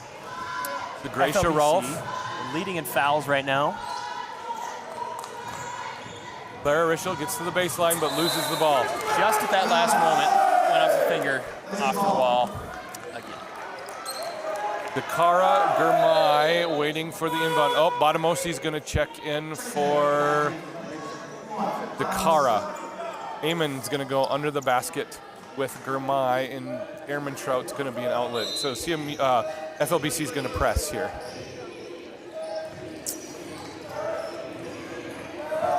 Betty Gurmai with the handles, breaks the press, and travels. Rachel just appeared there. Should have been surprised to see her. Smiles. That was awesome. She's like, I could have swore she was on the other side of the court. That's the beauty of twinship. Right, Clara Rischel now. Tie ball game, under 5 to go in the third quarter. I wonder how much of a psychological effect having twins on a team is, like to the other team. Only if they had the same number. Quadruplets? Clara for 3, left side. Beautiful. Clara for 3, left side. 3-point lead, FLBC. Wonderful. 42-39. Airman Trout gets into the paint. Tries to shoot. Throws it out of bounds, tipped off by FLBC. She was trying to draw a foul about 14 feet from the basket. Airman Trout's just trying to create right now. She's trying to make something happen. Yeah. Gurmai checks out, Wynn back into the game. So it's Badamosi, Wynn, Lafreniere, Airman Trout, and Eamon. Jojo Rischel checks into the game for Nice Tune. So it's Rischel, Ralph, Nessa, and Peterson. There we go. Airman Trout, left side dribble, reverse pivots to Lafreniere. Lafreniere dumps it into Badamosi in the paint, turns around, left side shot, no good. Rebound Veronica Nessa, shortest player on the court. Nessa missed the cut. The ball deflects to Jojo Rischel in the lane, no good. Airman Trout with the rebound. Pressure to the sideline by Clara, excuse me. Eamon runs into Jojo Rischel, and now Wynn with the ball sets her offense. Lots of action, lots of action. Wynn into the lane, left-handed scoop, no good. Rebounded by Lafreniere, no good. Rebound comes down to Faith Peterson. Faith Peterson creates some space for herself and draws the foul. Good stuff.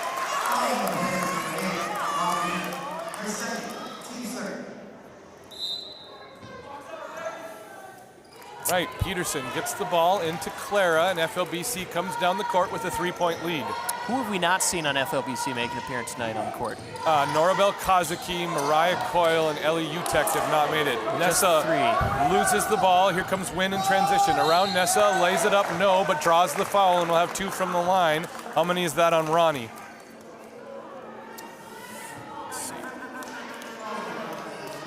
Third on Veronica Nessa. I keep hearing a duck call behind us. I want to see who's making that. Howden checks in for Lafreniere. You ever think about getting a soundboard for the live stream? Heavens no. I think it'd be fun. I don't think I'd trust Luke with that. What about? Wynn makes the first 2-point game.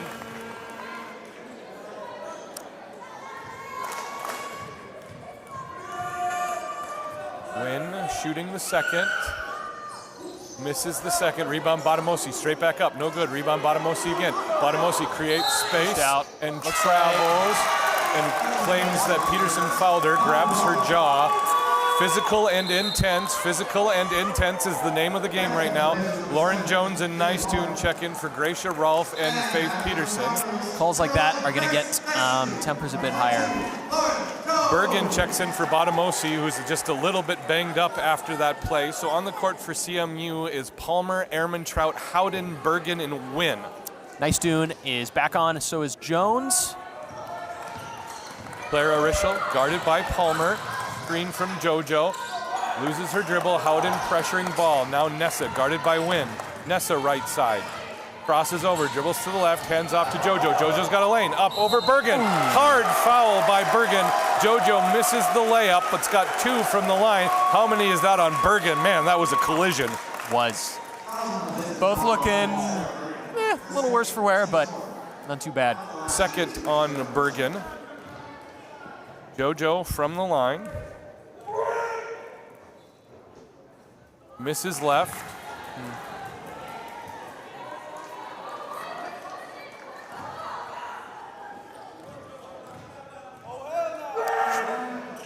Jojo makes the second. 3-point lead FLBC. Airman Trout to win. Nessa squaring up with her again. Making sure she's not getting past. Airman Trout. Cameron Trout guarded by JoJo. Slips around the screen. Bergen sets the second back screen. Gets into the lane. Kicks out to Howden. Howden pump fake. Happy feet. No penguins in the gym. Not allowed. That's a good movie, Happy Feet. I think they made a second one. Yeah, we don't talk about watching that. sequels on this broadcast. No. Pretend they didn't happen. Nope. Just CMU FLBC, the sequel. It's There we go. happening tonight. Nicely done. There we go. Lauren Just gotta bring it Jones back. presses right into Airman Trout. Almost drags her foot. Kicks out to JoJo. JoJo into the paint. Around Bergen. Blocked by Bergen. Out of bounds. FLBC ball. She looked up. All she saw were arms. I think it's an intentional strategy on FLBC's part to take it to Bergen and get her into foul trouble because that'll open up the lane quite a bit. It's pretty true. Bergen's looking a little tired of that too. Clara, Why do you keep Nessa, coming to me? Lauren Jones hard off the glass. Left side, no good. Rebound comes down to Palmer. Palmer to Win. Win down to Howden. Wide Left side open. jumper might have been tipped off left either way. Rebound comes down to Bergen. Pinballed around, gets it to Airman Trout. Good closeout by Lauren Jones. Hands off to Win. Win to the baseline. Now Palmer, right side three, off back iron. Rebound comes down to Howden. Howden hard to the basket, banks it in, no good. Fouled in the act of shooting. Nice tune, picks up her first. Lauren Jones was worried that was on her. Nice doing putting in all that finals pressure. I guess midterms. Howden shooting from the line.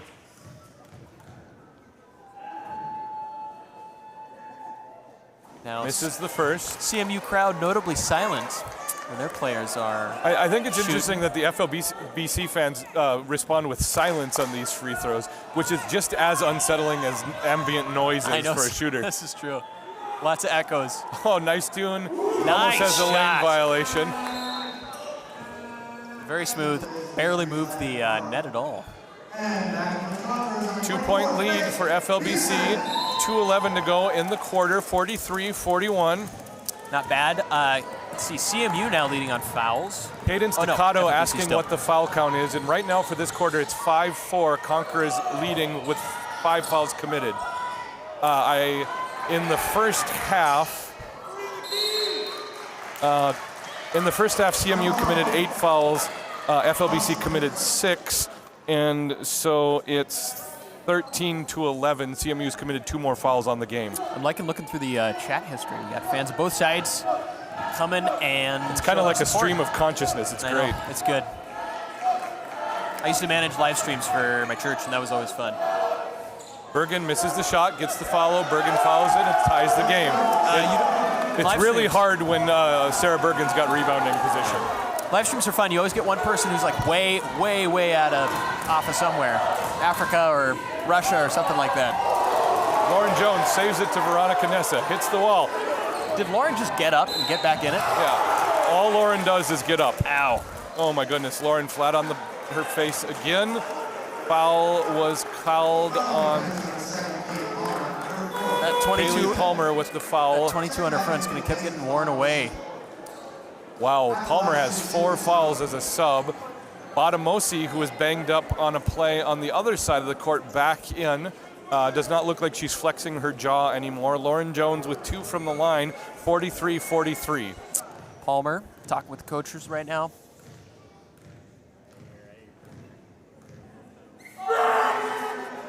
Lauren makes the first. Nice through the noise. The shot makes it through. To be honest, all the stuff the fans do, when you're in a game, you don't really Doesn't hear matter. You ball, and then the ladies you get to high five afterwards. Lauren hits both, ice cold, 45-43. She's fired up. Small victories lead to those big plays she's going to start making. 80 seconds left to go in the quarter. Conquerors ahead by 2. CMU in a very similar position they were last quarter. Win pinballs the ball around, reverses to Dakara. Dakara into the paint, kicks out to Win. Wide open time. for 3. Win buries it. CMU's got a 1-point lead. That was a clutch shot in the last minutes. It's going to be really interesting for FLBC. Clara answers with a 3 of her own. Off back iron, gets the That's rebound. Kicks out of the paint, gets it to Nessa. Nessa drives to the baseline, kicks out to Clara. Clara, other side. Clara Rischel, you've got questions, she's got answers. It's back to the 2-point lead for the FLBC Conquerors, and we've only gone 20 seconds. Student section liked that. That was awesome. Victory for both schools. Bergen into Botamosi in the post. Left-handed hook over Lauren Jones. No, Bergen follows with the left-handed layup. Good, tie ball game. Bergen 24 seconds on the clock. Good. 20 seconds. FLBC JoJo up to Clara. Clara around Bergen to the hoop. Yes. Fouled. Misses the shot. Dakara commits the foul. 15 seconds on the clock in the third quarter. Maddie Grevin being loud again. I like this. Dakara with her third foul.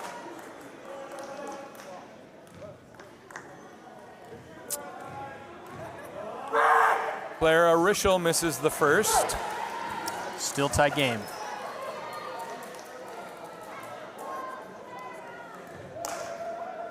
Ladies are looking anxious.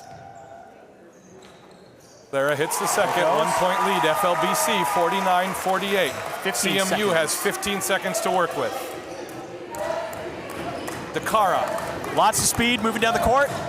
Ooh, Throws it right into the hands Jones. of Jones. 8, 7, 6. Jones crosses over. Get it up. Lauren at the buzzer. Banks it off the pass. No good. FLBC 1-point lead after 3. That was an intense minute and a half from FLBC and CMU. Through 3 quarters, this is easily the best game of the tournament. Really? How about the semesters? The whole season? What do you think? We missed a lot of games. We had a really weird schedule, so I've only seen the games I've called, and it's been mostly back and forth. So far, the game to top is Micah Moan hit a buzzer beater for us about 3-4 years ago, and that was a lot of fun to watch.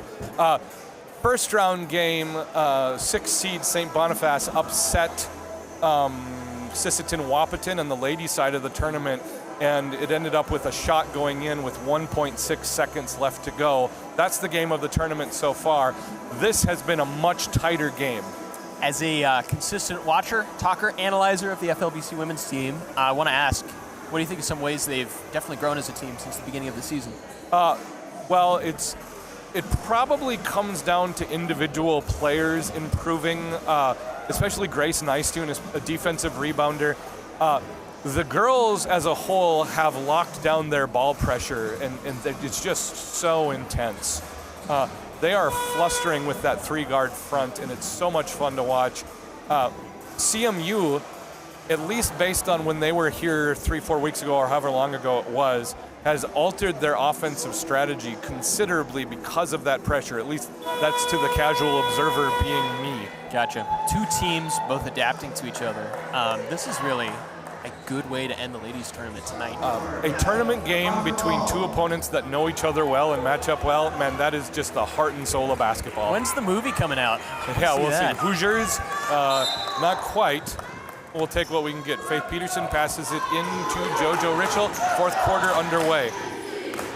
JoJo, bounce pass to Nessa. Nessa gets to the paint, floats it from 10, no good. Rebound, Ehrmantraut.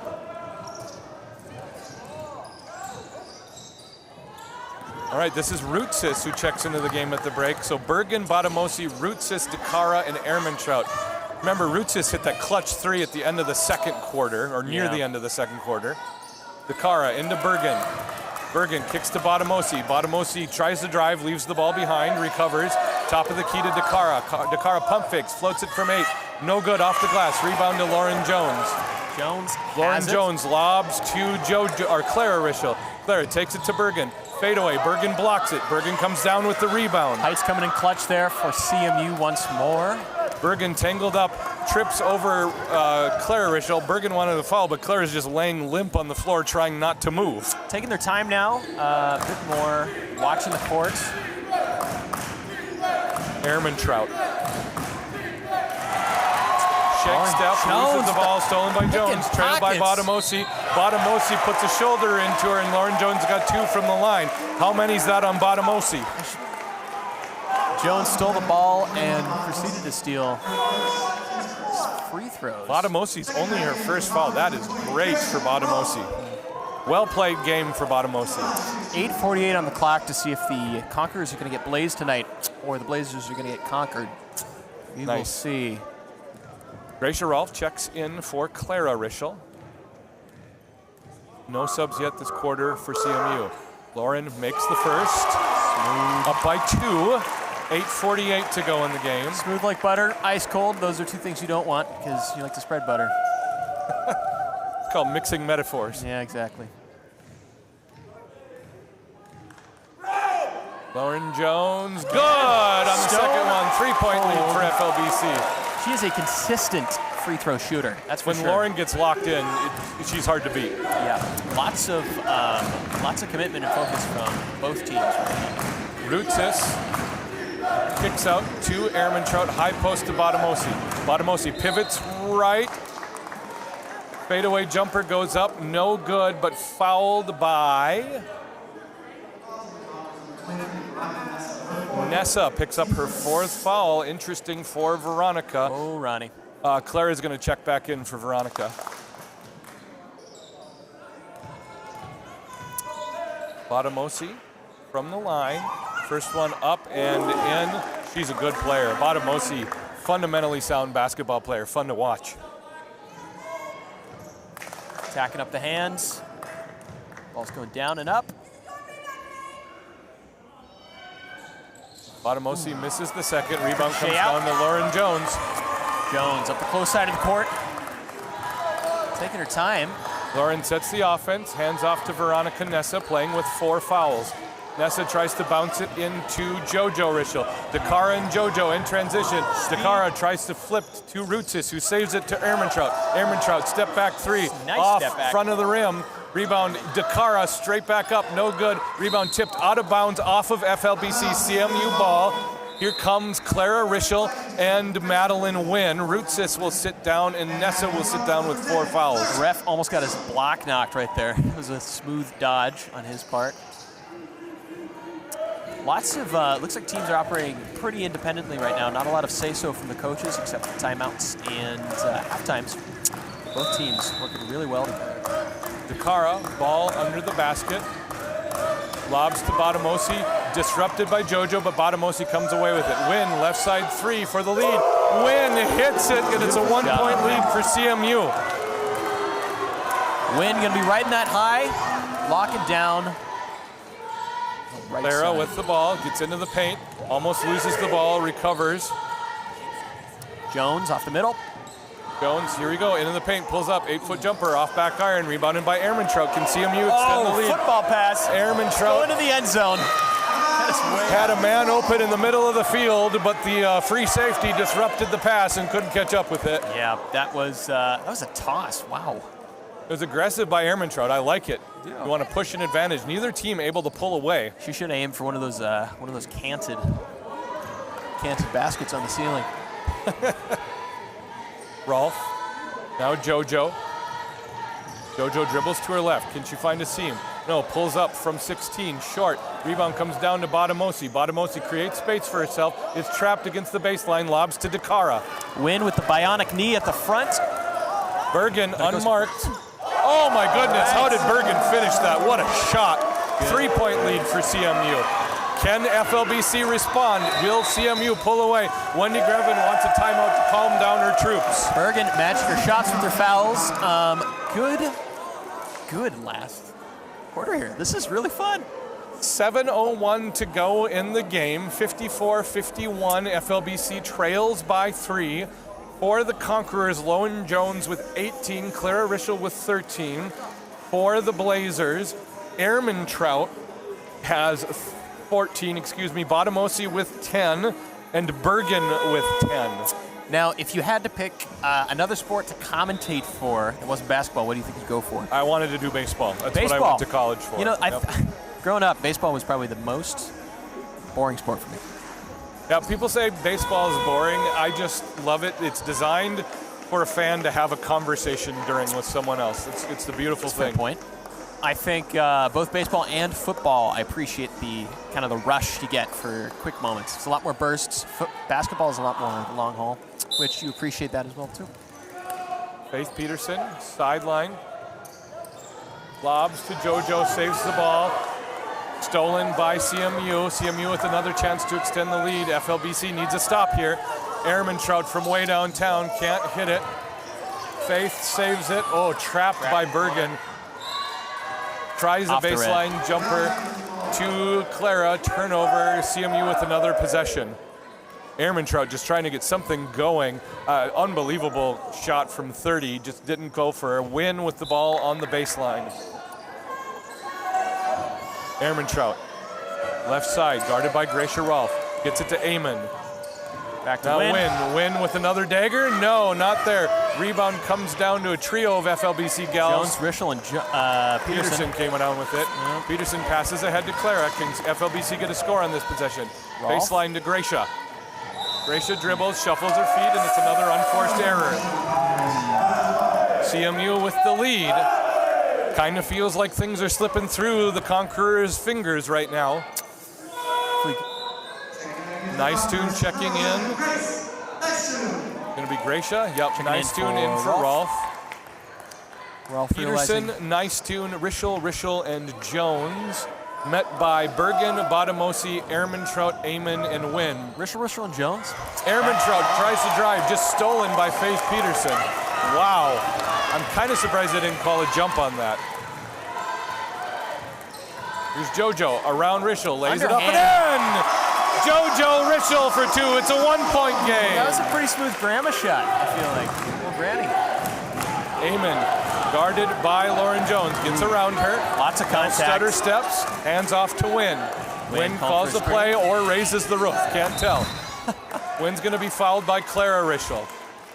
She wants the music up, I think. Notice you haven't taken any of those Canadian cough drops yet.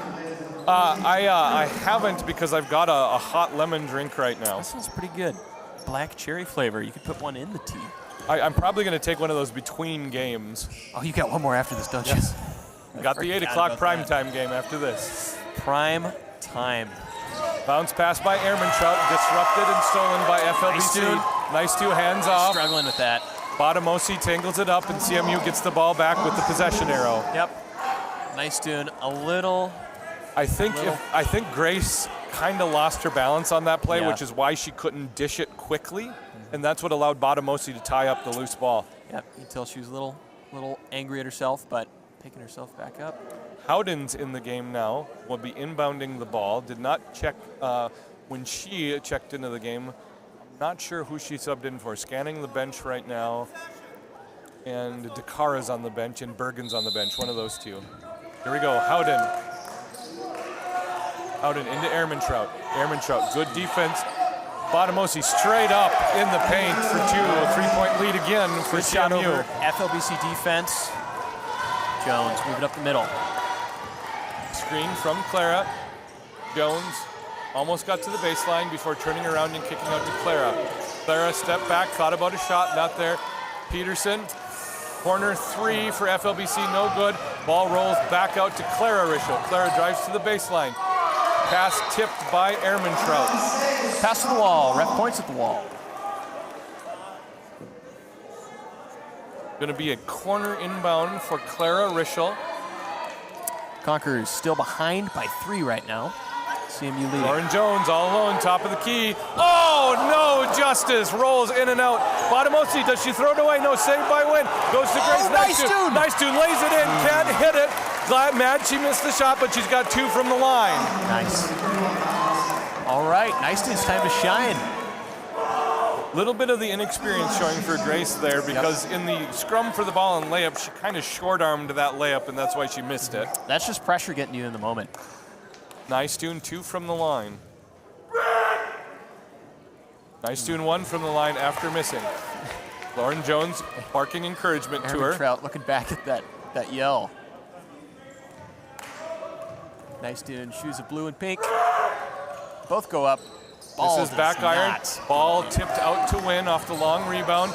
Wynn trapped, gets it to Botamosi. Botamosi comfortable bringing up the ball. Gets it to Howden. Howden baseline drive, reverse layup, up, no good. Rebound comes down to Nicetune, then to Peterson, and now to Clara. Clara gets trapped, reverse pivots. Drop it back to Peterson. He needs help. Over to Skip Jones. pass to Jones. 4:35 in the game. FLBC down by 3. Kick out. Bank shot, no good. Faith Peterson gets it to Clara. Stop and pop for 2, no good. Rebound comes down to Bottomosi, and the well has dried up for FLBC jump shots. They're just not hitting anything again. This is getting down to the wire for FLBC. If they don't make something happen. I will say both teams a lot more cautious, a lot more reserved. Nessa in for Nystuen. Nessa has 4 fouls. Probably not ideal for Wendy Grevin that Nessa comes in on a defensive possession. Nessa's a veteran. She knows how to handle herself.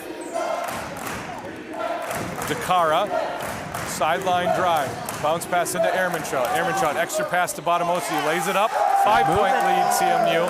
FLBC needs to respond, but they need to do it calmly. 4:08 on the clock. Last quarter. Clara Rischel. Lauren Jones, layup up, and 1 for Lauren Jones. I don't know how many times this game Lauren has ended up flat on her face, but she bounces right back up, having a great game. She's likely going to spend more time horizontal today than she will tonight, getting some rest. That's the second foul on Ehrmantraut. Lauren Jones from the line. Conqueror student section getting their hands up. And their war calls. Lauren nails the free throw. Down by 2. CMU sub in. Kaylee Palmer in her 4 fouls checks in for Danielle Amon. And now there will be a timeout, full timeout called by CMU. What a game we are experiencing today. CMU, the 1 seed, leading the 5 seed FLBC 58-56. Just under 4 minutes to play. Each one of the coaches setting their strategy. Good game tonight, and then whatever the outcome, looking to be a good game tomorrow as well for the women's final. I really am speechless at this point in time. I have nothing to add to the game. I just kind of want to let it stand. It's been such an entertaining game. We don't have updated stats for this right now, mostly because I forgot my iPad. And so I have no statistical analysis whatsoever to do. I blame Wade Mobley for that because he usually takes care of it. We can just scrap it. I mean, I know you like looking at yourself, but laptop for the next game. On the sideline, head coach is Charlene Harding setting the strategy for the CMU Blazers. Head coach Wendy Grevin setting the strategy for the FLBC Lady Conquerors, trailing by 2. Out of the timeout, Lauren Jones, Veronica Nessa, Faith Peterson, and the Rischel sisters. Both. CMU coming out of the timeout. Ref pulls them out. Brianna Ehrmantraut, Howden, Bottomosi, Dakara, and Palmer. Both teams have a whole game behind them and 3 quarters to know the other teams. And these are kind of the final strategies and plans being made for this last 4 minutes. Here we go. Press and press breaker on. Ehrmantraut to Dakara. Dakara forced to the sideline, reverse pivots, lobs to Ehrmantraut, press is broken. Really good recovery by JoJo. Now on the wing is Kaylee Palmer. Both Dakara. teams putting in lots of effort for what could be the last 4 minutes of their season. Howden hands off to Ehrmantraut. Ehrmantraut tries to get around, shouldered up and fouled by JoJo Rischel. No bonus yet, but it will be the bonus from here on out. No, there is a bonus. No. Yep. Nope. Not yet. Okay. It's hard to tell when the scoreboard updates. It's true. Next foul will be a bonus for CMU.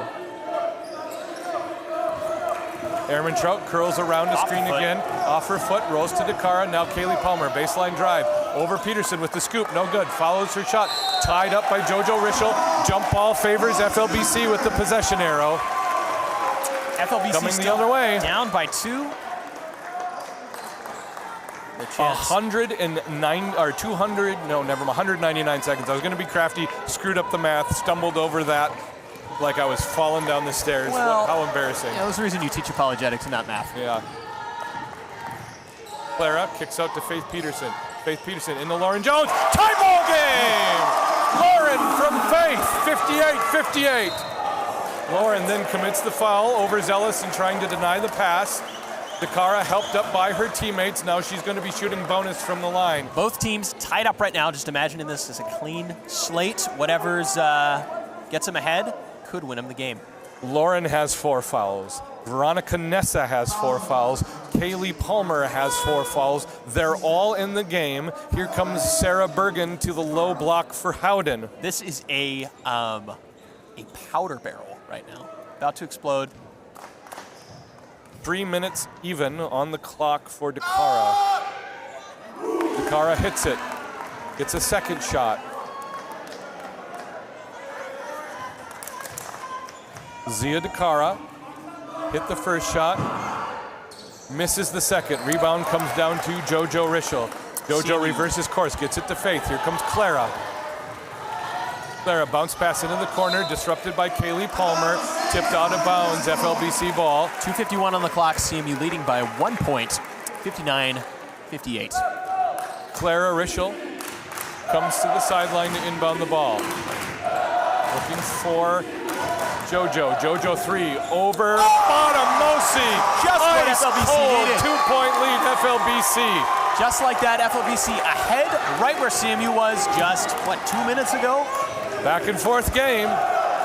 Kaylee Palmer, pressured by Nessa. Bounce pass into Ehrmantraut, left curl, over to Howden. Howden, long jumper, nails it. Howden with the range, ties it up from 16. Game. We've got some sluggers happening here, left and right, both team trading punch for punch. Faith Peterson lobs to Clara for 3, top of the key. Clara off the back iron. Rebound comes down Nice to FLBC. recovery. What a save. Here we go. Another runner in the lane. Kicks out to Faith Peterson. Faith for 3. Oh! And no, rebound Botamosi. Tie game 61-61. 2 minutes left to go. I'm going to lose my voice. That was a pinball shot. Bounced around in there before popping back out for CMU. Don't lose your voice. You got how many more games? Dakara to Palmer. Palmer drive. Travels. No, on the floor. Did Lauren just foul out? Lauren just fouled out. That was on Faith. That was on Faith? No, Lauren fouled out. Lauren just fouled out. No, not ideal for FLBC at all. Oh, Lauren is so brokenhearted right now. Trying to get a hold of herself and gather herself. Laura left it all on the court. The student section, really the whole stadium right now, cheering. Nice team checks in for Palmer. 61-61. It's a different offense for FLBC without Lauren. For a lot of these players, last time they're going to be able to play on the Conquerors for Life. It's definitely a momentous night. Palmer misses the first. Ouch. This gym is supercharged right now. Crazy. Kaylee Palmer, assistant coach Erica Bang consoling Lauren Jones on the bench. Kaylee Palmer missed the first. Just what FLBC needed. Botamosi hustles down the rebound and travels. Kicking it over to Botamosi FLBC. can't believe it, thought she was pushed.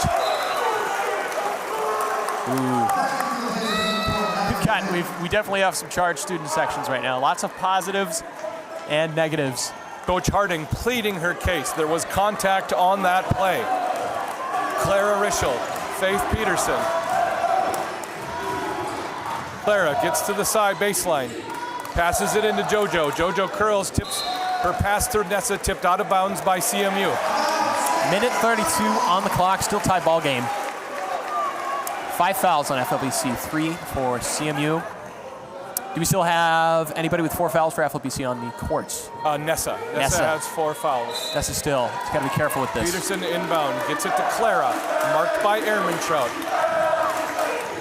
Gets it to JoJo. JoJo through the lane, throws it up, loses her balance, out of bounds. CMU ball, 1:24 on the game clock. It's the battle of the purple shoes there. Ehrmantraut to Dakara. Dakara dribbles into the trap, reverses to Ehrmantraut, now Win. Win to Ehrmantraut with a head of steam, floater, blocked, rebounded by Bergen, tipped out of bounds, off Bergen. FLBC ball. FLBC getting a lot of good calls 1:13 left on the clock. CMU is not happy, but minute 13. Intense. Clara with the ball. Stands are shaking. There is energy tonight, folks. Nessa, high pass.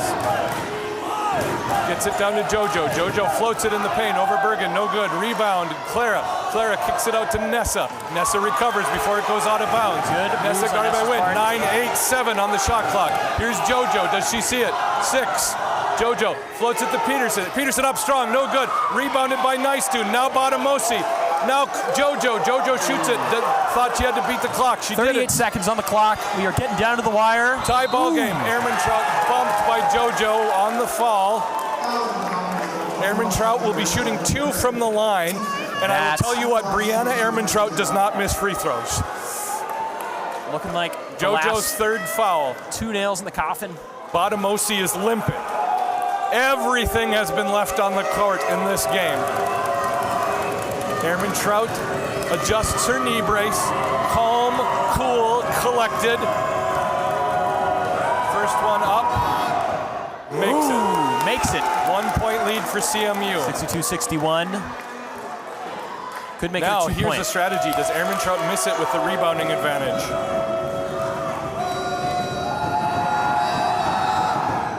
No. She's got a reputation to uphold, Timeout Jason. called by Wendy Greven. Down by 2. 35 seconds to go. This is an inappropriate time for an ad read, so we Yeah, won't do that. well, We'll just fill the silence. Wendy Greven looks at the clock in the situation, calls a full timeout. All right. This is the culmination of a lot of work from both teams. Oh. This is going to be super exciting to see how these last 35.1 seconds work out. Conqueror is still down by 2. Lots of fouls on the court as well. Looking at the scores table, Lauren Jones in all her points out of the games having fouled out. Veronica Nessa has 4 fouls. Kaylee Palmer has 4 fouls. Scoring for FLBC, Clara Rischel has 13 left in the game. JoJo Rischel has 12. Ehrmantraut with 16. Botamosi with 14. And number 11, Sarah Bergen with 12. Lots of points across the board for both teams. So what's important here is that FLBC knows that they don't need a 3. They can get a 2 to tie. There's also a 5-second differential between the game clock and the shot clock, so there's likely going to be multiple possessions to close the game. That's definitely the temptation. As awesome as it would be to see a 3 end this game. Realistic? No. Practical? No. Cool? Yes. Probably. Probably. All right. You know, it'd be cooler though is if they got it into one of those canted hoops up there. just kidding. You're just agitating for that. I know. I really All am. right. Dakara, Ehrmantraut, Wynn, Bergen, and Botamosi. Botamosi hobbling and gutting it out. Nystuen, Rischel, Nessa, and Peterson with the sideline inbound. Gets it to Clara in the corner. Clara dribbles out of a trap. Finds JoJo under the basket. Throws it off Botamosi. Botamosi recovers. Not great news. All right. JoJo, 25 seconds exactly on the double clock. dribble called on Wynn. Oh, man. Double dribble called on Wynn. Turnover after the missed shot. Shot clock is null and void. I don't know I agree with that. Yeah, I don't know I agree with that call. FLBC got a gift. Here you go, Peterson to Clara, 24 seconds. Clara loses her dribble, gets the ball to her sister JoJo.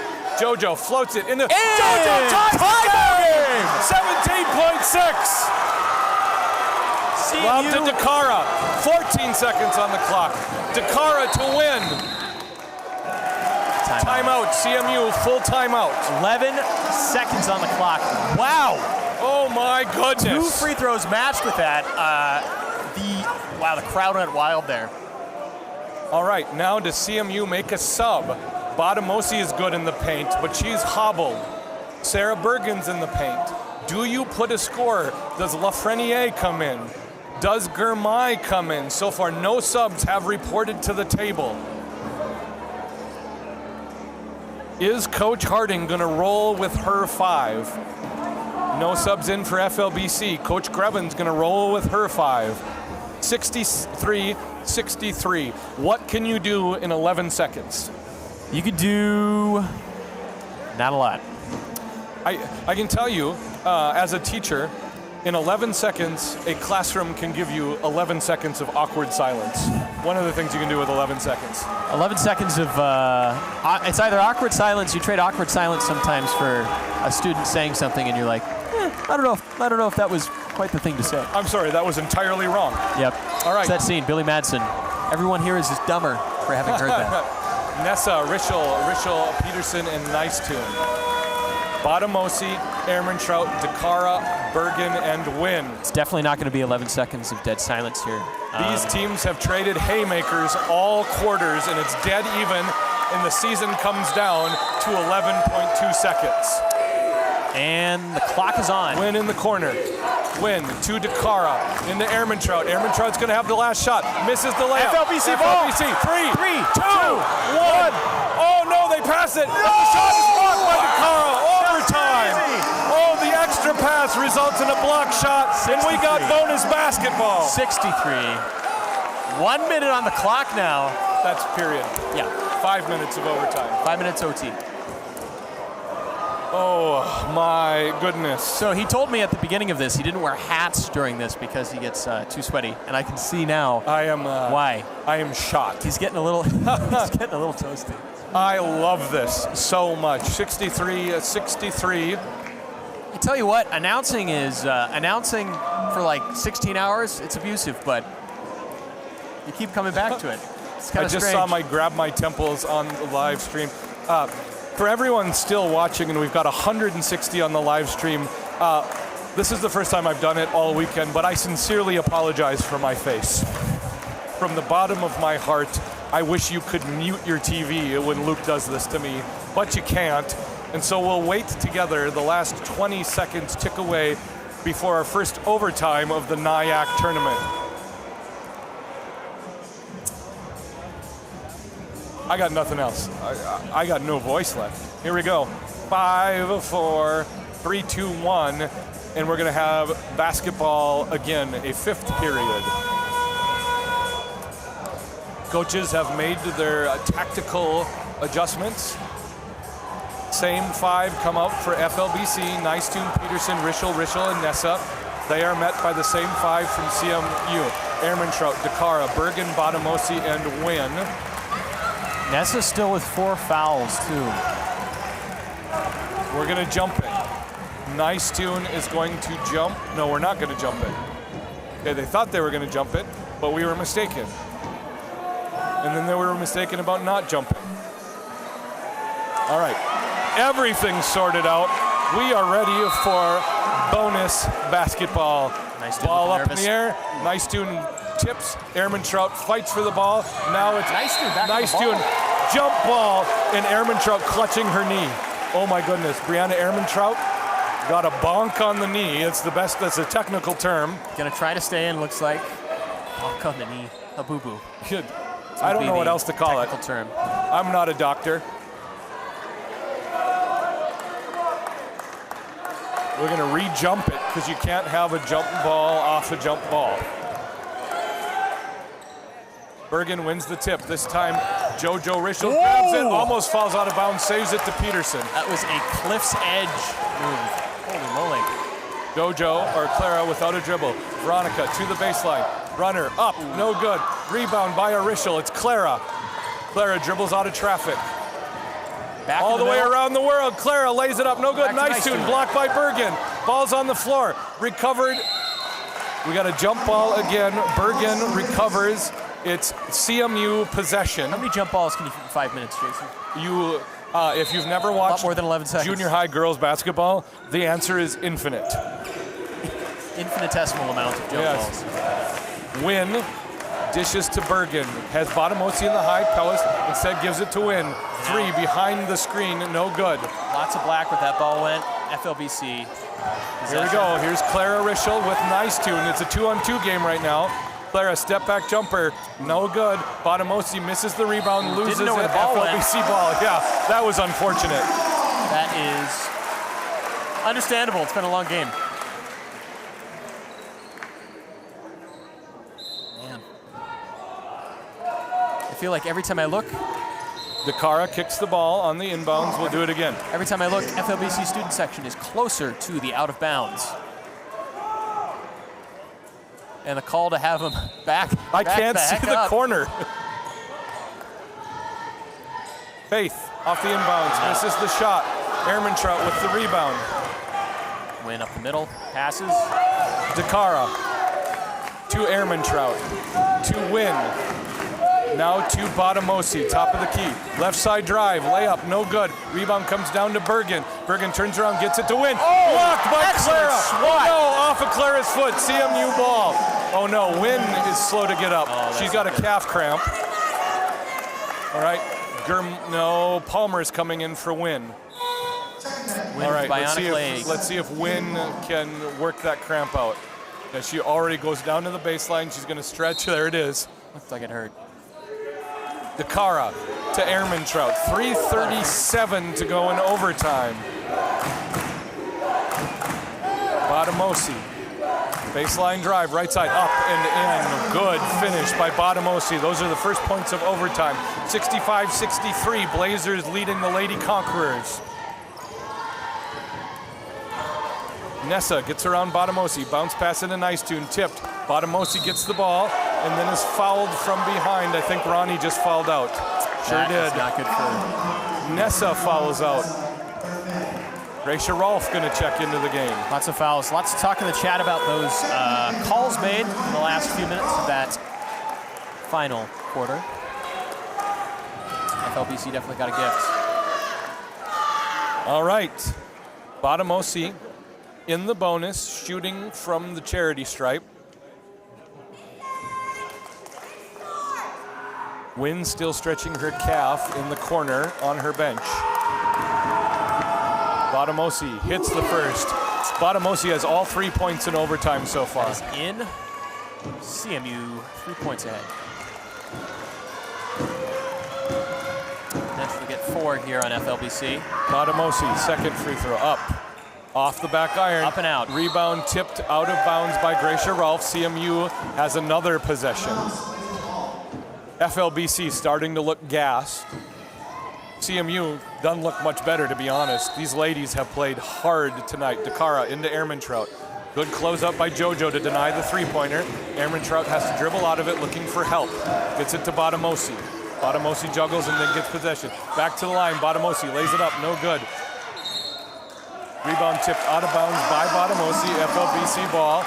Botamosi helps herself up, tries to loosen up.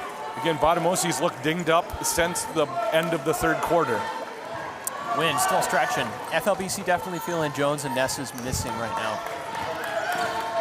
Clara Rischel pulls up three, over Bergen, off left. Rebound comes down to Botamosi. This is Botamosi's period. She's owned overtime. 2:40 on the clock. DeCara. Bergen, high post, curls around Rolfe, left-handed layup, no good. Nicetune with the rebound, seals out, protects the ball, gets the ball to Clara. Clara Rischel, sideline, fouled. Oh my goodness. There. All three of them on the ground. A sea lion dive for DeCara. She ended up on her stomach like 8 feet away from the play. Everyone hustling, it's amazing. It's basically playing baseball at that point. There's a home plate somewhere out there we're not seeing. Peterson lobs in to JoJo Rischel. Again, Jones and Nessa have fouled out for FLBC. FLBC down by 3. Floater from Clara, no good. Rebound comes down to Palmer, who has 4 fouls. 2:13 to go in the overtime period. Uncontested for that first half of the courts. High post to Botamosi. Botamosi pulls up jumper over Rolfe, no good. Rebound by JoJo. 2 minutes to go in overtime. Definitely seeing a lot of ball juggling right now. Both teams getting a little tired. JoJo layup Whips up, it. no good. Rebound, Nicetune. Nicetune kicks out to Clara. Clara for 3. In and out. Nicetune another rebound. Back up. Nicetune misses. Bergen with the rebound. FLBC with a lot of chances on those rebounds. Didn't quite work out. Nothing falling for FLBC. The fatigue is affecting the shots at this point. Blazers call a timeout. 97 seconds to go in overtime with a 3-point lead. This is looking very familiar.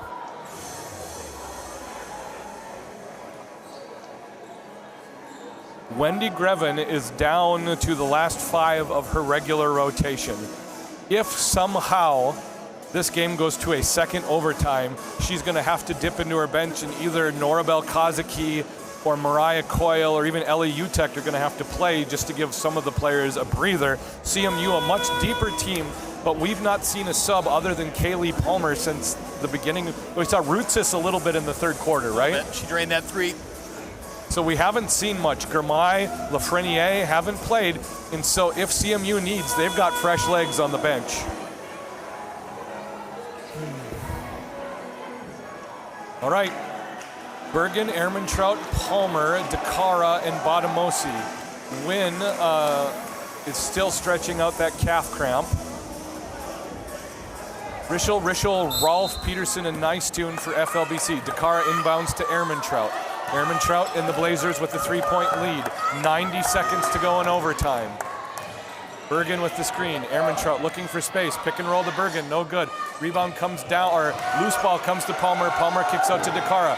DeCara thought about a 3, gets it to Palmer. Palmer into the lane, left-handed layup, up, good. Kaylee Palmer gives the Blazers a 5-point lead. Palmer definitely working for that. She's had the ball a lot this period. FLBC cannot hurry things up. Plenty of time for 2 possessions for them.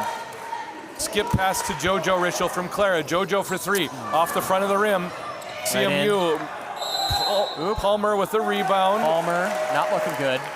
No, it's a jump ball. Oh, Palmer was out of bounds when she gathered the ball, and now Palmer getting up gingerly. Actually, she's got brown hair. Just kidding. I cannot believe you did that. I know that. All right, Luke, red, yeah. mute Zach's microphone for the rest of the game. Peterson on the baseline after the Palmer out of bounds lobs to, it's fine, it's a live court. Clara to Faith. Faith lays it up under the basket, fouled, and they're going to call a charge on Faith Peterson. I could not see anything with the ref between me and the ball. Palmer takes the charge, and she will have 2 from the line. Palmer is just kind of, they're not going to give him shots on the offensive foul.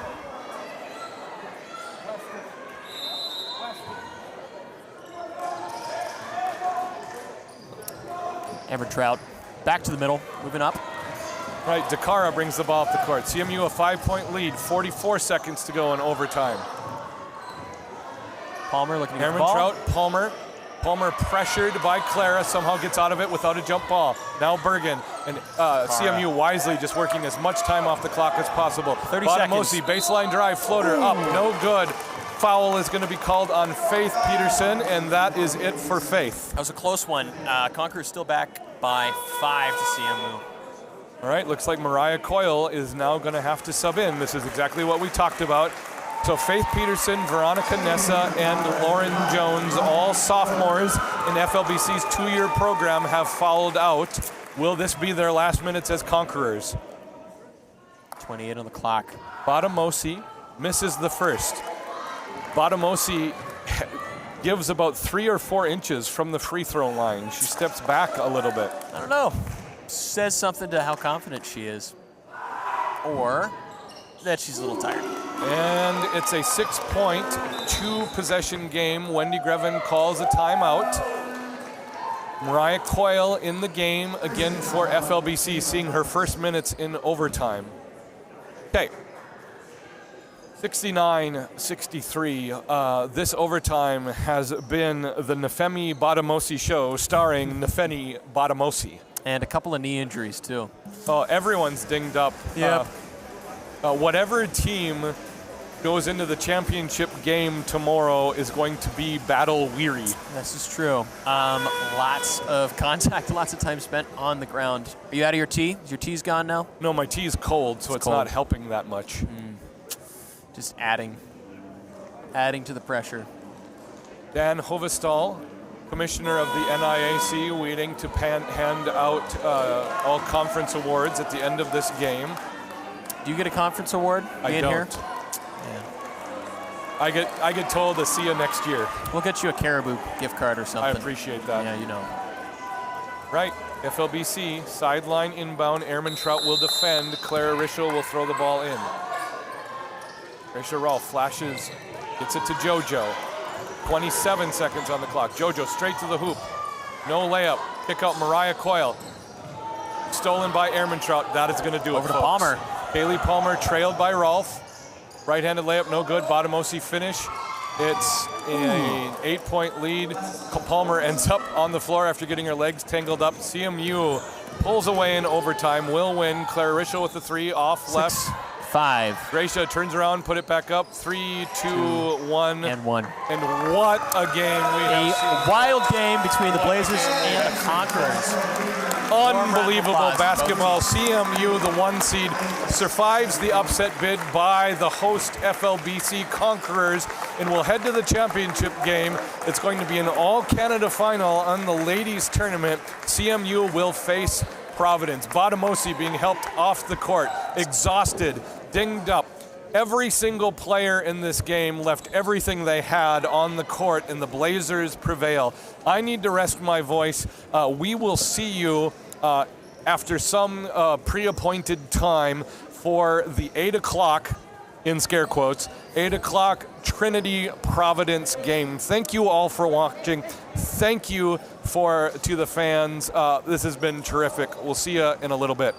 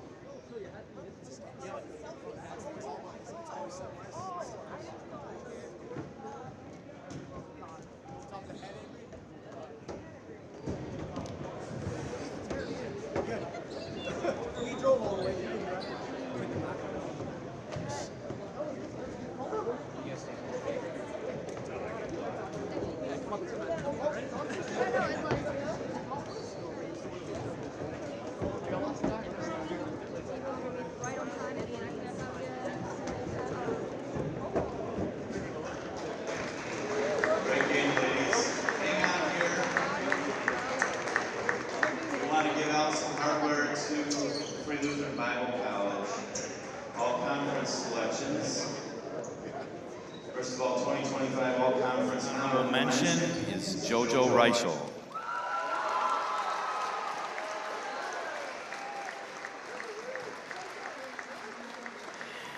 '25 All-Conference selections from the Free Lutheran Bible College are Clara Reichel,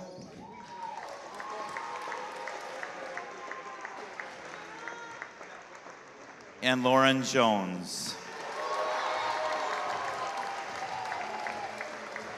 We have one more honor to give out, a very deserved honor. I don't know if you know this, but this is our 44th year of NIAC basketball. And over the course of that time, many relationships are made between coaches and players and all that. And over that time, we've had a couple very, very significant coaches that passed away. Over 12 years ago, a good friend of mine who was at St. Cloud Technical College, his name is John Haller. He was the men's coach and also women's coach. And then Harlan Carlstead from Alexandria Tech, who used to be part of our conference, he passed away 20 plus years ago. And so we've honored them by calling our Coach of the Year awards by their names. And so this is the John Haller Women's Coach of the Year Award, and it goes very deservedly to Wendy Grevin of Free Lutheran Bible College.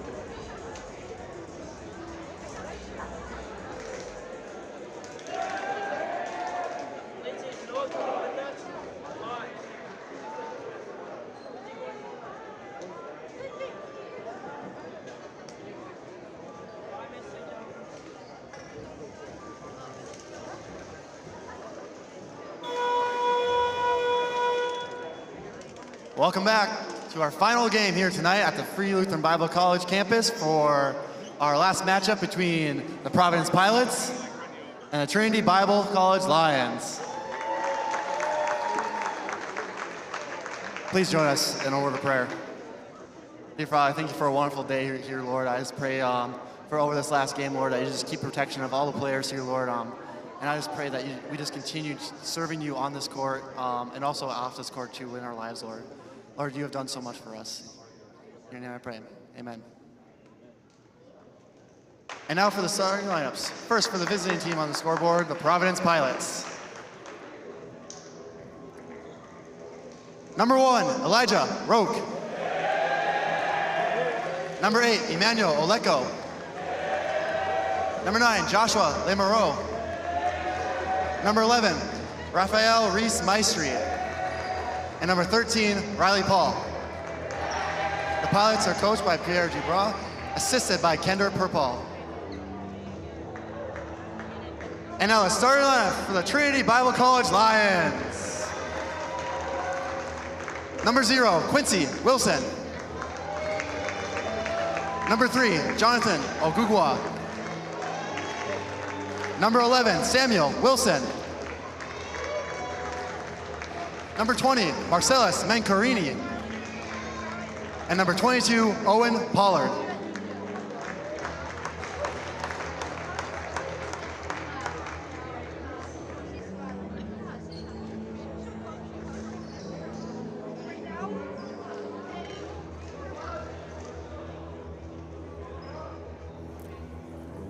We are live with one more game in the NIAC Tournament. This is the second men's semifinal.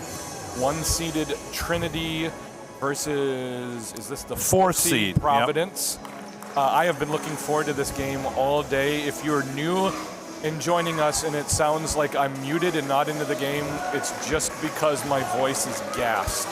That was quite a game that we just witnessed. Right, Owen Pollard to jump against Emmanuel Oleko. To all the Olekos watching far and wide, I apologize for calling him Samuel all day yesterday. Please forgive me. Ball up, Pollard wins the tip. And now, much to the chagrin of Wade Mobley, Adam Ogier joining me in the booth. Samuel Wilson, no good, rebound by Oleko. Welcome, Adam. Thanks, Jason. Glad to be here. This is ad hoc, so I'm doing my best, but this is a good game. I'm excited to sit for this one. Riley Paul into Oleko, guarded by Paulo, left-handed mini hook, good, and Providence basket's good for first. Emmanuel Oleko. Here goes Ogugwa pushing it. Samuel Wilson into the paint, kicks out to Ogugwa. 16-foot baseline jumper, no good. Rebound by Lamoureux. Here comes Elijah Roque, maybe my favorite point guard in this conference ever. Roque steps out, three. Three-pointer's good for Fun to watch. Coming out strong. Elijah Roque with the stroke. That was impressive, Jason. I'm glad you get used to it. I'm amazing. Mancarini can't answer with the three. Quincy Wilson gets the rebound back to Marcellus. Into the paint. Marcellus all the way in, scores. Marcellus Mancarini. All-time leading scorer for Trinity, is that right? Yep. Happened in this gym here last year in this tournament. 17th year senior Marcellus Mancarini went to high school with LeBron James. Not really, but it feels like it. Yeah. Oleko. Those COVID years, man. Kicks out to Lamoureux. Lamoureux long on the three. Rebound comes down to Ogugwa. Ogugwa misses. Out of bounds. Pilots basketball. Misses Mancarini as his target. Unforced error. Providence with the ball. I love these Providence uniforms. They are like the classic Yankees uniforms, Jason. Yeah, one of the cleanest uniforms in the league. I just love them.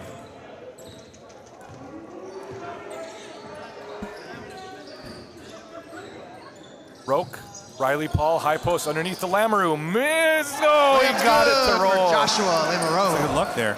I love this Providence team, watching them play.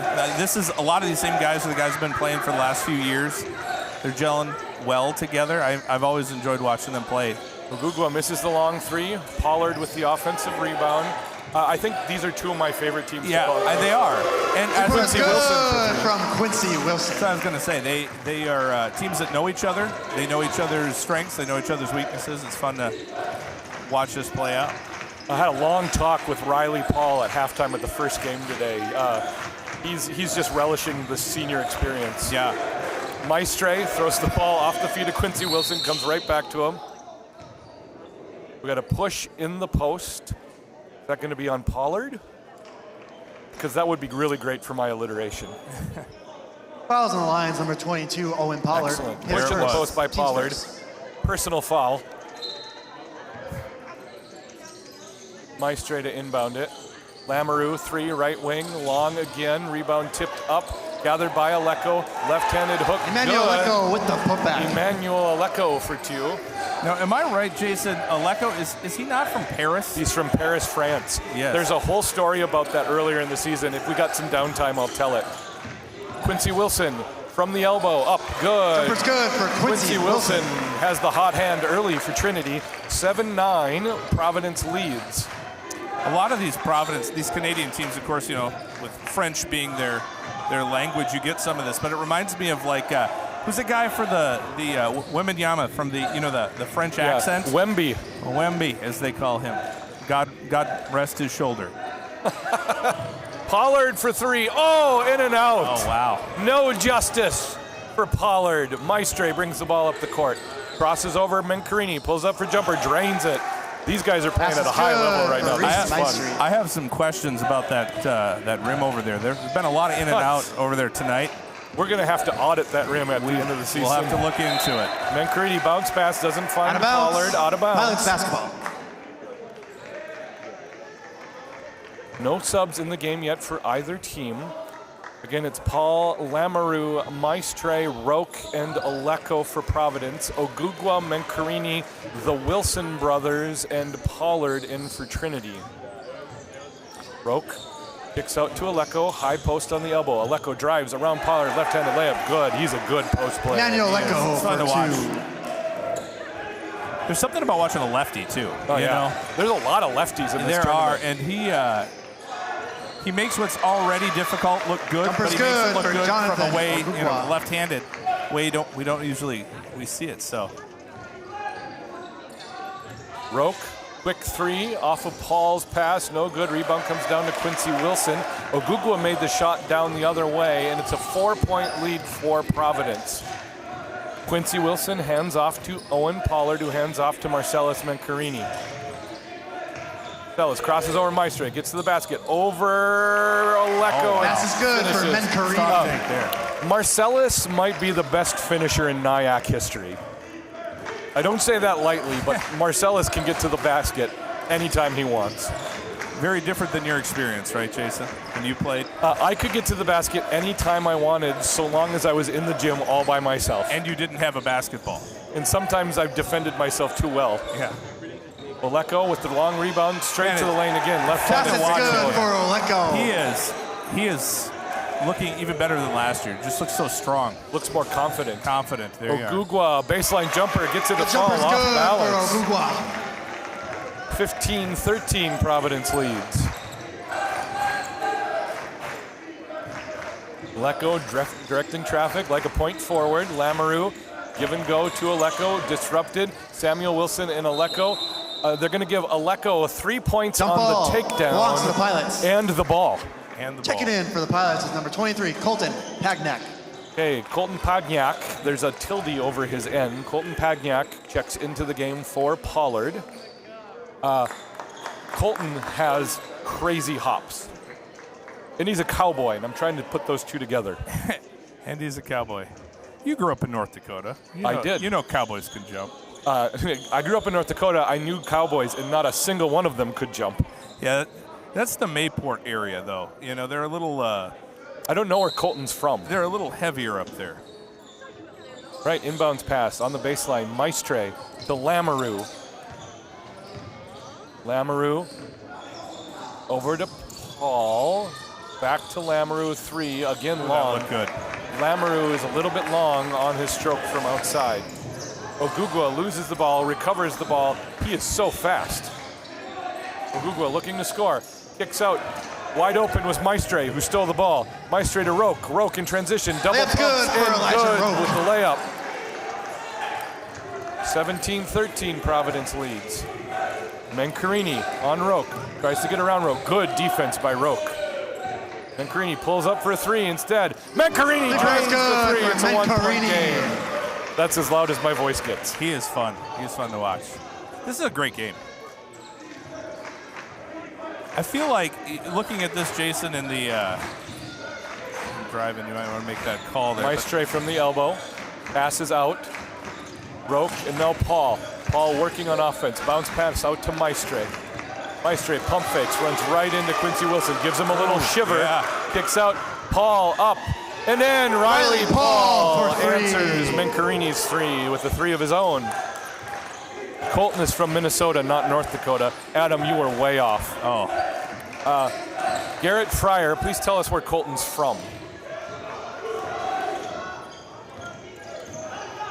Elijah Roque dribbles through traffic. Ball comes to Maestre. It kind of looks like they were doing a dribble drill. And Ogugwa comes away with it. And we got a hold called on Riley Paul. It's on the floor. Fouls on number 13, Riley Paul. I was going to say, Jason, the It's first. quality of basketball Team's in the first. NIAC feels like Checking it in is for just, the Lions, number it's 2, increased Jacob a lot Kinney. over the last. And Yeah, checking in several for Providence, The number top 4. half of the bracket is Yeah, very the top half. talented. A lot of talent, which is spreading the conference out quite a bit too that way, talent-wise. But it is, it's fun to get some high-quality games in this gym for sure.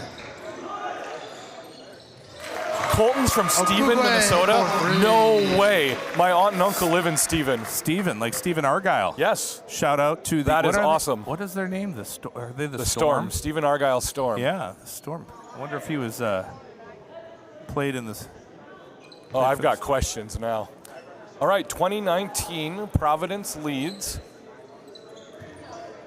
Aleko. Pass the ball into Roque, and it'll be Roque working against Ogugwa.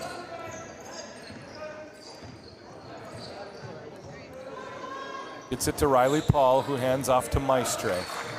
Providence sporting a 1-point lead, 12:25 to go in the half. Riley Paul wide open from the corner, a little bit short. Rebound comes down to Mencarini. Mencarini pushing the other way. Crosses over Maestre, who reaches around, tips the ball out. We've got a sub in for Providence who travels. That's number 4, Braden Akers. Traveling violation on the Pilots. Lions ball. Akers with the travel, the turnover off the missed shot. And so just to reset things, it's Roque, Akers, Paul, Maestre, and Aleko in for Providence. Pogniak, Jacob King, Samuel Wilson, Marcellus Mencarini, and Jonathan Ogugwa in for Trinity. Got a fun fact for you, Jason, when the next dead ball comes along. Osier's fun facts on dead balls. With as much pre-production as we have in our Being Lutheran podcast. Even less so today, so I have to come up with what I have. Mencarini pulls up for 3, short, comes right down to Riley Paul. Bounce pass all the length of the court. Maestre stripped by Ogugwa off of Ogugwa. Providence maintains possession. Providence. The ref, that is the taller of the refs out there that has the ball right now, he and I played against each other in high school. He played for Wahpeton High School. I played for Valley City High School. We graduated the same year. Nice. Akers rolls off a screen, not open, gets it to Paul. Maestre from the baseline. Paul into the paint. Drives, finger roll, up, Riley Paul, good. 3-point lead for Providence. 11:48 to go in the half. Ogugwa, marked by Roque, calls for the screen. Pogniak sets the screen. Roque goes around it. Ogugwa shoots 3. Oh my goodness. for 3. That was ice cold from Jonathan Ogugwa. 22-22. Looks like the rim's fixed. It's better now. All thanks to Jonathan Ogugwa for fixing the rim at the east end of our gym. We appreciate it. Save the maintenance call. Akers in the corner. Quick 3 from Roque. Short. Rebound by Pogniak.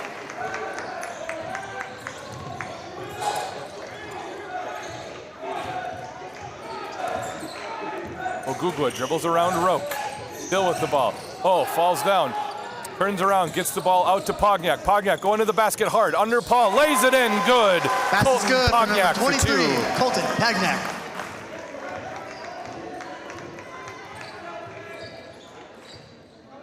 24-22. Trinity leads, and that lead Reese just Maestri evaporated. for three. Maestre for three. 25-24. Providence leads. 10:37 to go in the half.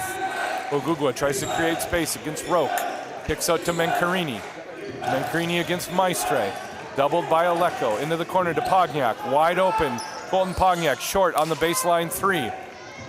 Paul with the rebound, ahead to Aleko. Aleko over, around King, lays it up, no good. Ooh, rebounded by Jacob King. Is that right hand there? You catch that? Yeah. Baseline. Oh, Marcellus with the reverse, no good. Pogniak in the follow. Colton Pogniak Tips it in, with the and he's putback. fired up. 30-second timeout. Trinity calls a timeout, up by one over Providence, 26-25. In the game so far, Ogugwa has 10, and leading the way for Providence is Oleko with 8. 26-25, 10:07. So what I was going to tell you about Oleko from Paris, France, is early in the season in practice there was an unfortunate play, and one of his teammates ended up landing on his elbow, and Oleko dislocated his elbow, and apparently. Because he's a French citizen, the medical treatment was delayed, and they had to get things taken care of up there. And so Oleko missed a good portion of the season. What Riley Paul has been telling me is their entire team has been banged up all season long. Elijah Roke had an early season injury. Aleko's had an early season injury. And Riley was telling me this is kind of the first time of the entire year they've all been to play together healthy. Yeah. Which is a good time of year to play together healthy. That is for sure, and it looks like that they've figured some things out, because they definitely looking good tonight. Lucas Aguido checks into the game. Maestre, three left side from Aguido. Also into the game is William Tyler, and the three from Akers. 2-point lead for Providence. Ball tipped out of bounds. Providence ball. All right, it is Akers, Aguido, Aleko, Maestre, and Tyler in for Providence. Owen Pollard back into the game for Trinity with Mencarini, Pogniak, King, and Ogugwa. Trinity right now has just been mostly a two-man show with Ogugwa and Mencarini, and it's really just been Ogugwa from this point on. Aleko hands off to Maestre. Maestre dribbles to his right, tries to get around Pogniak. Gets him up in the air, into Aleko, stripped by Ogugwa. Ogugwa's got 1-on-2, he likes those odds, gets to the lane. Up through Aguido, he's got 2 from the line. 9:21 to go. Where's he from? Do you know, Jason? Ogugwa? Ogugwa, I have no idea. All we have are roster sheets. Oh, no. I can tell you Ogugwa's a 5'11 senior, and that's all I can tell you. When I would do the PA, I'd have all the information, like where they were from and all that for starting lineups. And I just made up stories for all of them. And it makes the game that much more fun. That's what color commentary is all about, Jason. Making up a story. Yeah, at this point, we've got a lot of fans watching us who are just going to correct you, which is basically also my role in life. Truthfully, I have a lot of respect for the Providence coach, Pierre. I cannot say his last name. Pierre I have tried Dubrail. many times. Pierre online. Dubrail. And every time I have, our Canadian friends have corrected me while laughing in my face. I worked on it in the courtesy room with him yesterday. Maestre turnaround jumper for 2. I went on YouTube pronunciation, and I listened to it for like 15 minutes one day, and still nothing. He's kind though. He's a kind man about it.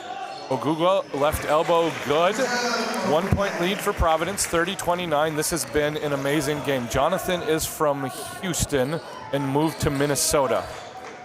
Houston. Oh boy. Maestre into the paint. Does he have a seam? Doesn't. Pulls up from the elbow. Over Pogniak. No good. There was a question on whether or not Trinity touched it less, so Ogugwa saved it. Here comes Mencarini in transition. Mencarini to the corner, out to King. Ogugwa, top of the key, pulls up left elbow again, short this time. Rebound by Aleko. Aguido dribbles around Ogugwa, gets to the right wing. Aleko, top of the key, guarded by Pogniak. Man defense for Trinity. Maestre with the handoff at the free throw line. Dribbles out of some pressure. Bounce pass to Akers on the baseline. A little bit too much English to handle. And Trinity with the ball after the turnover, a chance to take the lead. Ogugwa is going to get a breather as Quincy Wilson, checks back into the game. And so it's King, Mencarini, Quincy Wilson, Pollard, and Pogniak in the game for Trinity. Into the game for the first time is Nolan Carroll for Providence. Pogniak, pull-up jumper, off the glass, good. The bank is open late on Saturday for Colton Pogniak. Felt like it was intentional, too. You know, that's like he tried to do it. Like it was intentional, yeah.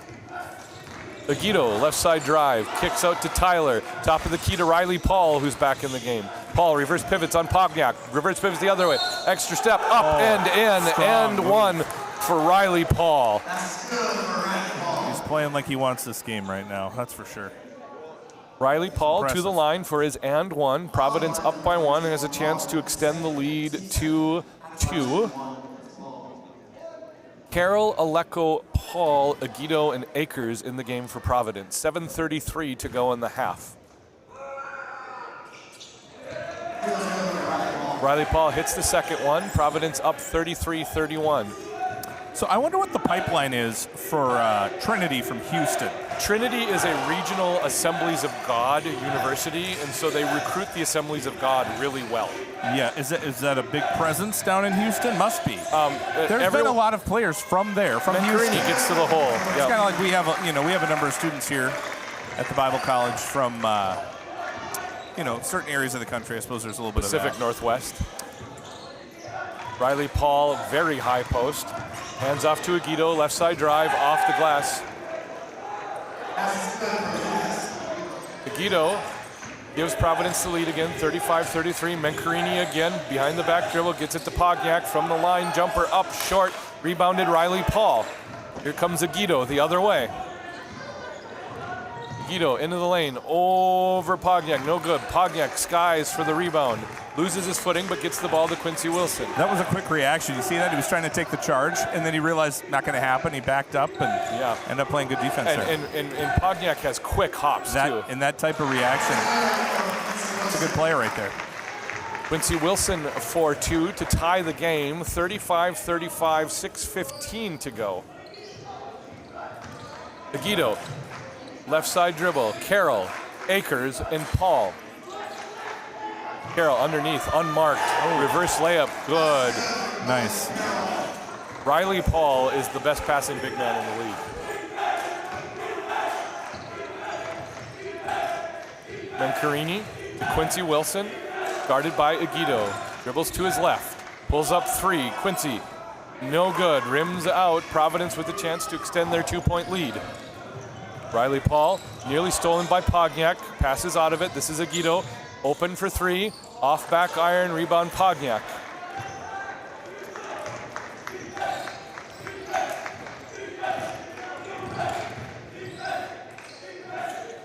Owen Pollard, step back three, no good.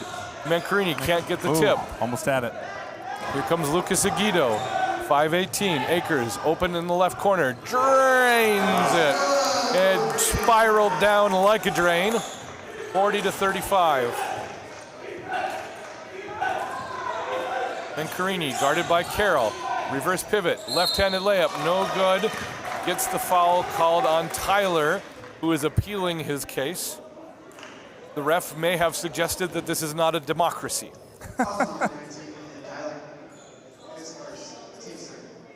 Weeb and Maestre waiting to check in. Getting some last-minute coaching tips. Do you know how long, you wouldn't maybe know this off the top of your head, Jason, but how long Pierre has been in Providence? How long he's been coaching them? He's been coaching as long as I've been calling FLBC games, which this is our 4th season. And as long as I've been back, he has been the coach there. And Jordan has been the coach at Trinity for probably, I think, at least 10 years. Well, it's been more than that. It was when I was the AD for the Bible College here, back when we were in seminary. He was the coach then. and his wife Rachel was the coach of the women as well then. So that type of longevity in these small schools, that really does say something about your program. It says something about your institution. And I was just down in Florida this week. Actually, that's where I woke up this morning. I was down at a conference with a bunch of Christian higher education schools, and one of them was Trinity, and they have really improved their program down there. I got to talk to some of their staff that was at the conference I was at. Guido on the baseline gets it to Carroll after some movement. King with the long rebound. Ogugwa guarded by Maestre and now by Carroll. This is Wilson for three. Short. Rebounded by Maestre. Providence maintains a 3-point lead. Less than 4.5 minutes to go in the half. Guido drive from the right side. Oh. Pogniak gets up and alters the shot. That was verging on goaltending almost. Right, still on the way up. Yeah. Ogugwa has the ball, tipped out of bounds. Trinity maintains possession. Elijah Roque waiting to check into the game for Providence. Roque's going to check in for Lucas Aguido, who's kind of massaging his quad a little bit. Wonder if he got a knee to the leg. I love Roque's intensity. When he walks on the court, you just see it. See it in his eyes. Roque bodying up Ogugwa. Ogugwa takes the pass. Roque gets around the screen behind the back pass to Samuel Wilson. There's a miscommunication, unforced error. Providence with the ball. Emmanuel Alecko checks in for Riley Paul.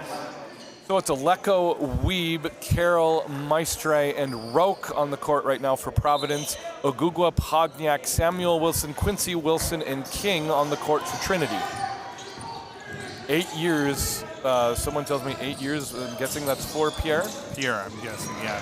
Pogniak longer for sure. Denies the pass, but tips it out of bounds. Watch Roque's feet. He can move his feet like no other human being I have seen in this tournament. Roque's lateral mobility with the ball is exceptional. Yeah, and on defense too. I mean, it's just impressive.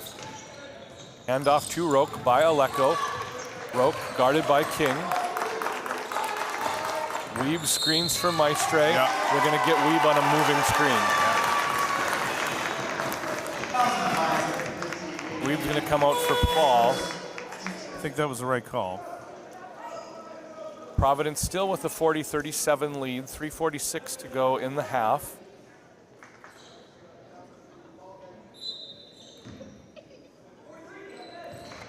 Samuel Wilson tips it into Ogugwa. Ogugwa guarded by Roque. Gets by him. Pull-up jumper just to the left of the elbow. Pogniak comes down. Offensive rebound out to Quincy Wilson. Baseline driver on Carroll. Quick nice pass to Pogniak. No good. Pogniak fouled on the shot. Is that going to be on Alecko? It's going to be on Riley Paul. Let's see who's right.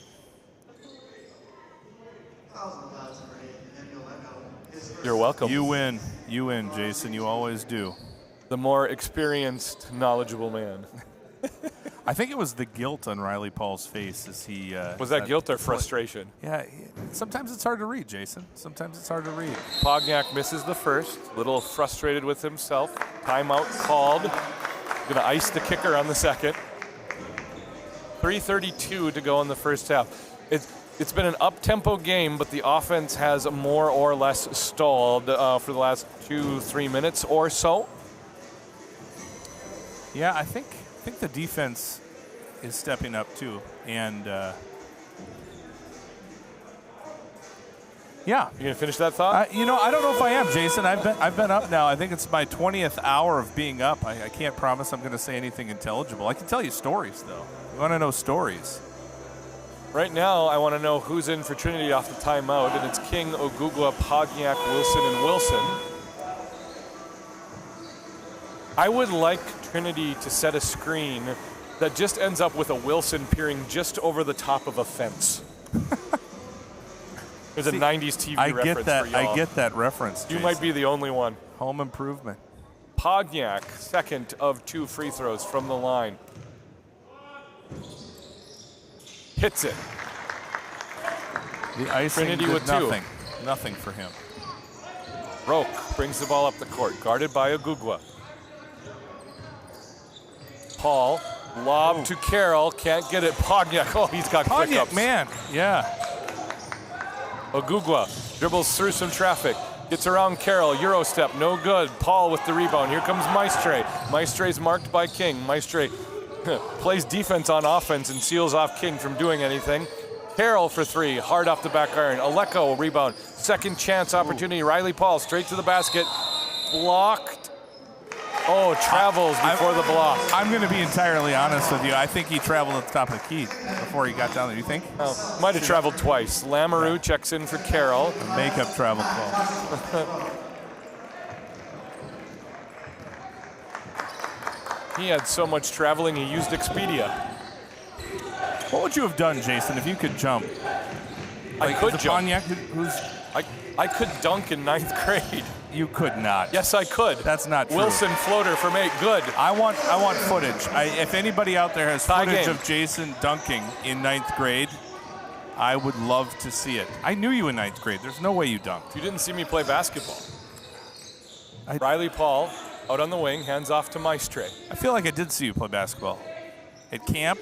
That doesn't And I count. guarantee that's exactly where you would dunk it. If you were going to dunk a basketball, you're going to do it at camp to show all the girls. Roped from the baseline, left side, no good. Rebound comes down to Samuel Wilson. Now Mencarini. Tie ball game, 40-40, 2 minutes and change to go. Aleko with the kick, reset the possession. 2:07 to go, 127 seconds left in the half. Ogugwa. Bounce pass. Oh, what a pretty inbound. Mencarini gets Trinity to lead, 42-40. Elijah Roque, guarded by Ogugwa. Aleko, top of the key, hands off to Lamoureux. Maestre. Riley Paul pops out. Maestre. Oh my goodness, what a take. Mencarini tries to answer. Step out three. No good. Man. I was wondering how long I could hold that line. 2 more bounces and I would have fainted. Pogniak ends up on the floor. They're going to give him a flop tech. That's the second one of the tournament. I missed it entirely. I don't know what happened. I saw him hit the ground. Oh, we got it.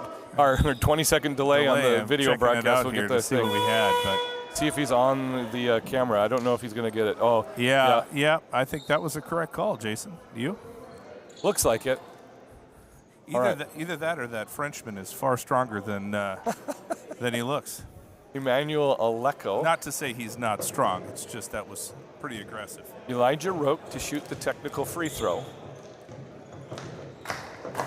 Roque is joined on the court by Aleko, Akers, Paul, and Lamoureux. Presently, Trinity countering with Ogugwa, the brothers Wilson, Mencarini, and Pogniak. Pogniak still pleading his case with the refs. I think this is the first time I've seen a flop tech. I wasn't here at the first one you saw in the tournament here. Yeah, that was the first round, and John Greven had to explain to me what happened. I didn't even realize I've never that was a seen thing. it. So today, my daughter played in a 6th grade tournament, and Lamoureux, 3. Oh, there's the stroke. Lamoureux for 3. Providence up by 4. And he's letting Ogugwa. He's letting him know about it, too. Oh, Pogniak somehow tipped it up. Roque, shortest guy in the court, gets the rebound, wrestled away by Pogniak. Mencarini saves it. Pogniak had to hear about that 3, and he was going to do something about it there. He showed what he could do. Aleko in transition to Akers. Akers underneath Wilson, who did the splits on that.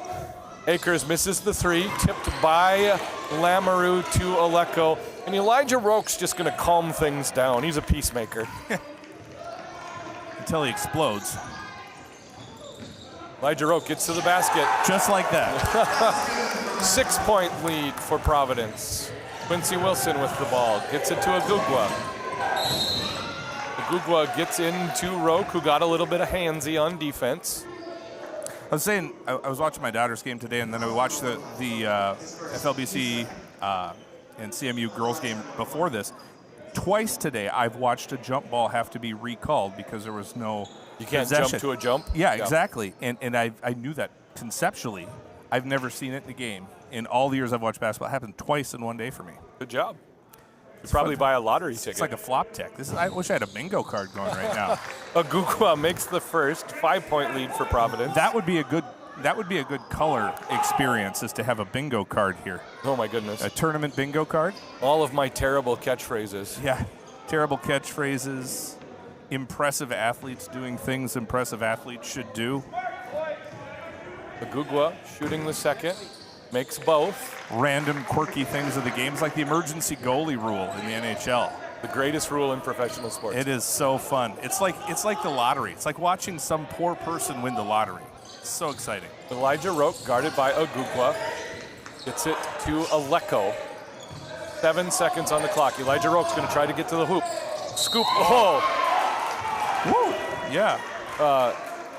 Podniak sent that ball to Faribault. He did not. It's a 4-point lead for Providence. Rogue's got 2 from the line. He did not welcome that, did he? It's impressive. That kid can jump.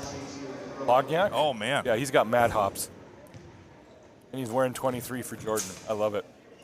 Elijah Roque, number 1, shooting. Good. I've noticed in our live chat and our production team, none of them have found you dunking yet, Jason. Amazing. Amazing that there wasn't cell phone cameras back. Elijah Roque misses the second. Samuel Wilson, Agugwa buzzer beater from just past half court. Alley-oop to Wilson doesn't fall after the buzzer either. So it's 49-44. We've got a 15-minute break before y'all's. So we're going to take a halftime break, and we will see you on the flip side.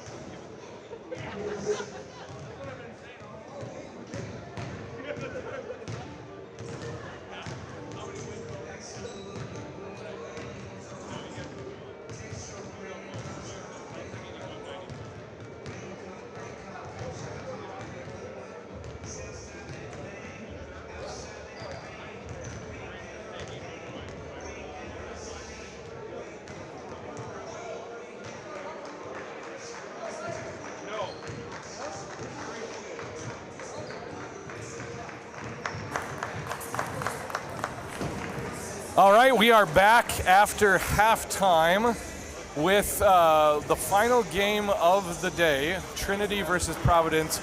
Adam Osier couldn't hack it. He needed a sub. He was exhausted. Joining me for the second half of the broadcast, Grace Nicetoon. I did the best I could. I'm going to leave you in good hands, Jason. Mistakes were made. Jason regrets said were had. in the first half he could dunk. Grace, I want him to tell you the story. Wait, who could dunk? Me. Oh, what? You Yes. actually? I You didn't lying. look like this in high school, okay? I don't even feel Let's like you're just that tall, though. clear this up. How tall are you? I'm 6'3". I guess. All right. So Grace Nicetoon joining me on the broadcast. Thanks to everyone for their patience watching as we have had a long game. Grace coming off of a hard-fought loss to CMU in the game before. And now we've got basketball presently at hand. Trinity comes out of the break with the brothers Wilson, Ogugwa, Pollard, and Mencarini. Those are your 5 starters. Providence counters with their 5 starters, Roque, Aleko, Maestre, Paul, and Lamoureux. Good pronunciation, Thank you. I assume. I've had 4 years to do it. I'm finally learning something. High post to Samuel Wilson. Oh, classic Quincy. three-pointer. Oh, no. No good. Rebound comes down to Elijah Roque, shortest player on the court. Yep, always impressive when he gets a rebound like that. Riley Paul, top of the key. Going from west to east. Roque. Oh, not good. Fouled by Ogugwa, has 3 from the line. Nice. Ogugwa pleading his case. That 2 on Ogugwa. Mute right there. Who's who? Providence shooting from the line right now. Elijah Roque with 3 shots. First one good. Elijah Roque makes the Shoot, first. Trinity down. This is not good. Second one goes down. That's a 6-7 point lead now. Math is hard. Okay, some communication and confusion in the post. Everyone shrugs it off, and Elijah Roque tries to make it 3 for 3 from the line.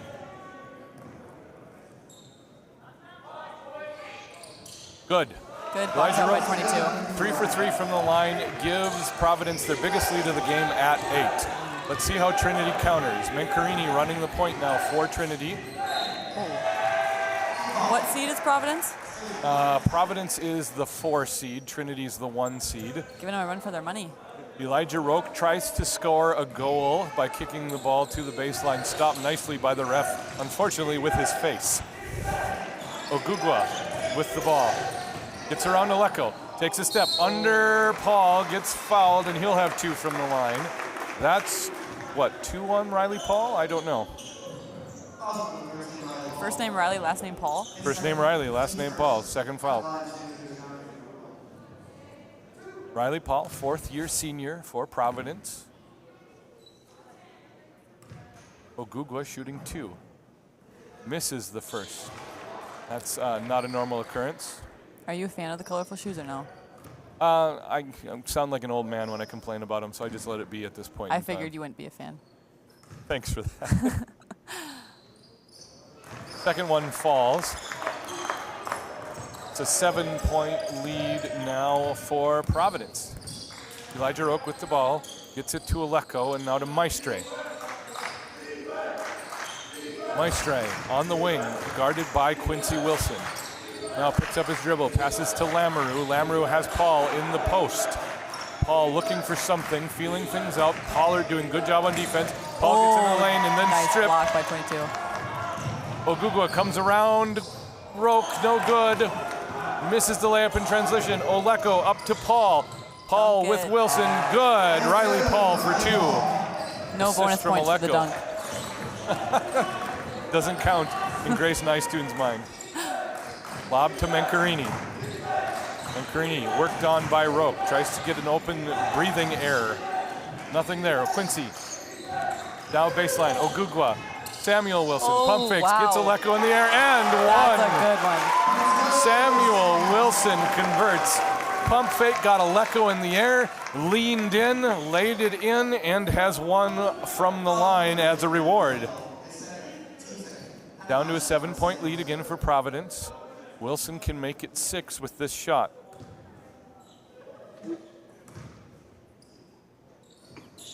Wilson drains it. 48-54, Providence leads. Roque calls his play. Paul trails now to the high post, double high post. Aleko and Paul. Aleko with the ball, hands off to Maestre.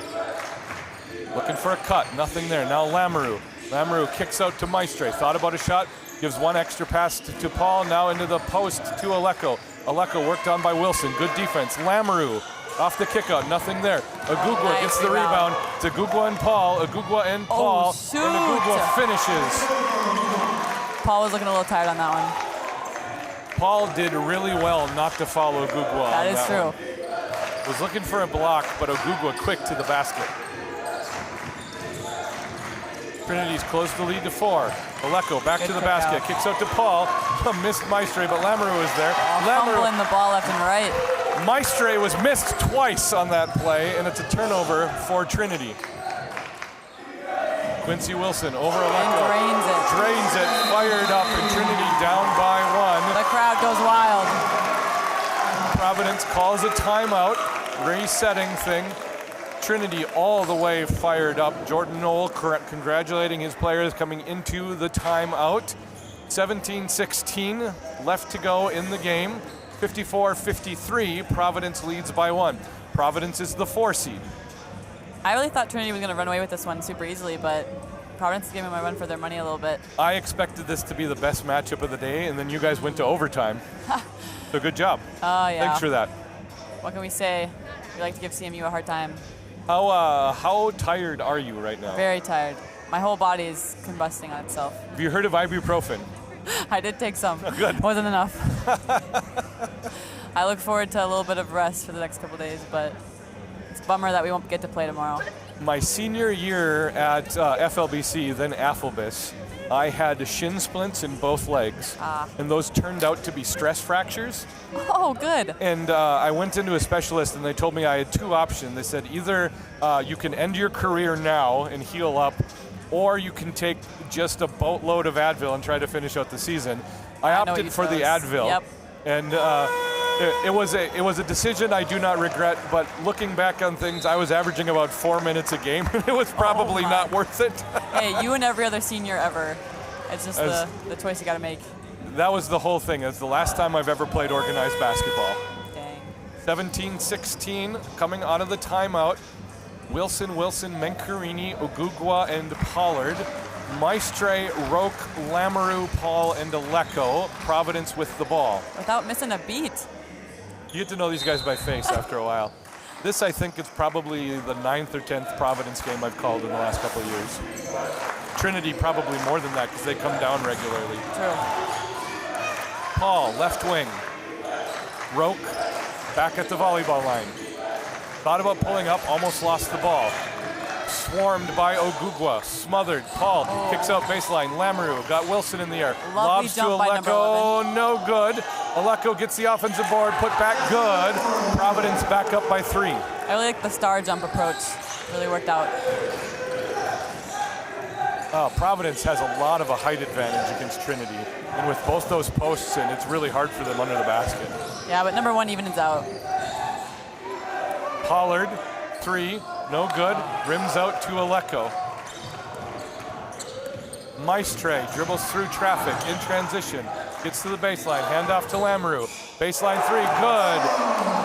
Lamoureux for 3. Joshua Lamoureux has 8 now, including 2 3-pointers. Providence doing everything to extend that lead just a little bit more. I think that's going to zigzag all night long, and Providence has got to put the pressure on Trinity. Yeah.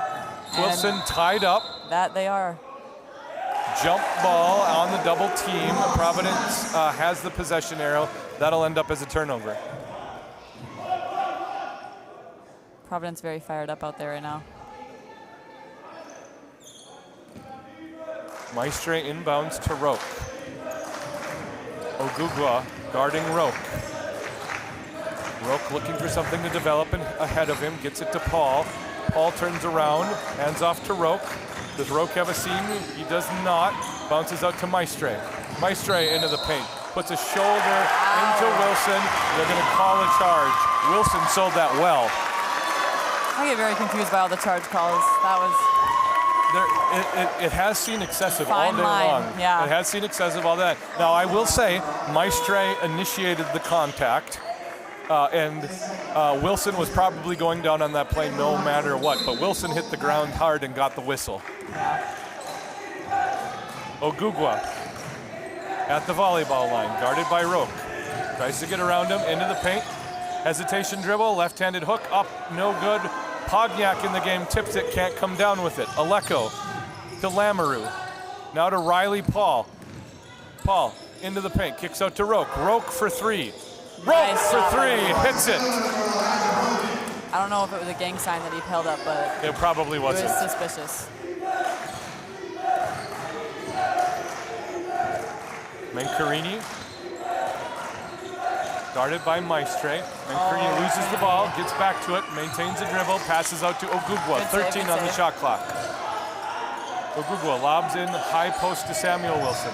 Wilson under Aleko, turns around, fadeaway jumper, blocked by Aleko. Here comes Roque the other way. Roque's got Aleko and Maestre. Maestre, pull up three, right wing. No good, rebound Aleko. Blocked by Pogniak and fouled. I think that three, if it would have been a make by number 11, that would have really defeated Trinity's. That would have been a dagger. Yeah. Instead, Aleko shooting two from the line after the foul from Colton Pogniak. All of these cough drops for you? Yeah, you can have black cherry or honey lemon if you like. Is that from all the talking all day? It is. It helps Not the good throat. sign. Aleko misses. wow, These was were wild. delivered from Canada. These are Wow. Canadian hauls. From who? From CMU, handed it to me. Wow. Aleko misses the first, 9-point lead for Providence. I'm trying it only because it's Canadian. You'll enjoy it. Aleko misses both. Trinity trying to push it now. Ogugwa in the traffic, Nothing's does not going hit the in layup. for Trinity.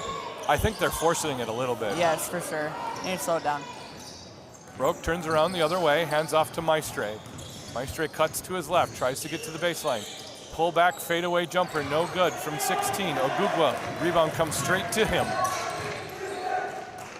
Ogugwa to Mancarini. Mancarini looking to create. Three over Lamoureux, long.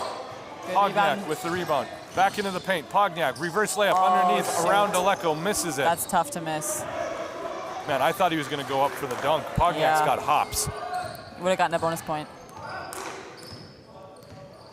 Roque with the ball, waiting for something to develop on offense. Bounces it to Aleko. Aleko, left side, guarded by Pogniak. Hand off to Maestre, now Paul. Mancarini goes for the steal, got the steal. Paul wanted Unclear to fall. what happened there, but- Mancarini around Roque, lays it in. Trinity ends the scoring drought and makes it a 7-point deficit. Oh, Ogugwa got handsy, looking for the shoot. steal, picked up the foul. Jacob King waiting to check in for Trinity. Fouls like that are always just so unnecessary, but sometimes you're just in the moment. You're trying to change the pace, force something to happen. King subs in for Quincy Wilson. The 3 fouls on Ogugwa. Braden Akers to check in for Lamoureux. Maestre to inbound in front of the scorer's table. Elijah Roque. Roque to Aleko. There's a back cut by Maestre. One extra pass to Paul, lays it in, Those were good. nice passes. Maestre to Paul for 2. 9-point lead for Providence. Mancarini turns around, hands it to Pogniak. Pogniak, Nice long shot. 2, good. Will that be the turning point for Trinity? Only time will tell. Roque calls the play. 7-point lead for Providence. Trinity really hasn't been able to close the gap for a while. Maestre. Aleko. Aleko has an open lane to the basket. Gently lays it in for 2. That was like he was holding a baby. Yeah. That was smooth. King, 3 from the left side. Nails it. Trinity needed that spark. It's a 6-point lead for Providence. They just need some good defense now. Elijah Roque with the ball, guarded by Ogugwa. Ogugwa gets her on the screen by Paul. Paul, Three-pointer. left side 3. Oh, in and out, no good. Aleko probably going to get him with the forearm shiver, trying to create space.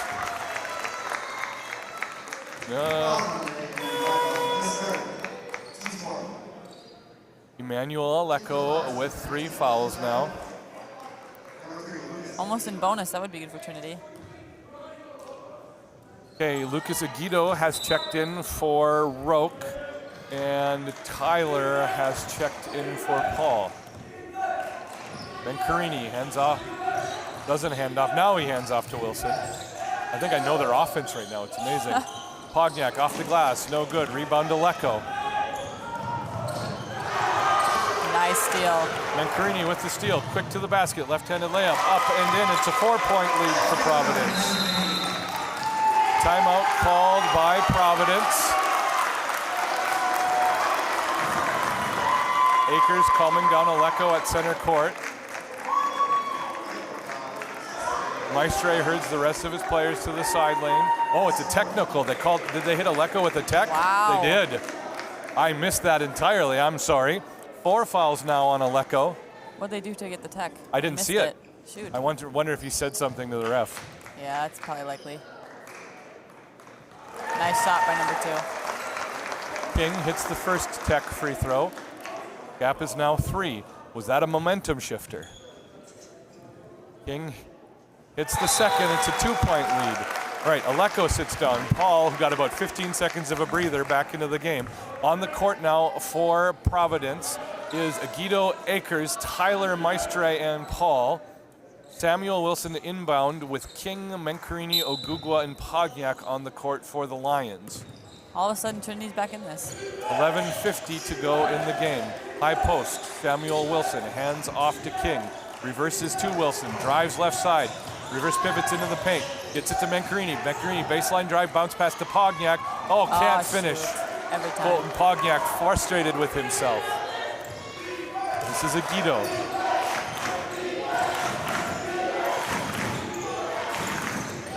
Aguido, right side. There's some space. Wilson hands off to Maestre. Maestre reverses course, top of the key. Does he have a shot? Steps out, nothing there. Gets it to Aguido. Aguido.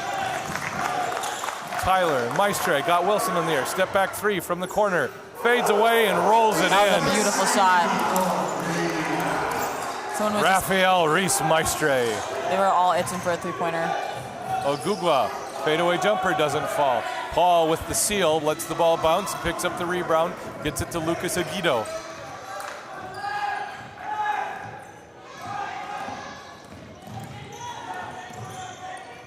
Maestre steps back, doesn't have a 3, looking to press the ball. Can he get down to the baseline? He does, but gets trapped by Bencarini. Paul, 3 from Maestre, nails it! Can't miss. And just like that, the lead is extended back to 8.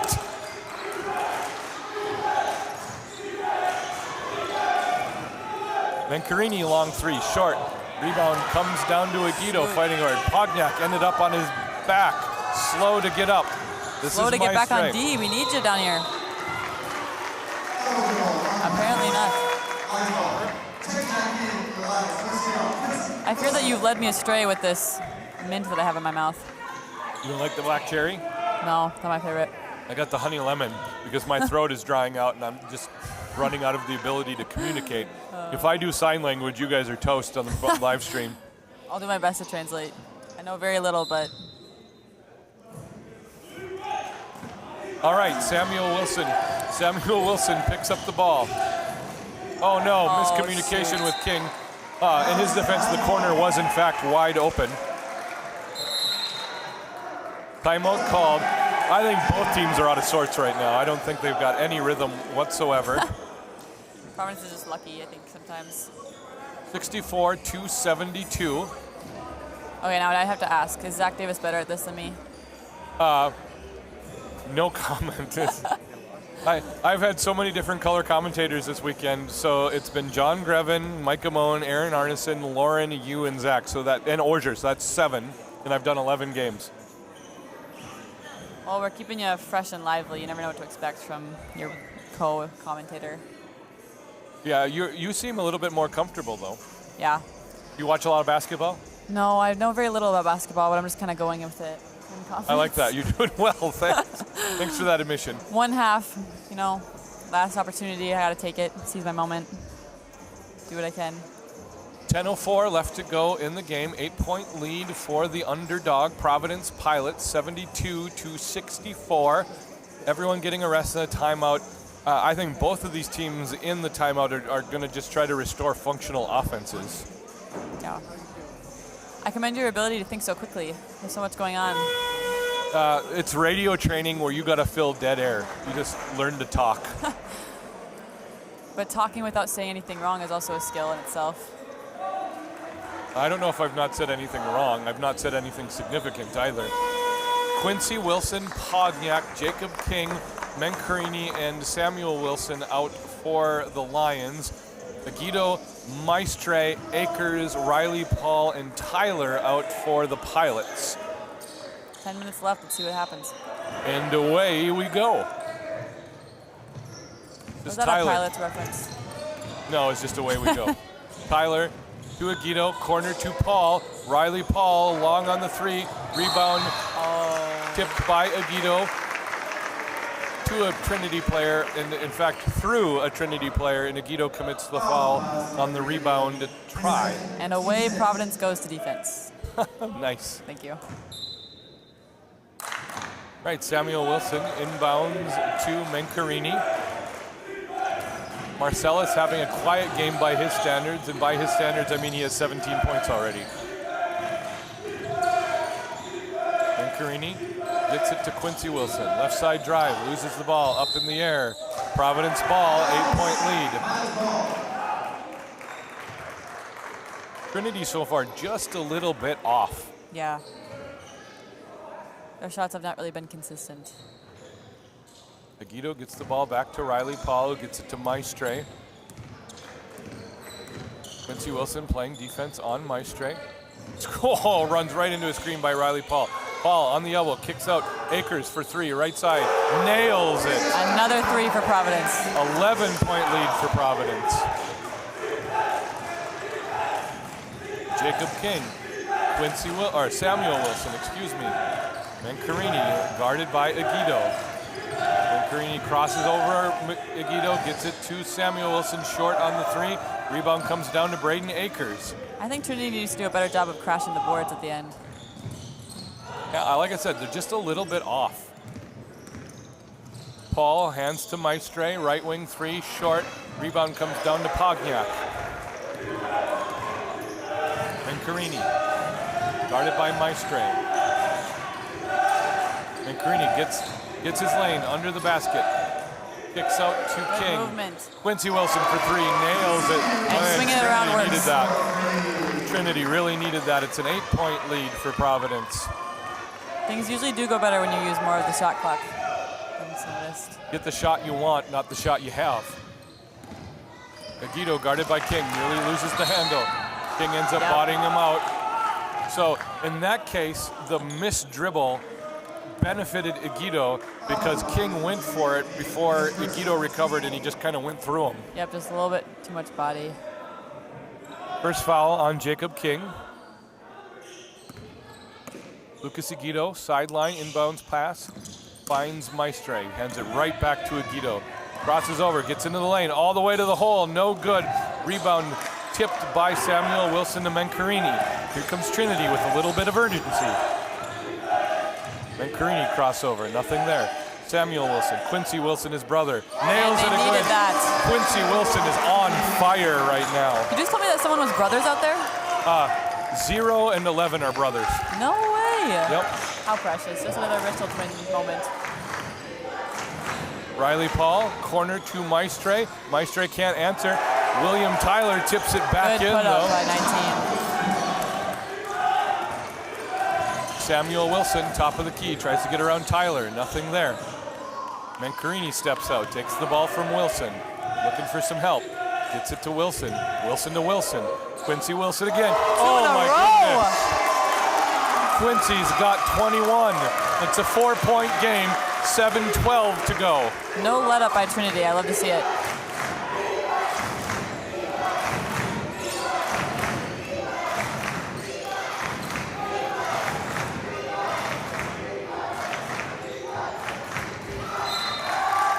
Akers.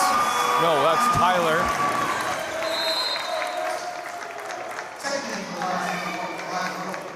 I want to thank the person who says I have food on my face. I appreciate that. Grace certainly didn't say anything to me. You left me hanging. I've exactly been looking at you, been locked into the game. That beeping you've been hearing all half is Grace backing the bus right over me. 77 to 73. Maybe I shouldn't have accepted this commentating position. Ogugwa back in the game, running the point. Mencarini on the bench getting a breather. Here's Ogugwa, right side. Quincy Wilson wants another one. Quincy Wilson can't get it. Rebound by Elijah Roque, shortest player on the court. Roque, Aleko, Paul. Good passes. Akers, not there. Rebound Aleko, put back, yes. Rolls it in. It's a 6-point lead for Providence. 6.5 to go. Trinity has got to box out if they want to stop these second shots. Wilson fouled on the floor by Carroll. Nolan Carroll back in the game. Let's reset the rosters on the floor. Akers, Carroll, Paul, Roque, and Aleko for Providence. Wilson, Pogniak, Quincy Wilson at the line, and Ogugwa. And who am I missing? Oh, there's Jacob King tying his shoe. That's why I didn't see him. He's literally right behind the camera. Quincy Wilson with the bonus. 1-1. Hits the first. Wilson now leading all scorers with 22. Did all the players think that it was just one shot, or why did everyone move? No, it's a 1-1. So in the men's game, it's a bonus. Another basketball rule I was unaware. Well, you haven't played a lot of men's basketball in your life, so unfortunately it's all right. not, you know. Wilson misses the second. Akers comes down with the rebound, and now it's Elijah Roque with the ball. Paul has his bounce pass to Carroll stolen by Pogniak. Colton Pogniak just trying to dribble in traffic, loses the ball. Here comes Aleko to the bottom. Oh, Ogugwa falls Aleko and one. Ogugwa's got 4. 6:03 to go in the game. 7-point lead for Providence. Should have dunked it. I don't think that's really a part of Aleko's game. A little bit more finesse around the hoop. It always should be if you're that tall, I think. I know Aleko can dunk, but he is much more comfortable laying it in. Hey, if he's more consistent that way, then I don't blame him. Mencarini checks in for Jacob King. They're going to pull. Oh, no, he checks in for Ogugwa. Jordan Noel saving Ogugwa for later in the half. Trinity down by 7 with Aleko at the line. Both teams in bonus. Aleko misses, hard off the back iron. Quincy Wilson and Aleko fighting for the rebound. Right under the leg. Aleko snaps the ball to Carroll, and the play is underway. Aleko, hard to the basket, runs right into Pogniak, who was moving his feet at the time, and that'll be a blocking foul on Pogniak. That'll be bonus for Providence now, or did they get the foul up now? Nope, one more to give. All right, next foul, everything's in the bonus. Roque to inbounds. Carroll seals Mencarini.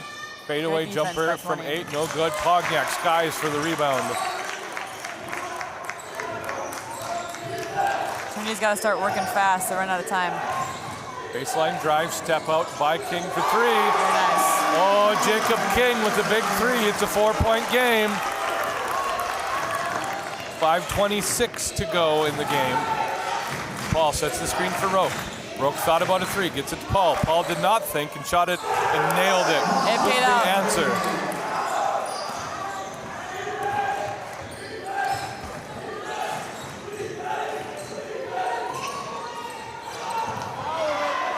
Akers gets the rebound, gets it to Roque. I'm starting to get nervous for Trinity. Yay. Welcome to the emotion of the game, Grace. Paul on the left side. Akers, 3 from the corner, no good. Rebound comes down to Pogniak. 7-point game, Trinity with the ball. Quincy Wilson has 22, Mencarini has 17. Samuel Wilson drives baseline, gets up to the elbow, hands off to King. Nice Quincy cut Wilson cuts, back cut, kicks out to his brother Samuel. Short, no good. Rebound comes down to Elijah Roque, who just lets it go out of bounds and introduces Colton Pogniak to the wall. I can appreciate the hustle. There's a lot of hustle in this gym towards walls that don't have pads, though. Timeout called. 4:31 to go in the game. Providence leading 84-77. But for a few short possessions, Providence has led this entire game. I think Trinity probably less than 2 minutes. They've been leading all game. Hard to say.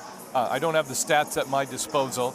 Whatever the case might be, I think it's certainly accurate to say that Providence has controlled the game. Yeah. We'll see what happens out of timeout. Grace Nystuen, what are you thinking about the game right now? I'm just wondering if Trinity was coming into this a little too confident that they'd get the dub. I mean, what number 1 seed versus number 4 seed, and I thought Trinity would have this in the bag, but they're struggling. Been struggling all game. These teams have played at least twice this year, so there's some familiarity. Yeah, I just don't really want to watch a CMU versus Providence women's team and CMU versus Providence men's team go at it. Are you openly rooting on the air? That is not allowed. Apologize to all the listeners. I'm unfamiliar with the rules. That's all right. I remain unbiased. Wink, wink. Remain. Pogniak, Mencarini, King, Wilson, and Wilson out for Trinity. Akers, Carroll, Aleko, Roque, and Paul out for Providence. 4:31 to go. To solve it all. Here we go. Akers finds Paul, gets Roque cutting, press broken. Paul takes an extra step, and that's a travel. Wasn't even rewarded for being knocked onto his backside. That's tough. It's that extra step. He had already established a pivot foot. And the little kid at the end of the Trinity bench is dancing away. I think that's a Noel child, and they're all adorable. They are. Mencarini picks up the ball. Here comes Trinity. Hands off to Jacob King. King, a 3 over Akers. A little bit short on the 3. Rebounded by Aleko. Aleko gets it to Carroll. Nolan Carroll into the corner to Akers. Akers another 3. Long. Rebound comes down to Samuel Wilson, who shoulders the ball to his brother Quincy. This is Mencarini guarded by Carroll. 3 over Carroll, a little bit long and right. Rebound comes down to Paul. Quarterback pass to Akers. Akers has Carroll. Akers drives up, left side, no good. Aleko with the follow. And it's up to a 9-point lead for Providence. King, back cut by Quincy Wilson into the paint. Top of the key to Samuel Wilson. Quincy sidesteps. 3. Quincy, 3. Hits it. 6-point game. Quincy's got 25.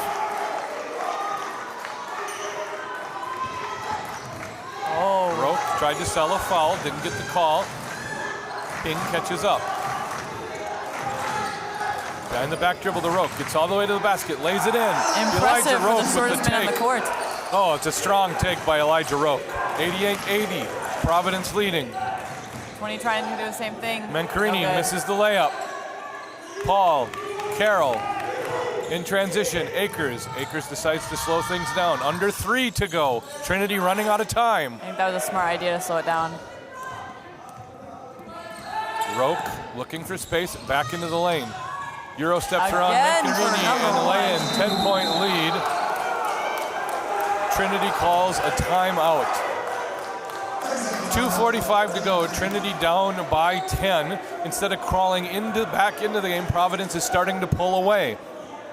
I feel as though rebounds are a lot more big of a deal in women's basketball versus men's basketball. Just not seeing a lot of crashing the board sometimes. Oh, part of the problem for Trinity is they've got Aleko and Paul in the game most of the time, and so the really only hope for offensive rebounds as they're trying to score the basketball is either to have Pogniak time it right and sky for one or get a long rebound. It's part of Providence's game. They control the rebounding. Is some of it just to save energy, you think, too? Could be, I don't know. Ogugwa back into the game. Ogugwa, Mencarini, King, Quincy, and Samuel Wilson after the timeout. Paul, Carroll, Maestre back in, Roque, and Aleko. Akers takes a seat. All right, Trinity's got 165 seconds to figure out how to make up 10 points. Ogugwa is going to start it with a runner from 8, and it doesn't roll in. Good. Not sure that's the the possession they wanted out of the timeout. Roque loses it in transition, somehow rolls to Maestre. Maestre long off the glass, good rebound by Nolan Carroll. Trapped underneath the basket, creates some space to himself, lobs to Paul. Touch pass, back to Paul. Paul harassed by King, all the way to the basket, lays it in, finger roll, Riley Paul. Nice layup. 12-point lead for Providence. Mancarini to King. King for three, short. Trinity having a hard time still. Mancarini, they're rushing shots now. Mancarini hits the three, stops the bleeding. 9-point lead for Providence. We are shortly going to get into foul territory. Alecko calls a timeout so they can set their inbounds plays.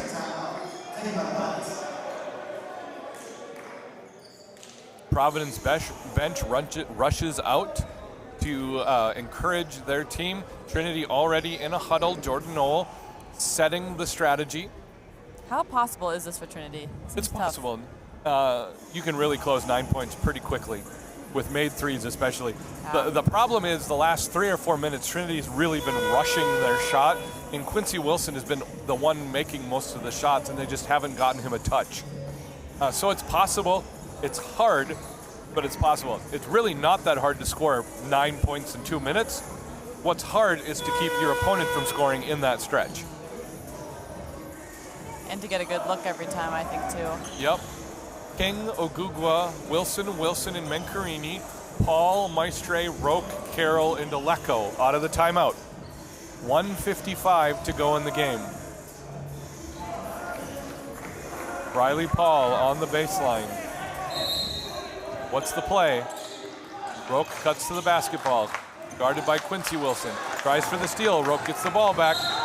Fouls, sells the push. Roque with the foul on Quincy Wilson. Quincy Wilson showing good sportsmanship, helping Roque up. Pats Riley Paul on the elbow. Roque's got bonus free throws. He is upset about it, but I think it was a push. Well, upset and being fired up about a game, that's just normal. Yeah. You play these games, you want to win, you get fired up. I'm sure I wouldn't have taken it any better myself. Would I have been in a situation doing that kind of defense, though? Probably not. You played ball defense last game. Roque with a bonus, 1-1 from the line.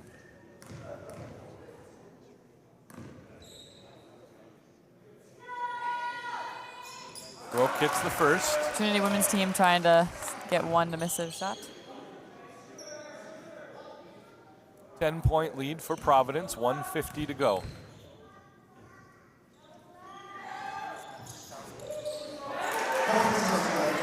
Roque hits both. 94-83. Ogugwa underneath Paul and one. That's big.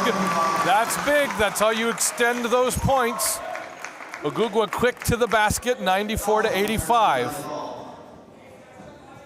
9-point lead for Providence. Ogugwa with a chance to cut it to 8. So here you are with Trinity. Do you sell out for the rebound if Ogugwa misses? Do you sell out for the press? Ogugwa shot up, misses. Mancarini can't get the rebound. Here's Alecko, Roque. Ogugwa can't stop him. Roque into the backcourt. Roque harassed, hustled. Mancarini tried the steal, no good. Alecko, 1:34 to go. Steal goes to Ogugwa. Ogugwa fouled from behind by either Roque or Carroll. Could not break free to score the ball. Providence still up by 9, 91 seconds to go in the game. Carroll picks up his second foul, and Nagito checks in for Carroll.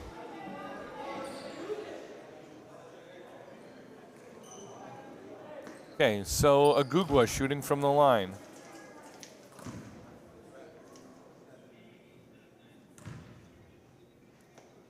First shot up. No good. Rebound comes down to Alecko. Misses the 1-1. Outlet pass quickly to Agito. Wins Trinity, going to start fouling. Roque gets the ball. Pressured by Ogugwa and Wilson. Now Wilson on Maestre. Passes it out to Roque. High post to Riley Paul. 3 from Maestre. Right corner, long. Rebound comes down to Alecko. Tipped out of bounds. Off of Alecko. Trinity gets the ball back. Still down by 9. 1:11 to go on the clock. Trinity needs some three-pointers. Carroll checks back into the game. Defensive sub. Ball rolled to Mancarini. Mancarini gets right around Carroll, drives to the basket, Very right-handed nice. layup, good. 7-point lead for Providence. 64 seconds to go. Agito trap, logs to Paul. Paul skipped to Carroll, broken the press. Here's a Roque with the ball. When does Trinity start fouling? Trap on Roque. Roque gets out of it, gets it to Carroll. Now top of the key to Riley Paul. Underneath to Agito, into Wilson, scores the basketball, 9-point lead. Here comes Trinity, 47 seconds to go. Mancarini trying to find a shot, nothing there, gets it to Quincy Wilson. Sidestep, step back three, off front iron. Wilson follows his shot, kicks it out to Jacob King. King to Wilson, corner shoot three, short, no good. Rebound comes down to Wilson, fouled by Agito. 30 seconds, Trinity down by 9. Providence almost has this in the bag.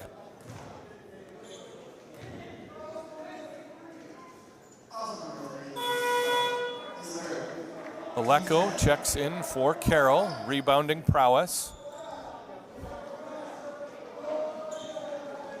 Oh, they can't sub in yet. Enthusiasm.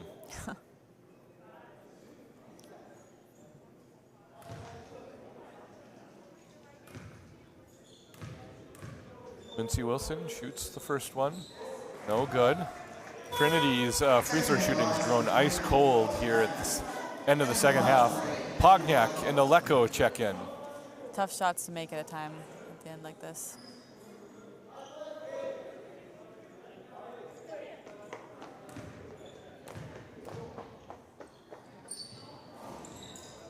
Quincy rolls the second one in, 8-point lead. Jordan Knoll calls a timeout. I am frankly quite surprised Trinity hasn't started fouling yet. Providence is a good free throw shooting team. Been making them.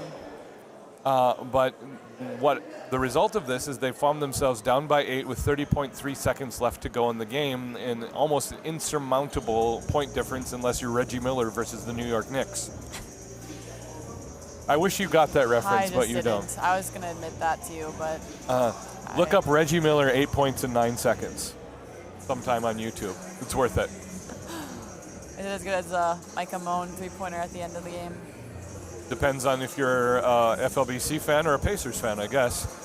96-88, 30.3 on the clock. Jordan Knoll setting his defensive strategy. I'm so curious to see what they're going to do with this 30 seconds. I would imagine they've got a foul at this point in time. Yeah. It's a not yet in the double bonus for Trinity, so they've got a couple fouls before it's a guaranteed 2 shots.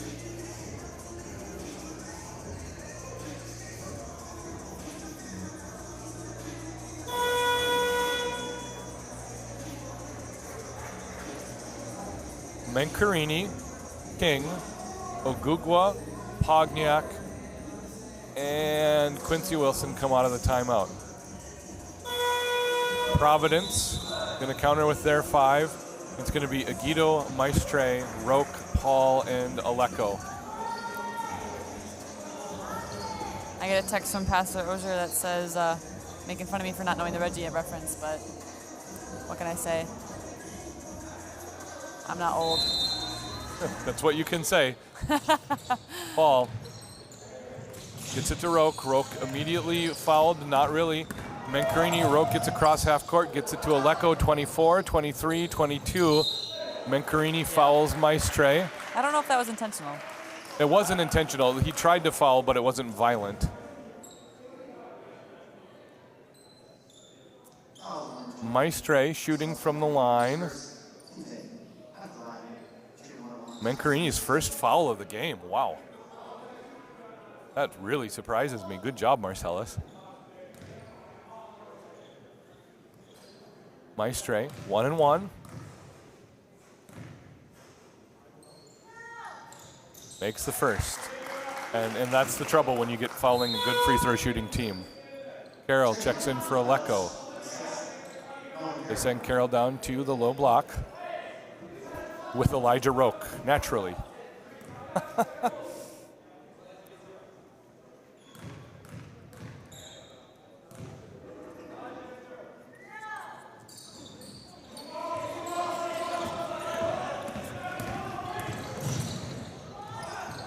Oh no. Fumble by number 3. Ogugwa gets picked up off the court by Roque. Jump ball. Trinity possession. I have just been informed that for his career, Marcellus Mancarini is at 3,005 points. Wow. Which is amazing. Mancarini, top of the key, guarded by Aikido. Pulls up. Oh, does not Good get shot, it to does not fall. fall. Hustle rebound by Quincy Wilson. Turnaround no good, and Providence is going to pull off the upset. King fouls Riley Paul. Paul with a chance to extend the lead past 10. No let up by Trinity. Tough. Tough game. Shots just weren't falling for Trinity. It's not for lack of trying or anything like that. They just didn't fall, and they fell for Providence. Providence, 2 games in a row where they've had clutch three-point shooting. Riley Paul with a 1-and-1 from the line.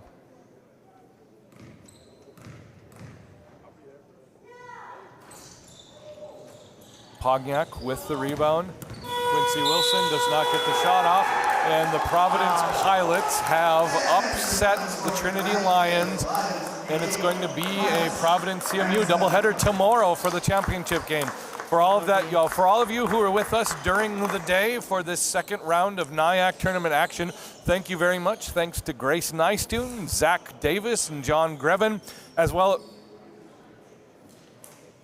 as Adam Ogier joining me. Join us on the live stream for an awards presentation. But Grace and I are going to sign off. Thank you to in-game producers Aaron Dyrud and Luke Quanbeck, and for all our camera operators and administrative people making this tournament happen. We're going to pray at center court, and this is a good time for Jason Goodham and Grace Nystuen to sign off. We'll see you tomorrow for 2 championship games. Peace.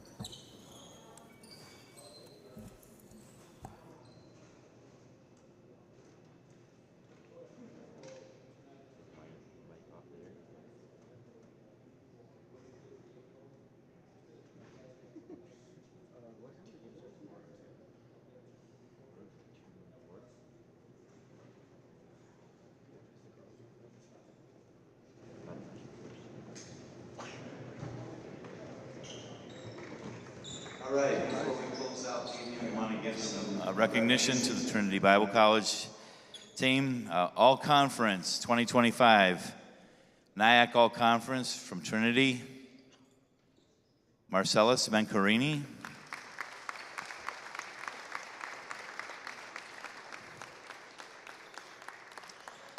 Jonathan Ogugwa,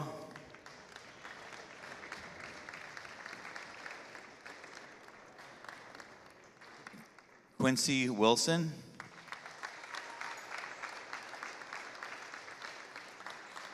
and Samuel Wilson.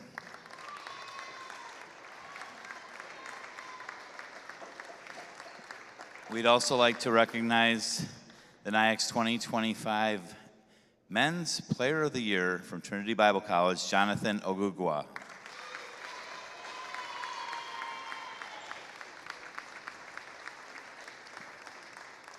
And one more, a well-deserved honor. It's the Harlan-Carlstead Men's Coach of the Year from Trinity Bible College, Jordan Noel.